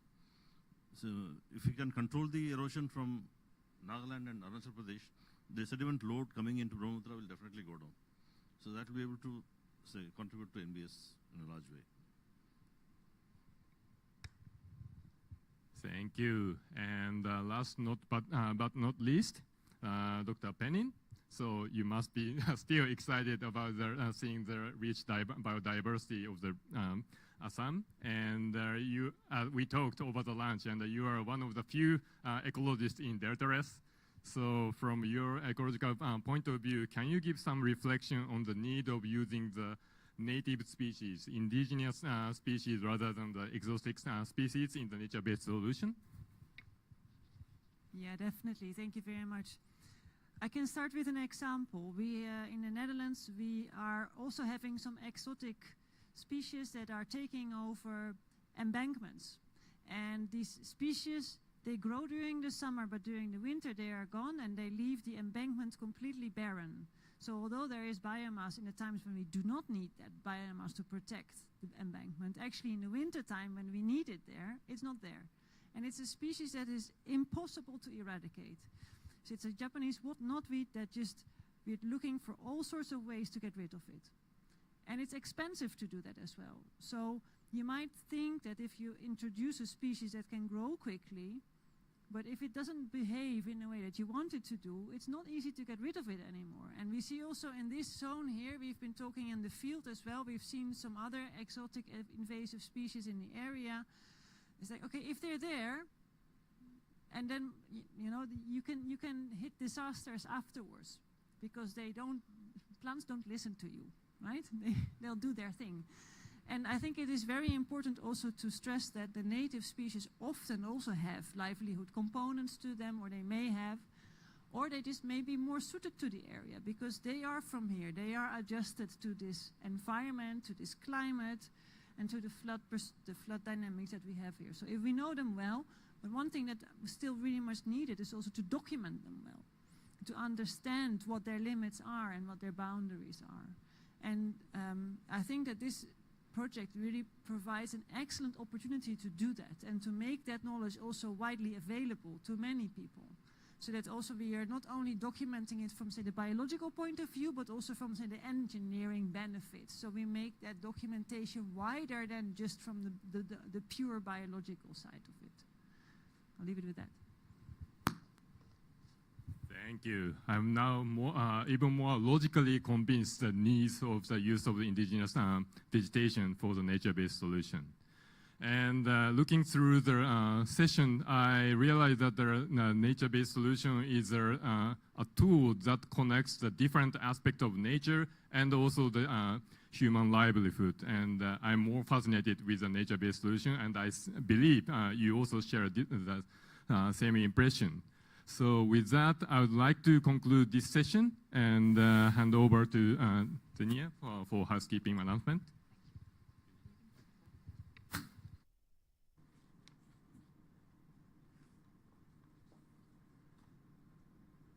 Before we proceed to the next session, I would now like to call upon stage Mr. Ajit Kumar Pathak, Joint Director of the Sericulture Department, and Mr. Alakesh Borwa, Extension Officer, to please come on the stage for the felicitation.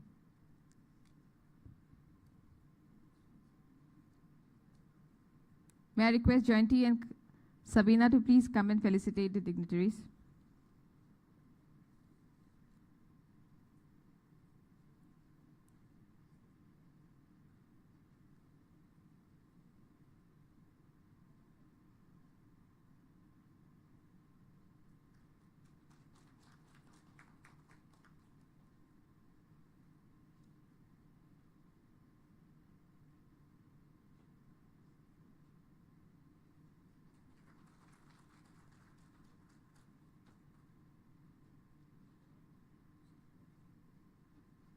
Thank you.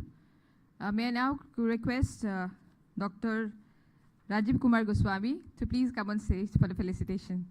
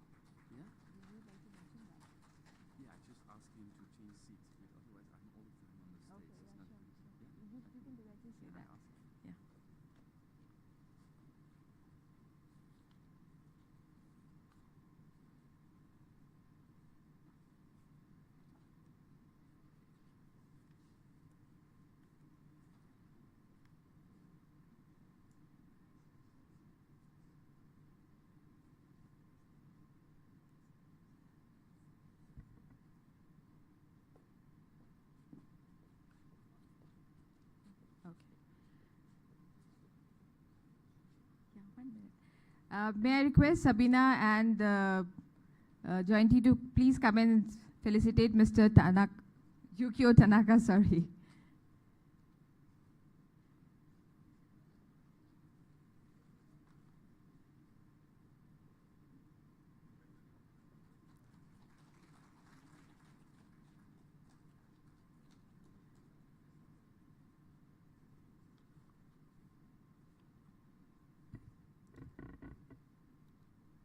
The next technical session is on nature-based solutions for flood risk reductions. And as the panelists, we have Mr. I.C. Wisma, Dr. R.S.C. Jayaraj, Dr. Ellis Penning. And as moderator, we have Dr. Arup Kumar Sharma, sir. And we have two speakers, Dr. Sanjay Kumar Sharma, Scientist D of the National Institute of Hydrology, and Dr. Qazi Iqbal Hassan, team leader for the Project Management Technical Consultants of REMA. I would like to call upon stage Dr. Arup Kumar Sharma sir to come and lead the session and moderate it.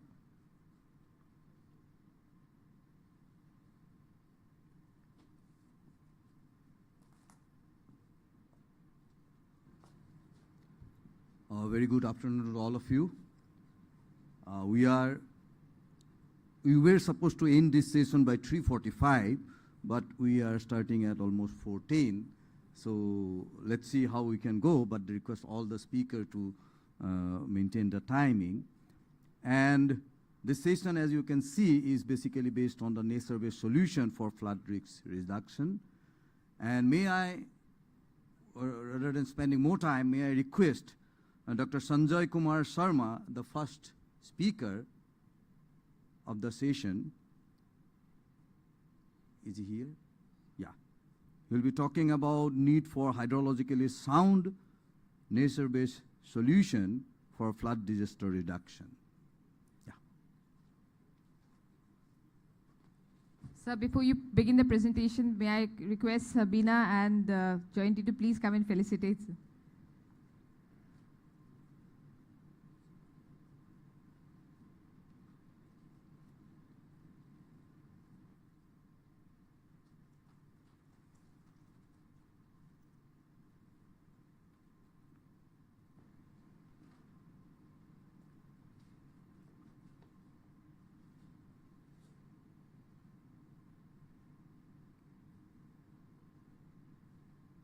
Good evening, everybody.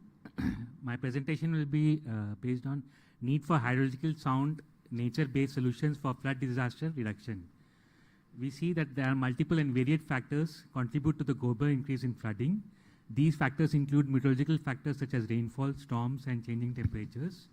Flood in urban areas are an increasing concern as cities and towns expand rapidly along with coastlines.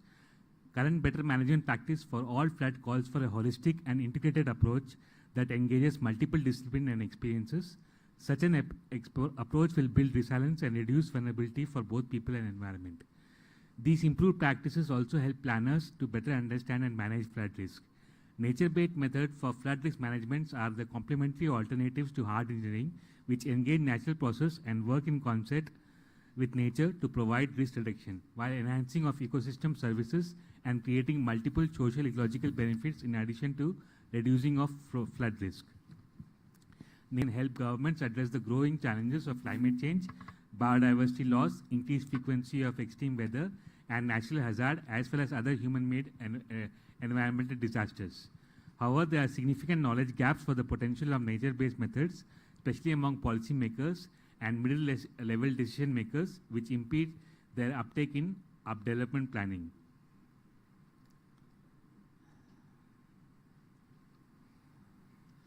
Structural measures can never eliminate the risk of flooding completely. Nevertheless, because of their physical presence, they have the potential to create a false sense of security, leading to inappropriate land use in protected areas. Non-structural flood management measures such as land use regulation, flood forecasting and warning, and disaster prevention and response mechanisms. The important non-structural flood measures are flood forecasting, warning, land use regulations, flood proofing, emergency preparedness, response and recovery, and living with floods. Of all non-structural measures, flood forecasting and warning is the most widely accepted and has been since the later half of the 20th century. It supplements all other structural as well as non-structural measures. Flood forecasts are formulated and issued with a certain lead time, allowing concerned authorities to take preventive and emergency methods. Authorities can respond appropriately with dam operations. The effectiveness of flood forecast and warning system is such much a function of accuracy, timeless, and outreach of the forecast as a response behavior and preparedness. Flood forecast and warning system is a much function of the accuracy, timeliness, and outreach of the forecast as a response behavior and preparedness. Flood proofing, a combination of long-term non-structural and minor structural measures as well as emergency action, is important not only in reducing damage due to flooding but also in preventing the negative impacts on environment such as the spread of pollutants. It includes provision of quick drainage facilities such as cleaning of primary and secondary drainage channels and cross drainage works before the onset of flooding season. Flood-proofing measures include, among other, removal of good equipment and harmful industrial, agriculture, and domestic chemicals beyond the area subject to flooding or out of contact with flood waters by constructing high ground or small embankments. The sewage disposal and treatment infrastructure located in the floodplain can cause nuisance and spread of disease and pollution affecting the health of population. Living with flood, an age-old practice in many parts of the Asia, recognizes that while it is not possible to completely eliminate floods, their negative impacts can be reduced through an understanding of flood risk by working towards modifying this risk generation process in a holistic manner and by minimizing settlements in the areas. This strategy, in conjunction with the non-structural measures such as land use planning, flood forecasting and warning and emergency planning, can help with the adverse impact of leasing. Floodplain management concept recognizes the basic fact that floodplain of the river is essentially domain, and any intrusion into the development activity must recognize the river's right of way. Floodplain during measures aim at demarcating zones or areas likely to be affected by floods of different magnitudes of frequency and probability levels and specify the type of permissible development in these zones. Environmental hazard reduction and drainage system. This is the negative impact of floods on the environment. The solution of this head hazard lies in the quick disposal of flood waters from the inhabited areas, and the drainage facilities should be cleaned before monsoon. Adequate potable water should be preserved, apprehending the arrival of flood so that people may drink in the safe settlements. The river sedimentation, which is a major flood causing factor, should be prevented to preserve the river section at its maximum discharging capacity. This objective can be achieved by covering the catchment surface under vegetal cover for most of the time. The cropping style should be such that the catchment surface remains under vegetal cover and may not be exposed to erosion for most of the time. All the weaker parts of the river bank should be strengthened before arrival of monsoon. So for flood mapping and management assessment, for major flood events occurred in the country, flood inundation information may be derived from the satellite data, and based on that, flood hazard map of any region may be prepared. The flood inundation information is registered with, is integrated with the digital database for estimation of district-wise extent of flood inundation, marooned villages, crops area submerged, and transportation network in the affected area. This information is primarily used by relief management by the local government. Thank you. Thank you very much. Thank you for of PMTC Royal Haskoning, DHP.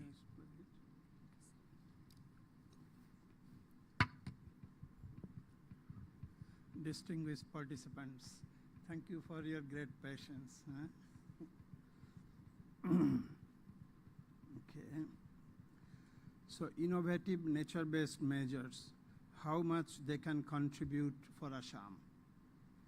The answer has not been quantified in this presentation, but I have demonstrated that it can bring great benefit. Wetland in Europe, are they successful? I have brought one example from England, and I also have brought one example of structural measures from Sri Lanka. So nature-based solution, European Union is promoting and financing nature-based solution. The Netherlands is investing around flow of water. And if you look at the picture on the right side, I actually do not know whether the flow has come from river or the flow is going to the river.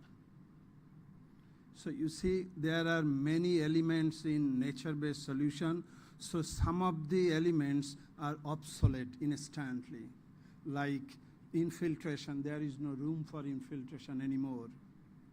Groundwater recharge is gone, you know. So we have to see how we can manage it.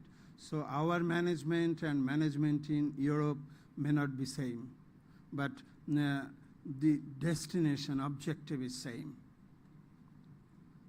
So we know the flooding in our part of the world in South Asia. We know how devastating they could be. Now, perception of the flooding is also so vital, you know, for formulating the flood. It depends on the magnitude. The policy can guide, so it's important to protect against misperception, you know, political bias. So only policy and community participation can guide us to the right application. So this is wetland in Assam. I do not know, this number is not verified. I have taken it from internet, 1,400 square kilometer.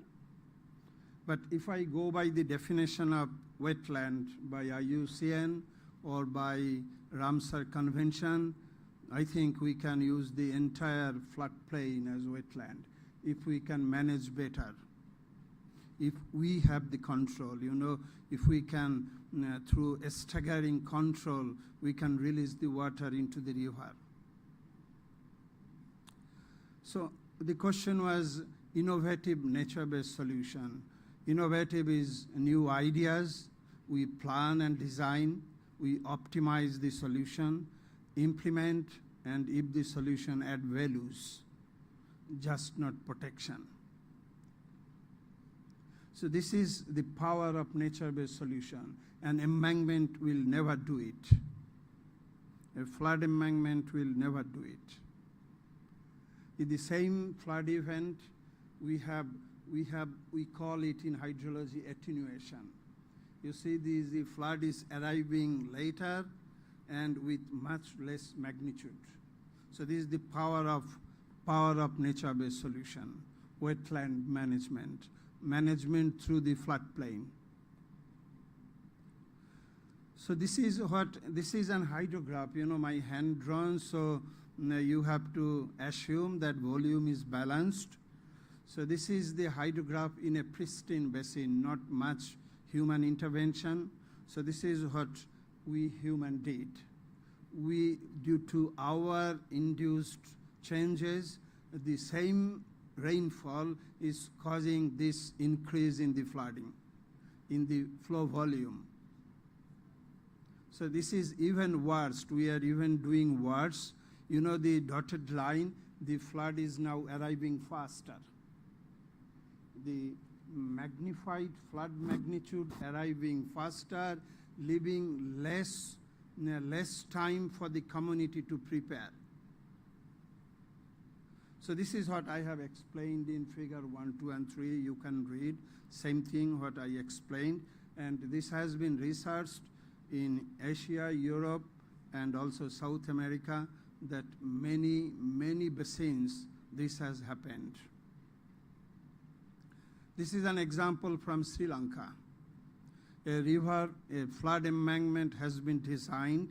So you can see all dotted lines in the embankment condition, and all solid lines are in the baseline. So in the embankment condition, for 100-year event, the water depth or water level will rise by nearly 2 meters than the baseline. So now imagine, and also the flood is arriving faster.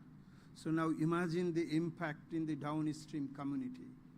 So they will now face when it will travel downstream, there will be attenuation, natural attenuation, but that is far downstream. So like this is all conceptual, like 100 kilometers probably we have affected.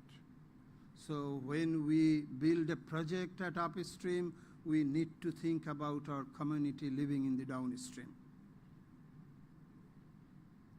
So this is where it has all been tested in Europe that I wanted to see. I am referring from a research. This is an example from England. The problem is in that small town, Woodborough. Now, look at the proposed wetland. The wetland is nowhere near the area of problem. It is far upstream. There are several conceptual things here.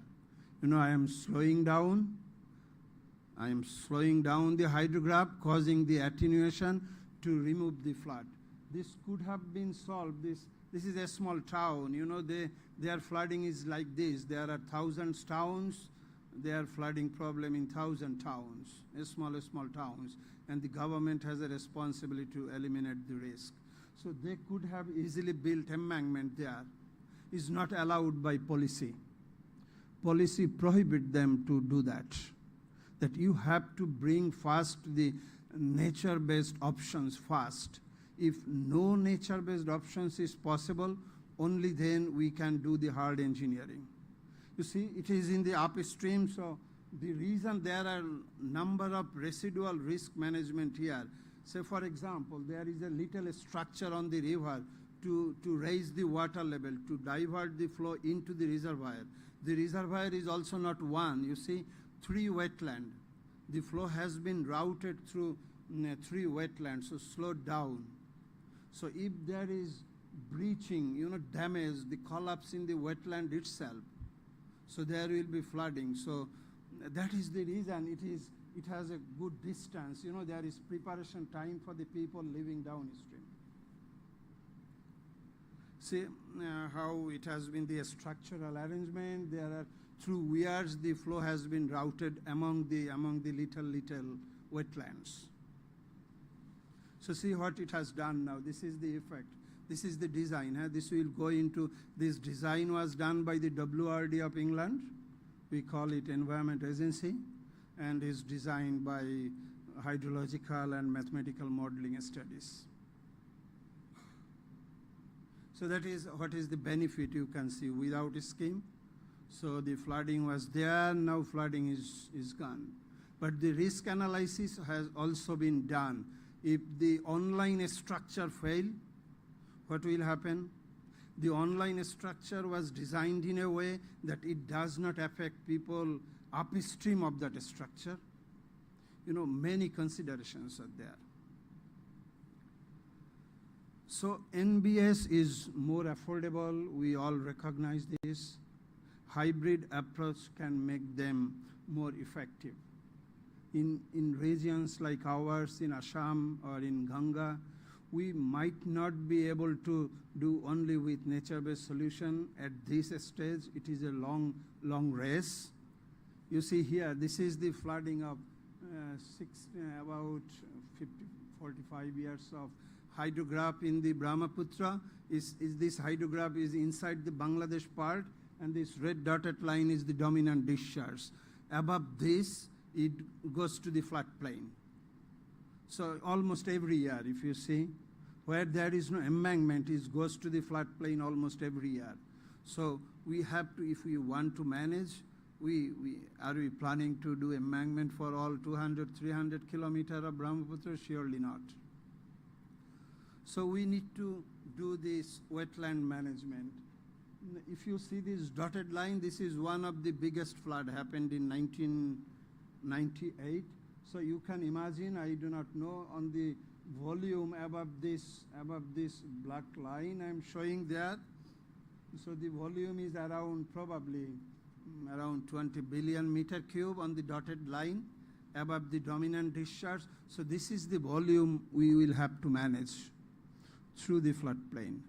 So I actually did a mean hydrograph of all the 43 years.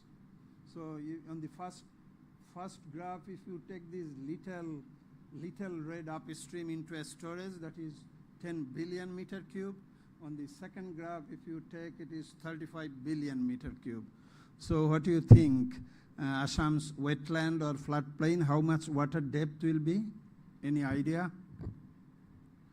If we take 10 billion meter cube, then, well, you know, this happened in 47 days, and the other one is 75 days. So we do not, you know, understanding is so vital. We do not need to take all 10 billion or 35 billion into a storage. We can gradually route the flow through many reservoirs. That we have to do. If this 35 billion meter cube we stored in the half of the area in Assam, that is 25 meter of water depth. So we have an idea, you know what we need to do, but we certainly can do that. This is how it is managed. This is taken from Netherlands actually. They maintain series of wetlands. You know, then they route the flow. Flow routing is between the wetlands. And they monitor it. You know, we have to have the monitoring. When I can release, you have to have the control. Dr. Kaji. So this is how it is. Another example. So this is what could be done. Yes, okay, I'm finishing as well. This is how could be done in Assam. You know, we have to control the flow between wetlands or between floodplains. This I have shown entire Brahmaputra, but we can. This is what I knew. You know, the hydrograph I knew, but this we have to do on each of the watershed. So there are a whole lot of metrics. This is I have taken from a literature. You can see what could be done as nature-based solution. Embankment removal is one. So probably we cannot do it. You know, because we live with flood every year. Our flooding magnitude is different. The rainfall we get in 2 days, sometimes the same amount of rainfall falls in Europe in 1 year. So we have a long way to go. We need to see how we can, nature-based solution has multiple benefits. So in addition to reducing the flood risk, so surely it is innovative. Thank you. Thank you, Dr. Kaji, a very learned presentation, and for bringing the issue of hydrograph modification that is happening everywhere here because of the degradation of the catchment. and wetlands are getting also degraded. All the sedimentations are coming up. Recently, we are doing the study of the power bill. So sedimentation is a major issue of that. So all from the Guwahati catchment. So that is, again, we need to look into as a different aspect. One aspect, or one important aspect. So thank you very much. I have hope all are benefited by the talk. Two talk, we do not have any more talk now. We can come to the panelist. Can I request Mr. Isya to comment particularly on this aspect, that we are always talking about that nature-based solution as already brought into this particular discussion, that if we go for vegetative practices, then infiltration will increase, as well as erosion will also get control, and the infiltration will increase. That way runoff will go down, as well fatigue will come down. So what is your take on that particular aspect? Yeah, thanks a lot. I think it is all decided by whether or not you're able to implement a set of interventions. With one nature-based solution alone, like a riverbank protection or one small wetland, you will not achieve the range of benefits. So I think it's important when you look at nature-based solutions within a catchment approach, that you look at upstream measures, downstream measures, a whole set of measures that in combination provide cumulative benefits that you will not achieve when you look at them individually. Thank you very much. That's what is coming out in all the discussions, that how we can go about as a holistic things. Well, now I would like to come to Dr. Alice Penning again. What is your take on the same topic, that when we are going for vegetation, in fact, we also did some calculation how we can have economic benefit out of that. For the Majuli project also, we saw that it will take about, to reach a break-even point even, it will take about 8 years of time. So how it is done in the abroad or in the country outside India, whether they consider that kind of things and try to achieve benefit from them, how people are made involved into that kind of economic activities with the plant? Thank you very much. It's an interesting question because it has multiple aspects, right? It has aspects of how do you involve the people in how they are benefiting from it, but also in what did they not have before the project, or what was their situation before the project, and what will it be in, say, 5 years after implementing the project. So, for example, in the mangrove case that I showed you before in Indonesia, what was happening is that before the project, these people, they could no longer rely on the mangroves for their livelihoods. So the mangroves were dying, they were eroding away very quickly, but the mangroves are also the nursery for all the fishes that the people need to catch in order to stay alive. So by explaining that type of aspects to the people, but also giving them a role in the implementation itself, they were able to take ownership. And this is something that has been coming by as well. So during the implementation phase, they also were earning some money in helping out in implementing it. So it's another type of livelihood, right? And it's perhaps a livelihood that is provided by external donors. But they also knew that if with a little bit of patience, the mangroves will go back, and then the nursery for the fishes will start up, and you see that other ecosystems start to take over again. And they also actively were involved in getting that understanding. So that was really helpful as well.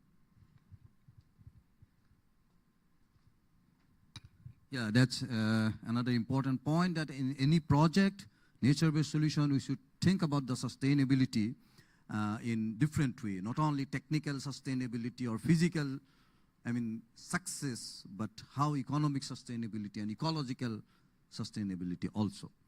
Well, now I can come to Dr. Jairajji. You are in the forest working for a long time. In the forest, in the natural forest, we get different type of forest. It automatically grow like that. There are different canopy cover. And in the forest, when rainfall comes, then it doesn't reach the even land to strike directly, definitely. So in these kind of things, when we are going for nature-based,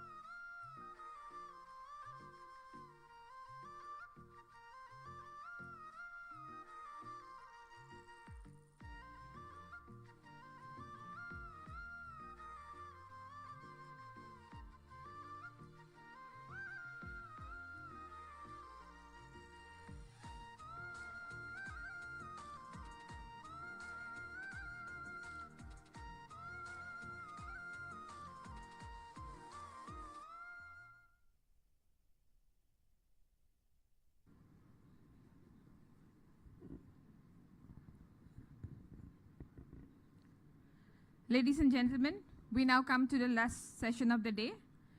The theme of the session is Wetlands Revival and Management for Sustainable Ecosystem Services Provision. And the panelists are Dr. Ellis Penning, Dr. Diganta Borman, Ms. Laura Susterik. May I please request all of you to please come on the stage. And may I request Dr. Sonali Ghosh, ma'am, to please kindly come to the stage.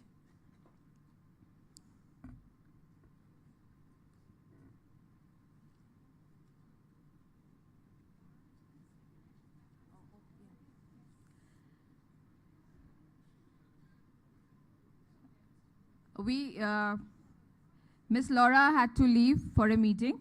So in place of Ms. Laura, may I request Dr. R.S.C. Jairas to please come on stage.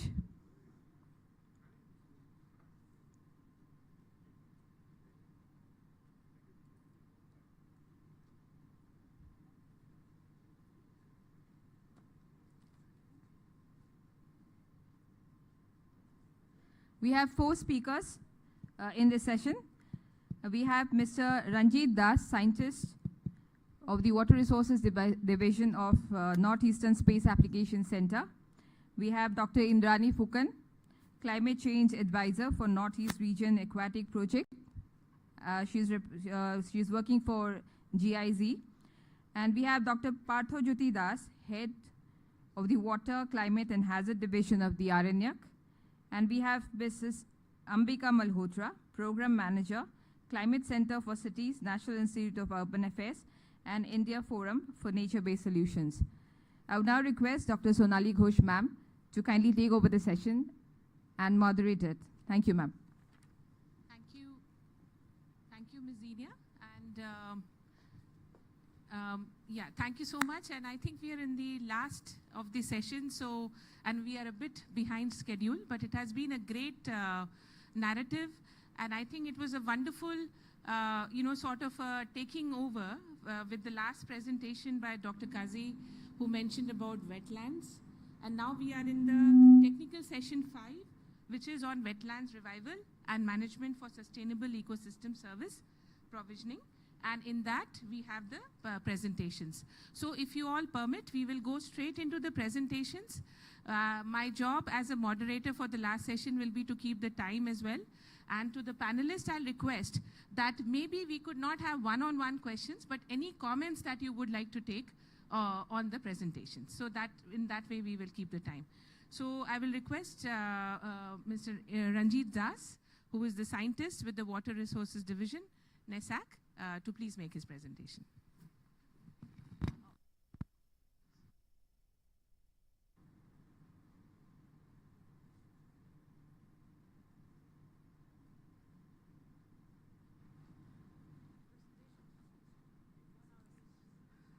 Respected panelists and audience, good afternoon, everybody. I'm going to present on the topic identification of suitable wetlands or bills for floodwater diversion. Actually, based on the increased extreme events because of the environmental impact,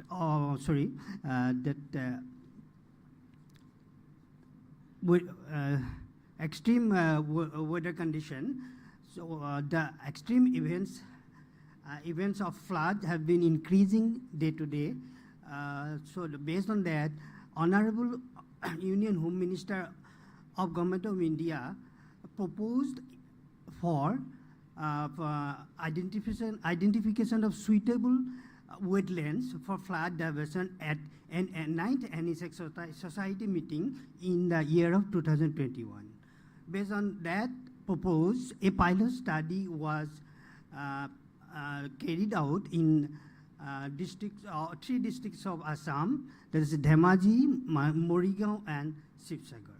Based on this pilot project, one project proposal was prepared, which was reviewed by ISRO, NEC, WRD Assam, and Science and Technology of Assam.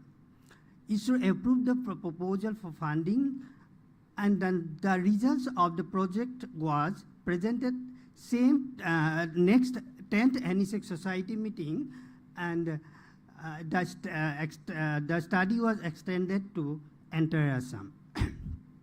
The objective of the study was to identify the depleting wetlands or bills in Assam. Then selection of suitable depleting wetlands or bills in Assam for floodwater diversion. Then identification of route for diverting floodwater into the selected wetlands from nearest flood-causing tributaries. Then suggestive measures for rejuvenation of the depleting wetlands. Then suggestive measures for the catchment treatment plan. So this is the wetland map prepared using satellite data, list 3 satellite data of 23-meter resolution. So area statics was wetland area distribution was 98.77% of the wetlands are natural. Only 1.23% wetlands are man-made. But number-wise, the water number-wise distribution was 94% of the inland waters are inland waters and 5% only man-made. So how I identify the depleting wetland? To identify the depleting wetlands, we use GIS technology. The wetland prepared in the year of 2006-07, and we use the wetland prepared in the year 2016-17, and we put in a GIS environment to get the depleting wetlands. This for then criteria for some other criteria for the selection, how we selected it. The wetlands should be located in a very low to moderate flood hazard zone of the flood hazard maps prepared by NRC. Means why, since a flood comes in the rainy season only, at the same time, the wetlands may also be filled with the flood water, rainwater or flood water, whatever it is. Therefore, to identify the suitable wetlands, we took help of the flood hazard zonation maps prepared by NRC. That was prepared. The flood hazard map was prepared using long-term flood map prepared using SARS sensor satellite data. So this is a criteria for very low, like this is a number of repeatability of certain place flood based on the repeatability of flood event in certain place. If it is number is less, then it is low. If it is more, accordingly, it was decided like this, very low to very high. In this case, we considered low to low, very low, low, and moderate also. So we considered the wetland should be as a size of greater than 10 hectares. If it is very small also, it may not impact mass. Therefore, we considered the wetlands which are having size of size greater than 10 hectares. Again, if it is very far from the flood-causing river, that also may not be feasible. Therefore, we in GIS environment, we try to find out the river should be at least 2 to 3 kilometers or 3. This is just our assumption only, no standard rule. So we considered within 3.5 kilometer buffer zone from the flood-causing rivers. So with this criteria, we could find out 273 total wetlands which may be suitable for floodwater diversion from some sub-tributaries of Brahmaputra. So district-wise, we have the distribution in different districts, the number of wetlands also. So some selected wetland, how it looks from satellite images. So the one is NCC, and the other one is FCC. It seems many of the wetlands are actually full of aquatic weed. It's weed also coming up, and it is depleting. It is a sign of depletion. Means that some grasses are coming up. Here, to increase the capacity of the floodwater diversion, many times we interlink 2-3 wetlands also, which are located nearby, like this. And here another point was in this map it is shown, these are the very high flood affected area, and these are the wetlands selected, and this is the river from where from this river here, this is the route actually. This is the route from where we can through which we can divert the flood here from this river to this wetland, and some here to here, and sometimes we can in some cases we have shown these two both can be interlinked also. And this is the profile, how the gradient will be. If the root of the gradient of the root also identified using DEM. And after we calculated existing, using our existing flood model, this the flood reduction. For 27 wetlands selected, we tried to find it, do the hydrological analysis. In this one case, it is showing 39% of reduction of flood for this small river only. This is river Jinri River. These are very small sub-tributaries. So this reduction is in these tributaries only.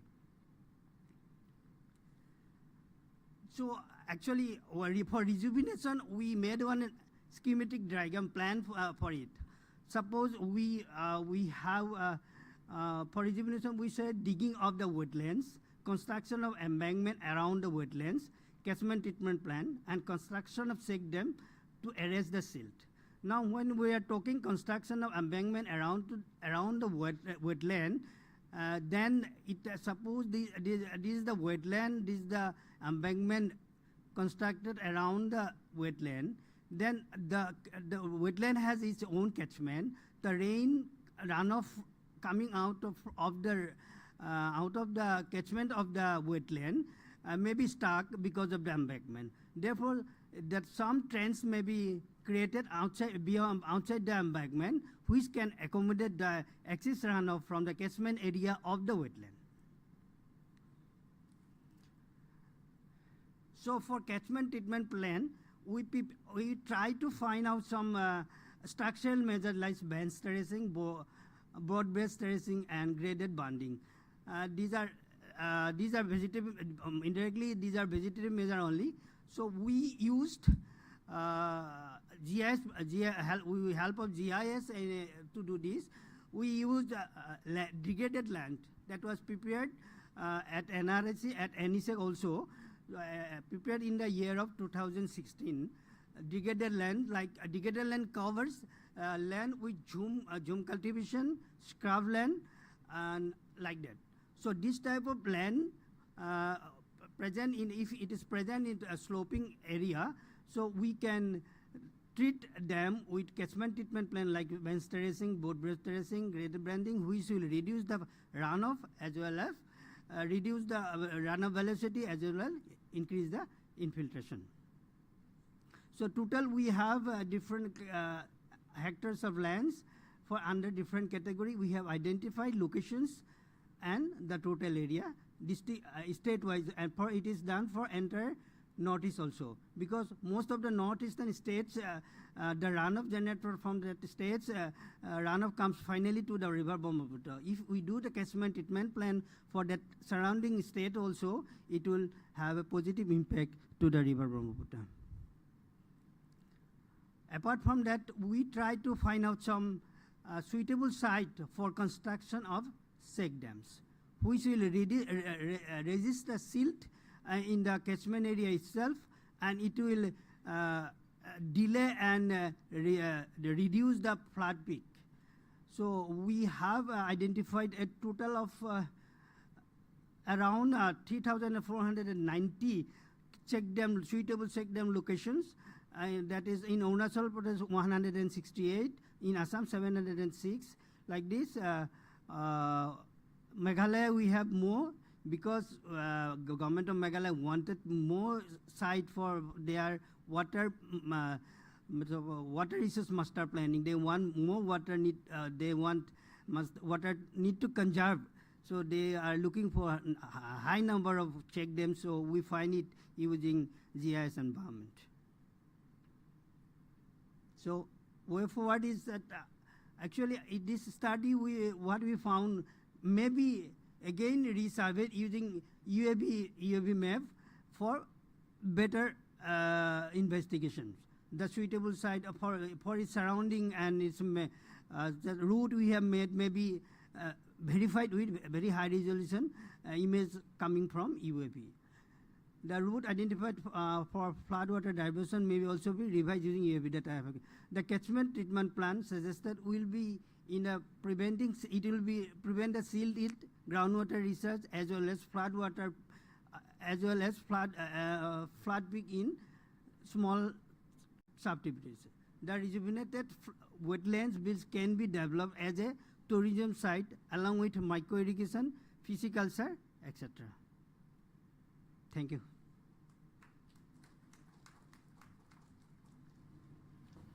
Thank you so much, Dr. Ranjit Das. Mr. Das, if you could just kindly, Mr. Das, if you could kindly come to the stage, please.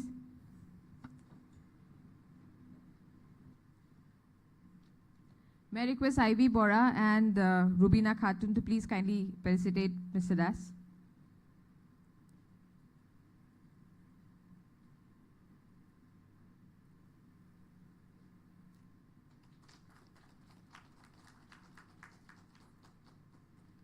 May I also request Ivy and Rubina to kindly felicitate Dr. Diganta Borman. Dr. Diganta Borman is the head of the Water Resources Division of the Northeastern Space Application Center.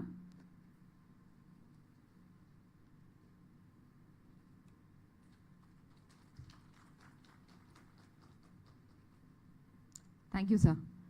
Ma'am, over to you. Thank you. I'll invite straight away Dr. Indrani Fukan, Climate Change Advisor, Northeast Region Aquatic Project GIZ, for her presentation, which is titled Wetlands Restoration Interventions and their Impact on Flood Retention, Biodiversity, Livelihood, Generation, and Water Quality. Sonali, yeah, the topic is pretty complicated, but I will speak about wetland management. And I am with GIZ working for a project called Protection and Sustainable Management of Aquatic Resources in the Northeastern region. How do I go down?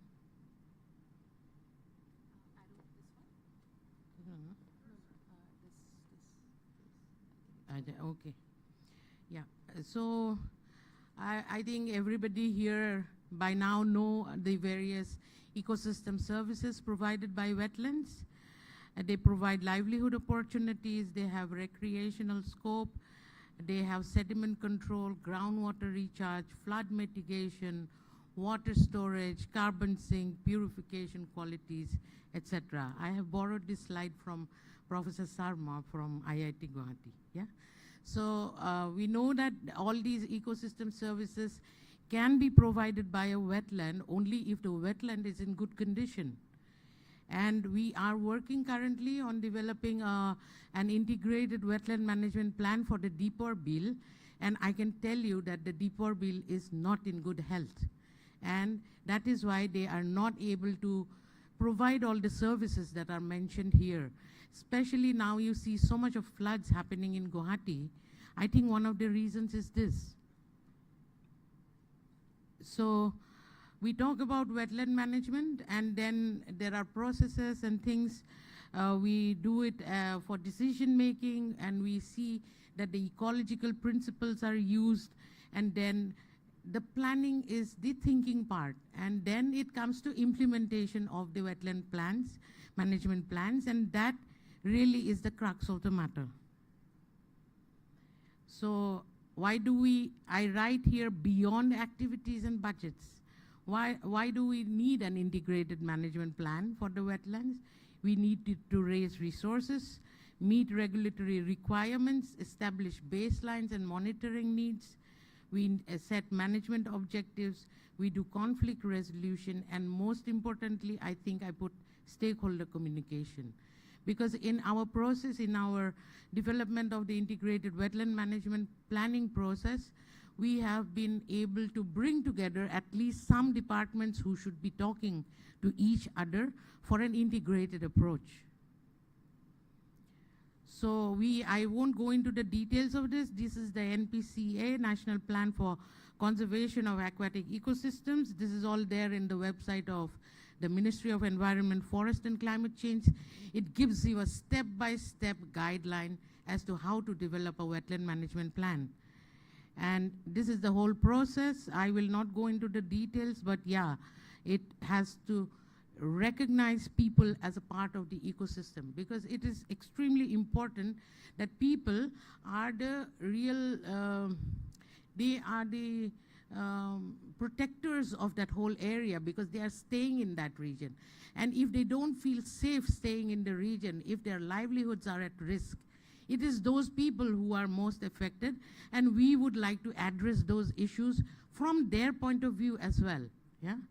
So again, I mentioned about our project, NERAC project to be in short, and we we worked on the research sector, pilot implementation sector, and at the policy level.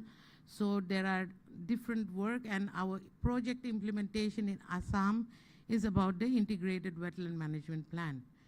So while working on the Deepor Bill, these are our experiences, that the changes taking place not only in the Brahmaputra but also in the area of the immediate basins are affecting the wetland.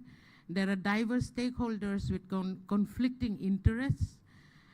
We have done hydroecological assessment and climate risk assessment through IIT Guwahati, and we have done a very intensive socio-economic assessment by Aranyak.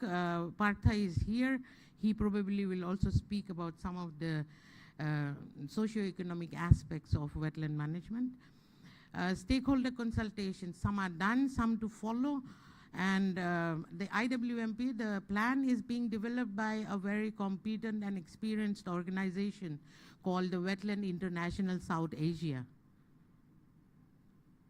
So this is the way forward. I request participation of decision makers in the stakeholder consultation, and cross-departmental cooperation is sought. If we are thinking about doing anything integrated, we need to talk to each other.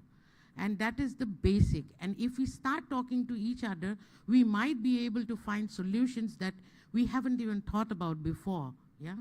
And communities, we have to take the communities into the picture, because it is they who are going to save and stay in the wetland and the surrounding areas.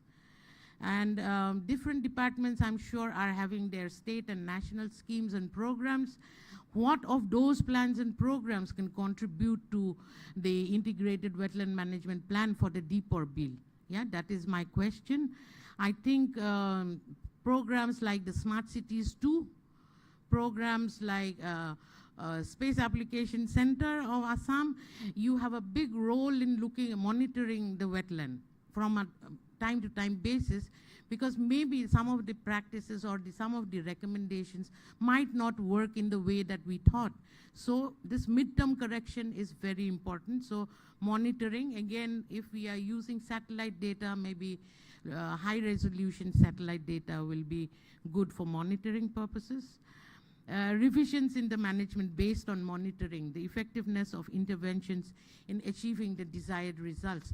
Because we are here talking on a platform, and we are dealing with people and aquatic biodiversity and also wildlife, everything there in the near, in and around Deepor Bill. A railway track, a bridge, a dumping ground, for God's sake. And so, I mean, I won't mention more, but yeah, there are many things to be sorted out. Yeah, so we need to have a management plan that is dynamic, that has to evolve and see if there are midterm corrections required. At the moment, we are planning to also train, build the capacity of Forest Department officials from all over the state of Assam, and also include NGOs like Aranyak and other NGO, our sister organization. There is a German IKI, International Climate Initiative Global Project, which is being done by an organization called News. So these people should also be knowledgeable about how to do integrated wetland management plan. So we will involve everybody, build their capacity for wetland management, and I hope that is going to help the Forest Department. So some reflections, development without changing the ecological character. This becomes very important because we have seen in the news that there is a plan for a bicycle track around the Deeporbil wetland. Is it going to keep the ecological character intact if you are doing that? So these are questions that have to be answered. Environmental impact assessments, they are very, very important when it comes to looking into these kind of plans. The seriousness of impact assessment with analysis of trade-offs. We really need to think about trade-offs. If we are doing something, what is the ultimate trade-off? Where are we compromising? Which are the environmental areas we are compromising with? So these situations are analyzed very scientifically, possible, and should be done in environmental impact assessment. For example, while doing the bicycle track, why don't you do this? Why don't you look into the trade-offs? Interdepartmental cooperation and a continuous dialogue. These are key to integrated solutions because it is very easy for us to talk in a platform like this about integrated solutions. But if we have to bring 14 departments together into one meeting, I know, being the coordinator, how much time I have to spend getting the time when all are present at the same time. So these are options. And then, of course, lastly, I would like to put this into your minds that wetlands which are outside protected areas, and there are many in Assam, if they are managed well by the communities, are ideal candidates for OECM. I think with this I finish. Although I have 41 slides, these are mostly from the assessments done by IIT Guwahati and Aranyak. So these I have put as resources. So also these are slides from the NPCA guidelines, the principles, how do you go about things. So everything is here. Anybody who wants to go through the presentation can find resources. So these are the studies done by IIT. And also, one of the biggest things that need to be done for the Deeporbil is to demarcate its boundary, because it has a lot of consequences, both management consequences as well as for the people. So that becomes important. So these are the studies of IIT Guwahati and some management plans. The sluice gate that connects the Deeporbil to the Brahmaputra, that is being managed by people, and it is not scientifically done. And something that is really important because it also, affects the flow of water both ways and also flow of aquatic resources both ways. Fishes, for example, there is no exchange of fish between the river and the wetland, which is not healthy. So there are many things which are being suggested here. We will see how much we can put them into our wetland management plan. Aranyak socio-economic assessment here, I would like to really point out that Aranyak has done, for example, these are the suggestions from the community, and also why do they need alternate livelihoods? Because there are no fishes there, because the IIT Guwahati report on water quality says that the fish that are collected in the Deeporbil, they are not even fit to be consumed. So, what are we thinking here? So they have done a big analysis on why we need alternate livelihoods, and then what are the expectations from governments and NGOs, and these are Aranyak's recommendations. So thank you very much for a patient hearing. Dr. Phukan, may I please ask you to stay back? May I request Ivy and Rubina please come and felicitate ma'am.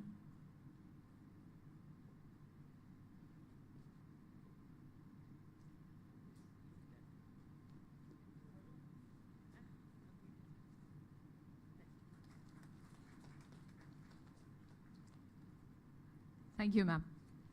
Over to you, ma'am.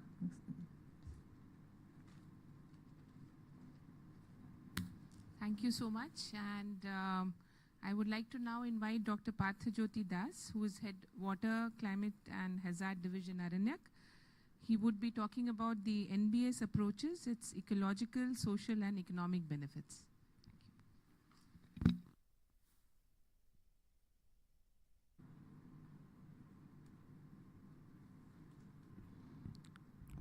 Respected Madam Moderator, esteemed panelists, ladies and gentlemen.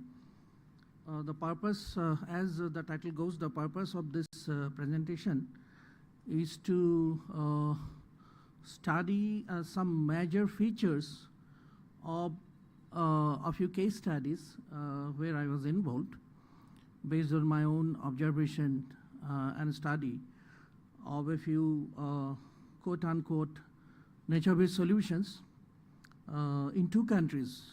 Several of them are from Nepal, some of them are from Assam and West Bengal. And finally, to summarize my learning into defining some of the so-called benefits, ecological, social, and economic benefits. So more or less, I will try to narrate a few case studies and then try to answer the question why nature-based solutions are important and mainly important for communities. Although this is the last presentation of the day, I think this is not late or not even irrelevant to go back to the basic fundamental definition of nature-based solution. Why I'm bringing out the definition? Because I want to characterize the major features of some of the activities that people say that qualify to be called nature-based solution. These are standard definitions coming from assessment report 6 of IPCC as well as IUCN, etc. So let me just read through, it's important. Nature-based solution refers to the actions that are taken to protect, sustainably manage, and restore natural or modified ecosystems that address societal challenges effectively and adaptively, simultaneously providing human well-being and biodiversity benefits. I am also bringing in another very, very similar concept, which is also equally well-known because the definition of these two terms are almost similar. The line of demarcation is very thin, but many scholars use these two words inter alia. I mean, they in exchange of each other. And this term is ecosystem-based adaptation, which refers to the use of ecosystem management activities to increase the resilience and reduce the vulnerability of people and ecosystems to climate change. It talks about reducing vulnerability and increasing resilience of not only human beings, but also of natural ecosystem. That is important. Now, some scholars say that what is the difference? So basically, as I said, many people use both these terms almost in the same sense, but some scholars think that when we talk about EBA, it is a little bit more technical. There is more application of science and technology in innovation, whereas in NBS, it is more informal, it is more community-based. EBA can be a little bit more science technology driven, but NBS is essentially more community-driven, more informal, and much more flexible. So that's the kind of difference. Now, it is also important to observe that nature-based solution, as it is defined, referred to, or practiced nowadays, has actually become an umbrella term. And there are many other processes which are included under this umbrella. For example, people have been talking also about nature-positive solutions, which are not different from nature-based solutions. Ecosystem adaptation, I have already mentioned. Some people also talk about nature-based adaptation. One of our previous panelists have mentioned nature-based adaptation. We have been talking for a long time about community-based DRR, disaster risk reduction, or community-based disaster risk management. we have also been speaking about community-based adaptation, simple CBA, and then ecosystem-based DRR or eco-DRR. So people have been doing things under various, different nomenclatures. Now, if we analyze the qualities and characteristics of all these processes, we see that most of those will qualify to be called, in a very loose sense, in a flexible sense, NBS or nature-based solution. With this kind of background, I will now proceed to introduce to you some very few 4 or 5 cases. My first case comes from Western Assam. This is should not be very new to people from Assam.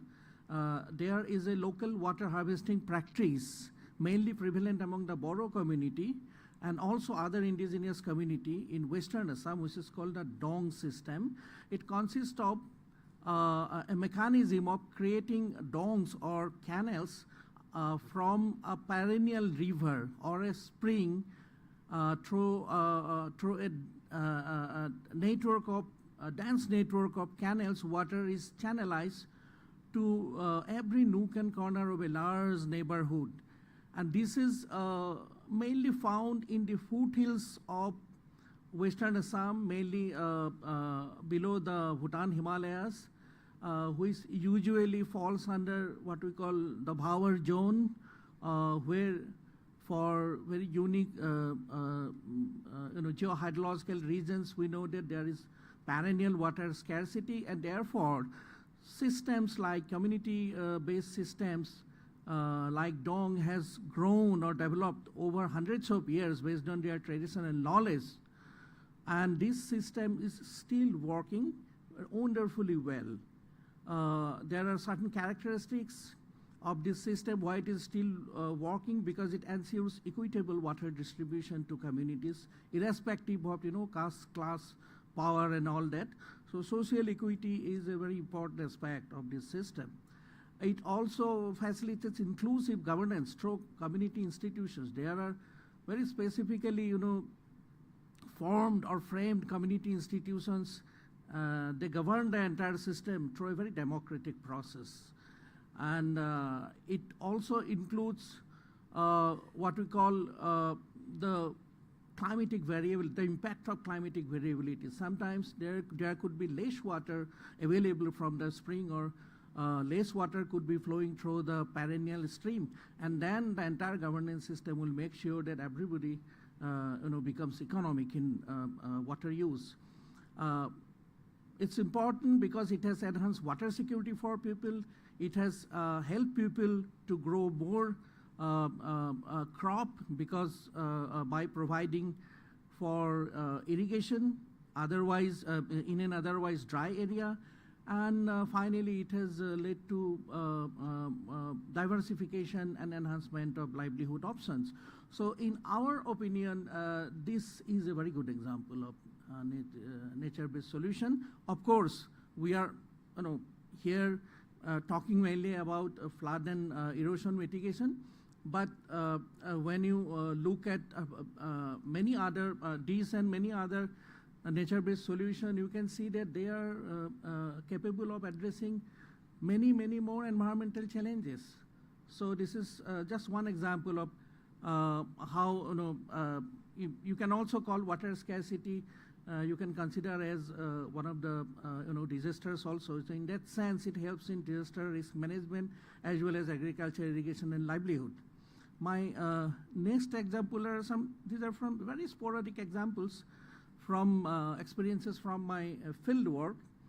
So in what you see in left two pictures are some grasses in Ranga Nadi, a river that flows from Arunachal, flows through Lakhimpur district, meets the Brahmaputra, Subansiri, and then Brahmaputra. And in the upstream area near the Arunachal Assam border, there are many grasslands. There are vast areas of grassland, both in the mid-channel bars as well as the banks. and the community protect these grasses. Sometimes even at the cost of prohibiting their livestock from grazing in this like that, because they know that the grasses protect the banks and the chores. It is there. In the next picture, you can see a tea garden called the Diju Tea Garden, also located in the same area. They are resorting to plantation of vetiver in the large scale, of course, because the Ranganadi was threatening with erosion and all that. So they started there. So this is a little bit old picture, but to my most recent knowledge, they're still practicing it. They have been able to protect certain section of their tea garden by planting vetiver and other grasses. Then people have been talking about various trees and species and all that.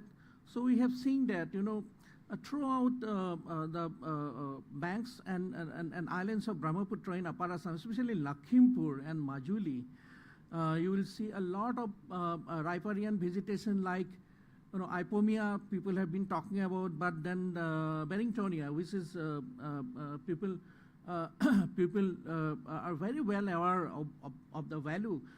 In Majuli, we have seen several patches of Barringtonia forests where people preserve them, because people say that, okay, we will not cut them or will not even cattle graze them because they are our protectors. And then finally, I have put this image of this very famous but ordinary looking person called Mr. Jadhav Payeng. For people who are not from Assam, I must tell you, he's a very famous person. He's known as a forestman of India. He's a Padma Shri winner, and who is credited with creating a whole island of jungle, forest, for over 30 years.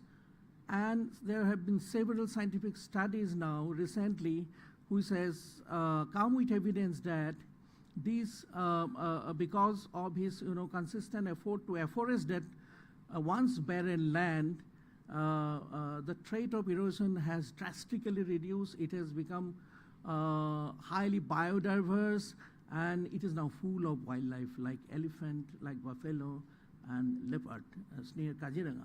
So this man himself actually symbolizes what nature-based solution can be thought of. And also this symbolizes why community and how community is important. My next example, these are very small sporadic examples, because why I'm mentioning this, I think, I will. This particular measure, which used to be called bandeling once upon a time, was very prevalent during British times in Bangladesh and Assam, now practiced not very frequently actually. This is the local people's river engineering measure. Very often, and many small streams and rivulets, they were successfully, protecting their lands using this kind of structures.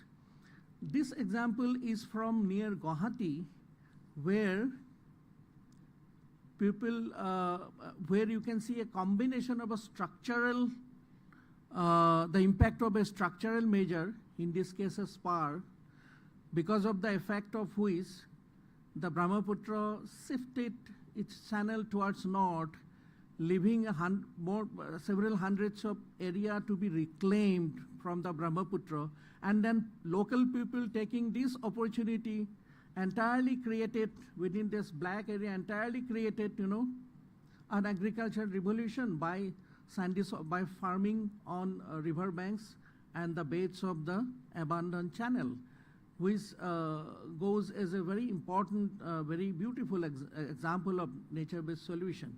Even without using a single piece of structural material. So then finally, these were the situation in this place once upon a time, and now this is the situation, right? Can you give me 2 more minutes? Okay, thank you. My last example will be from Nepal, and I went to study a few nature-based solutions there as an observer, but I will present only one study here.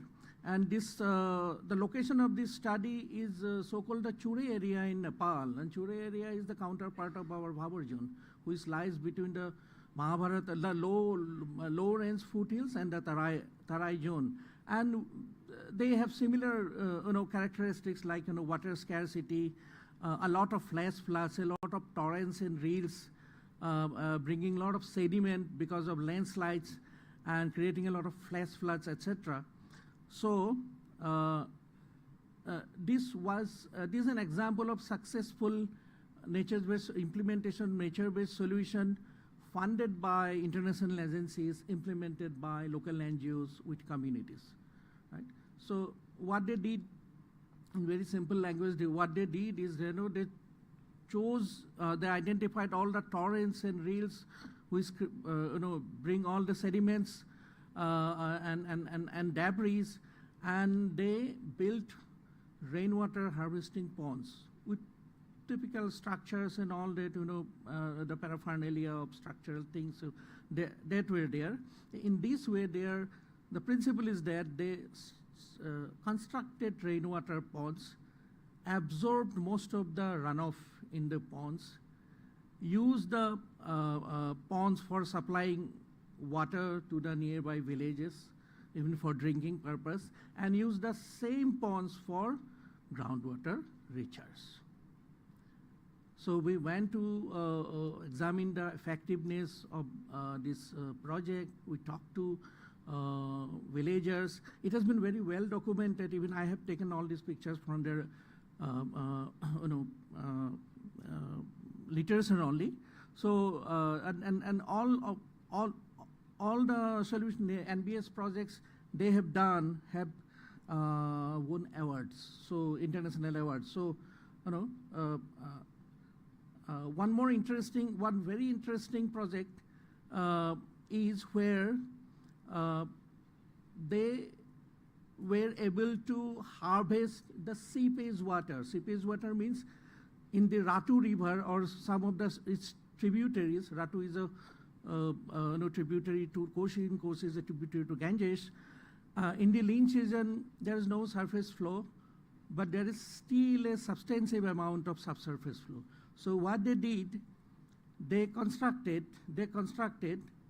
what they call cut-off walls across these streams and torrents, and through this construction, they were able to facilitate what we call raising of the subsurface water to the level of the river, then supplied the water from that level to all the villages for drinking purposes. So this is like provisioning water from almost an invisible source, because water is subsurface. So this was also awarded a kind of a very innovative concept of nature-based solution, right? I will skip and I will come back to my last probably slides. So after examining the features of several NBS, I concluded that there are few characteristics which could be attributed to NBS processes. For example, an NBS should be probably have minimalistic in application of heavy engineering structures. It should be best implemented from a small to medium in scale. It should be cost effective, and it should provide for funds from public, private, as well as community sources, because there are examples where NBS are implemented through public donations only. And it also provides for the payment for ecological services. This is a very common mechanism. Even in the case of Dong, this PES is there. NBS should be providing space for community participation and local knowledge in designing and implementation. And as far as possible, at least for in the Indian context, the NBS should probably adopt right-based, pro-poor, and gender-equal approach. Although nobody has talked about these, societal aspects, if you go through literature, you will see there are more and more NBS examples where these aspects are being, emphasized. So we can see that basically NBS is adopted to achieve a few objectives like reduction of vulnerability and enhancement in resilience of both human beings and natural ecosystems. Another important objective is achieving the SDGs. And then disaster risk reduction, climate change, both mitigation and adaptation are important objectives of NBS. And maintenance of and integrity of ecosystems and biodiversity conservation is very important for all NBS to achieve. Then it can also be designed to achieve specific solutions like water security, livelihood security, poverty, and eradication. I have just summarized all ecological, economic, social, and governance benefits that I found were major important features of all these case studies I made. Thank you.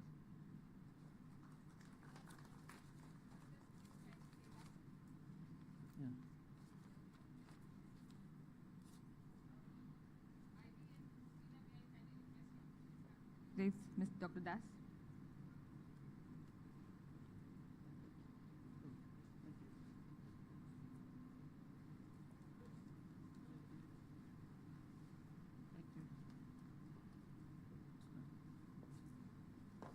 Over to you, ma'am. I'll now request Ms. Ambika Malhotra, Program Manager, Climate Center for Cities, National Institute of Urban Affairs in India, Forum for Nature-Based Solutions. You would be presenting on enabling urban nature-based solutions for climate action and water security.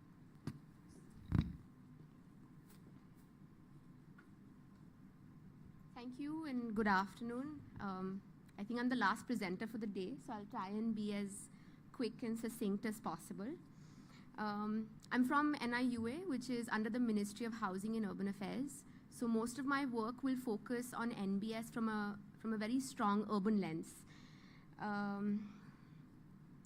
So starting off with just, I think a lot has been covered by Indrani ma'am and sir, but the larger advantages of NBS from an urban lens can be health and well-being, urban heat management, water security, livelihood, climate adaptation.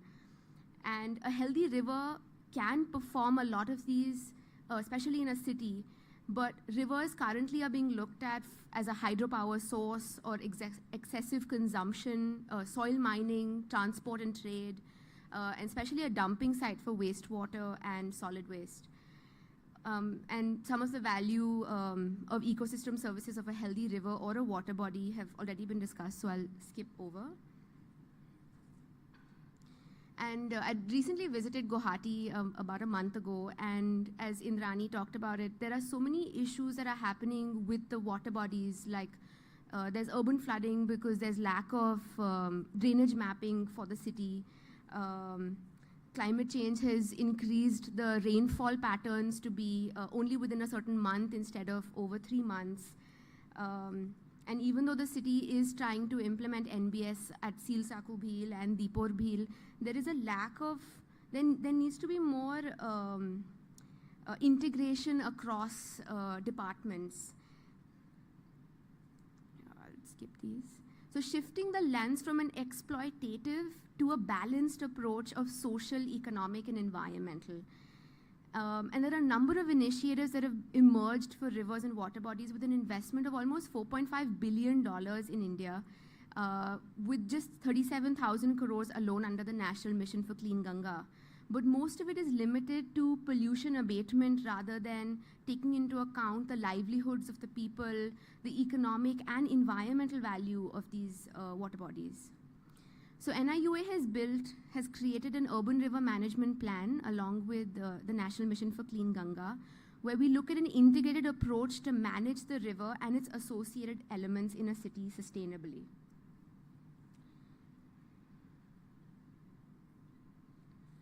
So the urban river management plan is divided into 10 objectives, where we start with looking at floodplains, water bodies and wetlands, enhancing riparian buffers. And these objectives are further divided into desirable features within a grading system. So through a self-assessment tool, cities can evaluate the essential features that need more focus in that moment. So these could be divided as demarcation of an O-zone or an eco-sensitive zone in a master plan, floodplain boundaries clearly demarcated within a minimum dissolved oxygen for a water body, the percentage of wastewater in a city being reused rather than just being putting the untreated water into the water bodies, understanding also riverfront projects that are being developed and how at least a minimum of 50% of it is using natural materials from the region.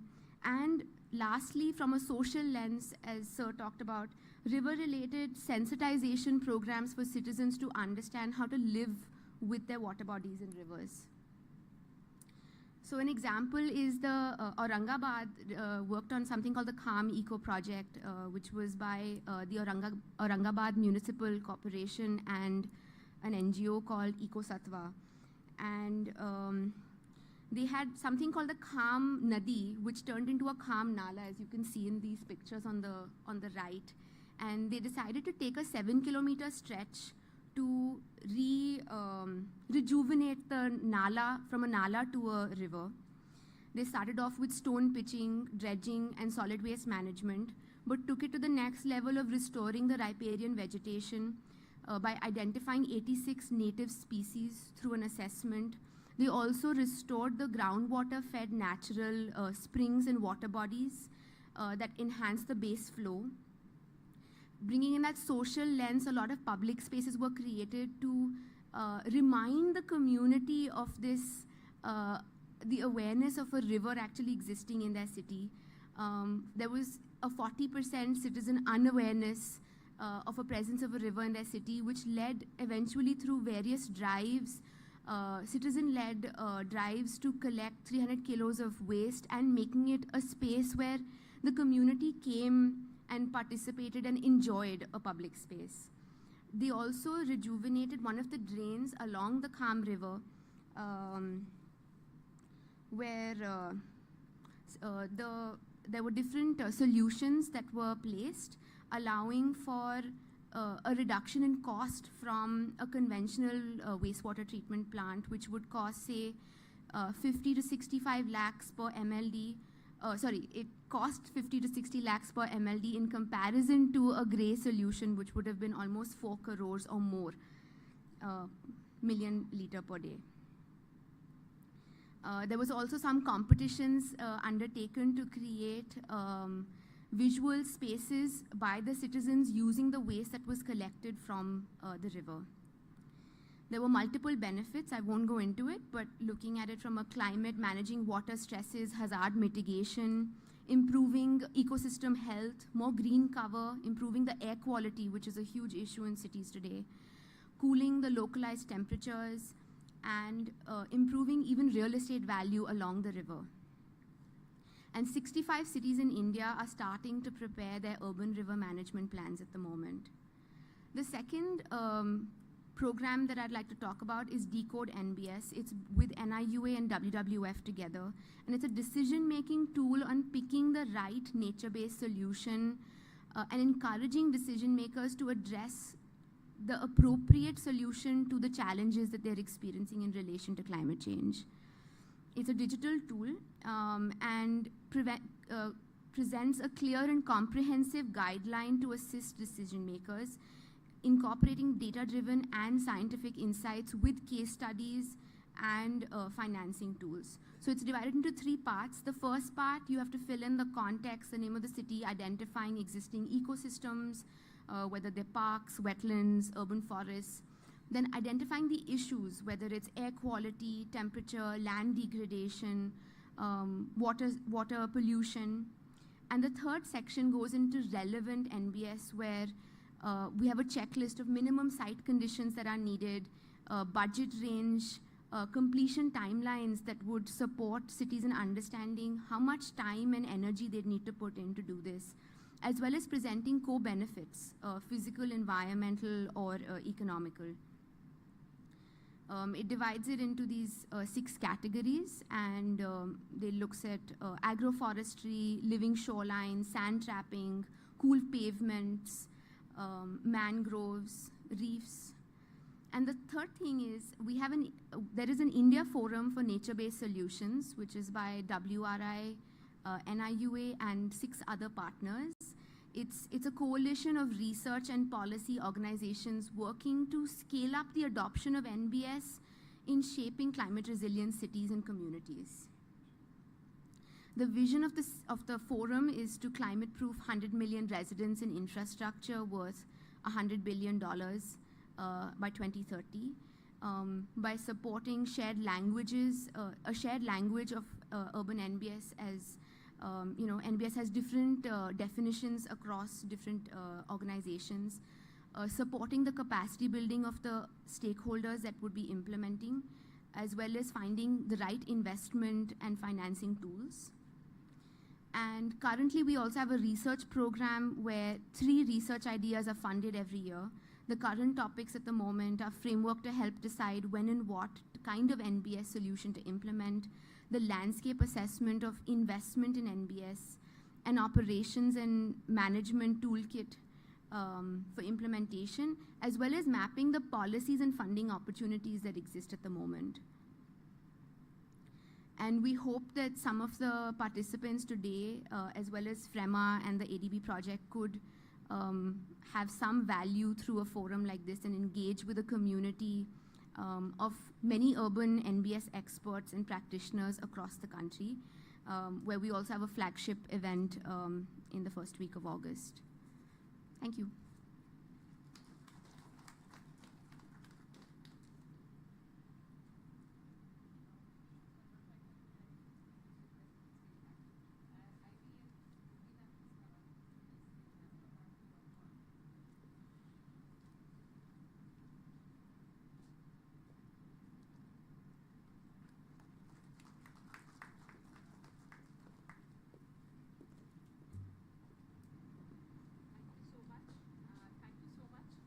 And I think we've come to the end of the last of the technical session for the day. But we do have our esteemed panelists here. And I think for the sake of time and also for in terms of, I know that Dr. Ellis and Professor Jairaj have spoken a lot today already. So Dr. Diganta Burman, I think you are a new speaker for us, sir. And sir, any comments on the topics that have been covered? Or in addition, would you like to contextualize the wetlands revival for the state of Assam? Yeah, thank you. Actually, I have been listening to all the presentations all throughout the sessions, and if you go by the name of the themes, yeah, mostly we are trying to find out the solution where the problem is happening, with very less focus on the source of the problem. If we see Assam, whether we call it a flood or embankment failure or riverbank erosion, the key problem is the siltation and the sedimentation from the upstream areas.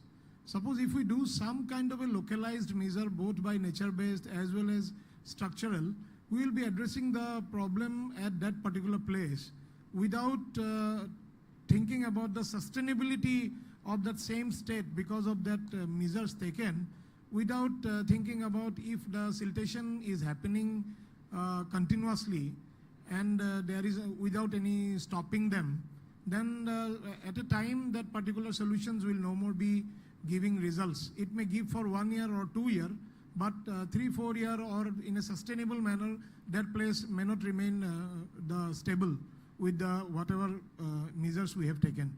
So that is why I think very few points were made by Professor Arup Kumar Sharma sir during his moderation last stage, 1 or 2 points, and Sanjay Sharma from NIH also told little bit about, and even Ranjit Das also told about little bit about that. But I personally feel that there should have been a dedicated session for catchment treatment plan.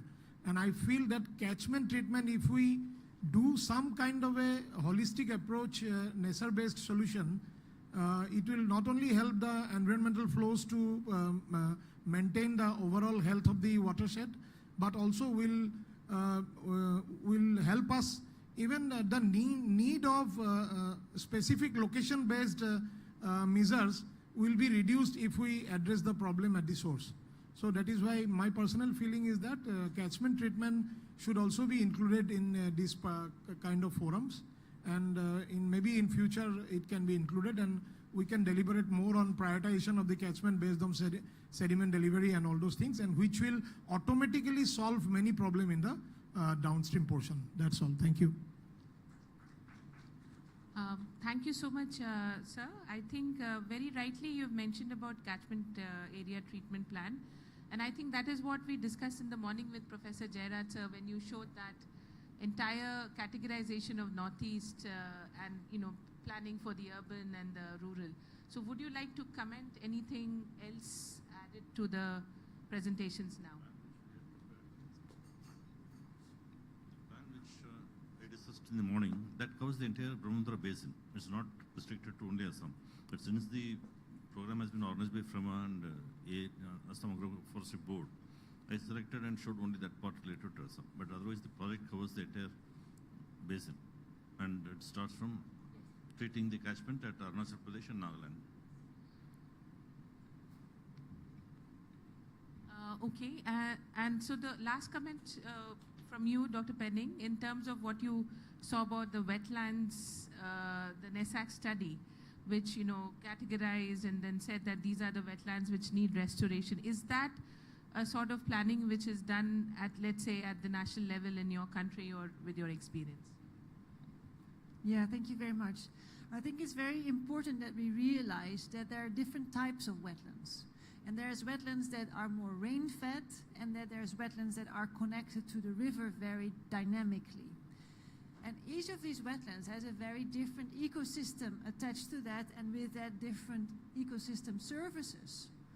And we really have to consider very well if we want to say we are going to connect wetlands to the river, if they actually are belonging to the river, or whether they are more fed through rain from up catchment or not, in order not to damage something that might just be there already in a more natural state. So I think that we should be really thinking about what's the impact of getting water into a wetland with a lot of silt and sediments in it, because it will fill up the wetland. There's a natural process. So we also have to think about what's happening in that type of situations. But in general, I think there's a lot more that we need to discuss, also in detail, not only about the wetlands, but of all the different types of nature-based solutions that we've been hearing today about, whether it is for banks or whether it's for embankments or for the floodplains, for the chars. So I think that, this was the start. And then we will continue, and I'm very happy to see so many in the audience. Perhaps also next time we try to have some more discussion also with all of you, because I think there's a lot of people with ideas in the room here as well, so we can also learn your experiences. So thank you very much for being here. Thank you so much. So I think with this we are able to, you have a comment to make? Okay. Hopefully that's the last comment of the day. Urban flood management. So there are cases, like we have gone to an irreversible state. Like Guwahati 30 years back, the city was, now 80% area is impervious. So there is no nature left at all. So where do we do the NBS? No room at all. So in England there is a rule that no one can build any house building within 100-year flood, 100-year return period flood. Now there are towns in England, there are many houses by now within 100-year flood.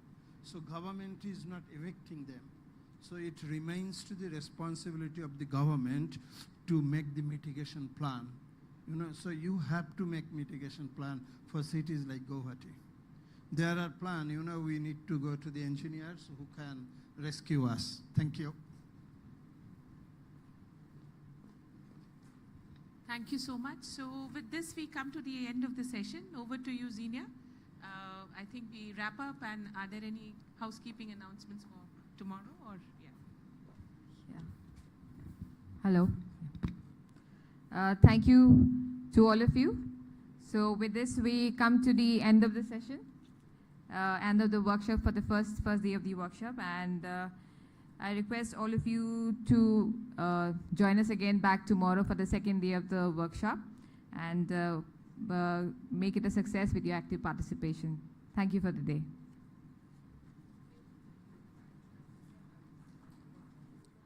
Tomorrow we'll be starting the session at 10 o'clock sharp. So I would request all of you to kindly be there. And I also request all of you to please collect your saplings. The saplings are there at the exit of the building. So you please carry your saplings.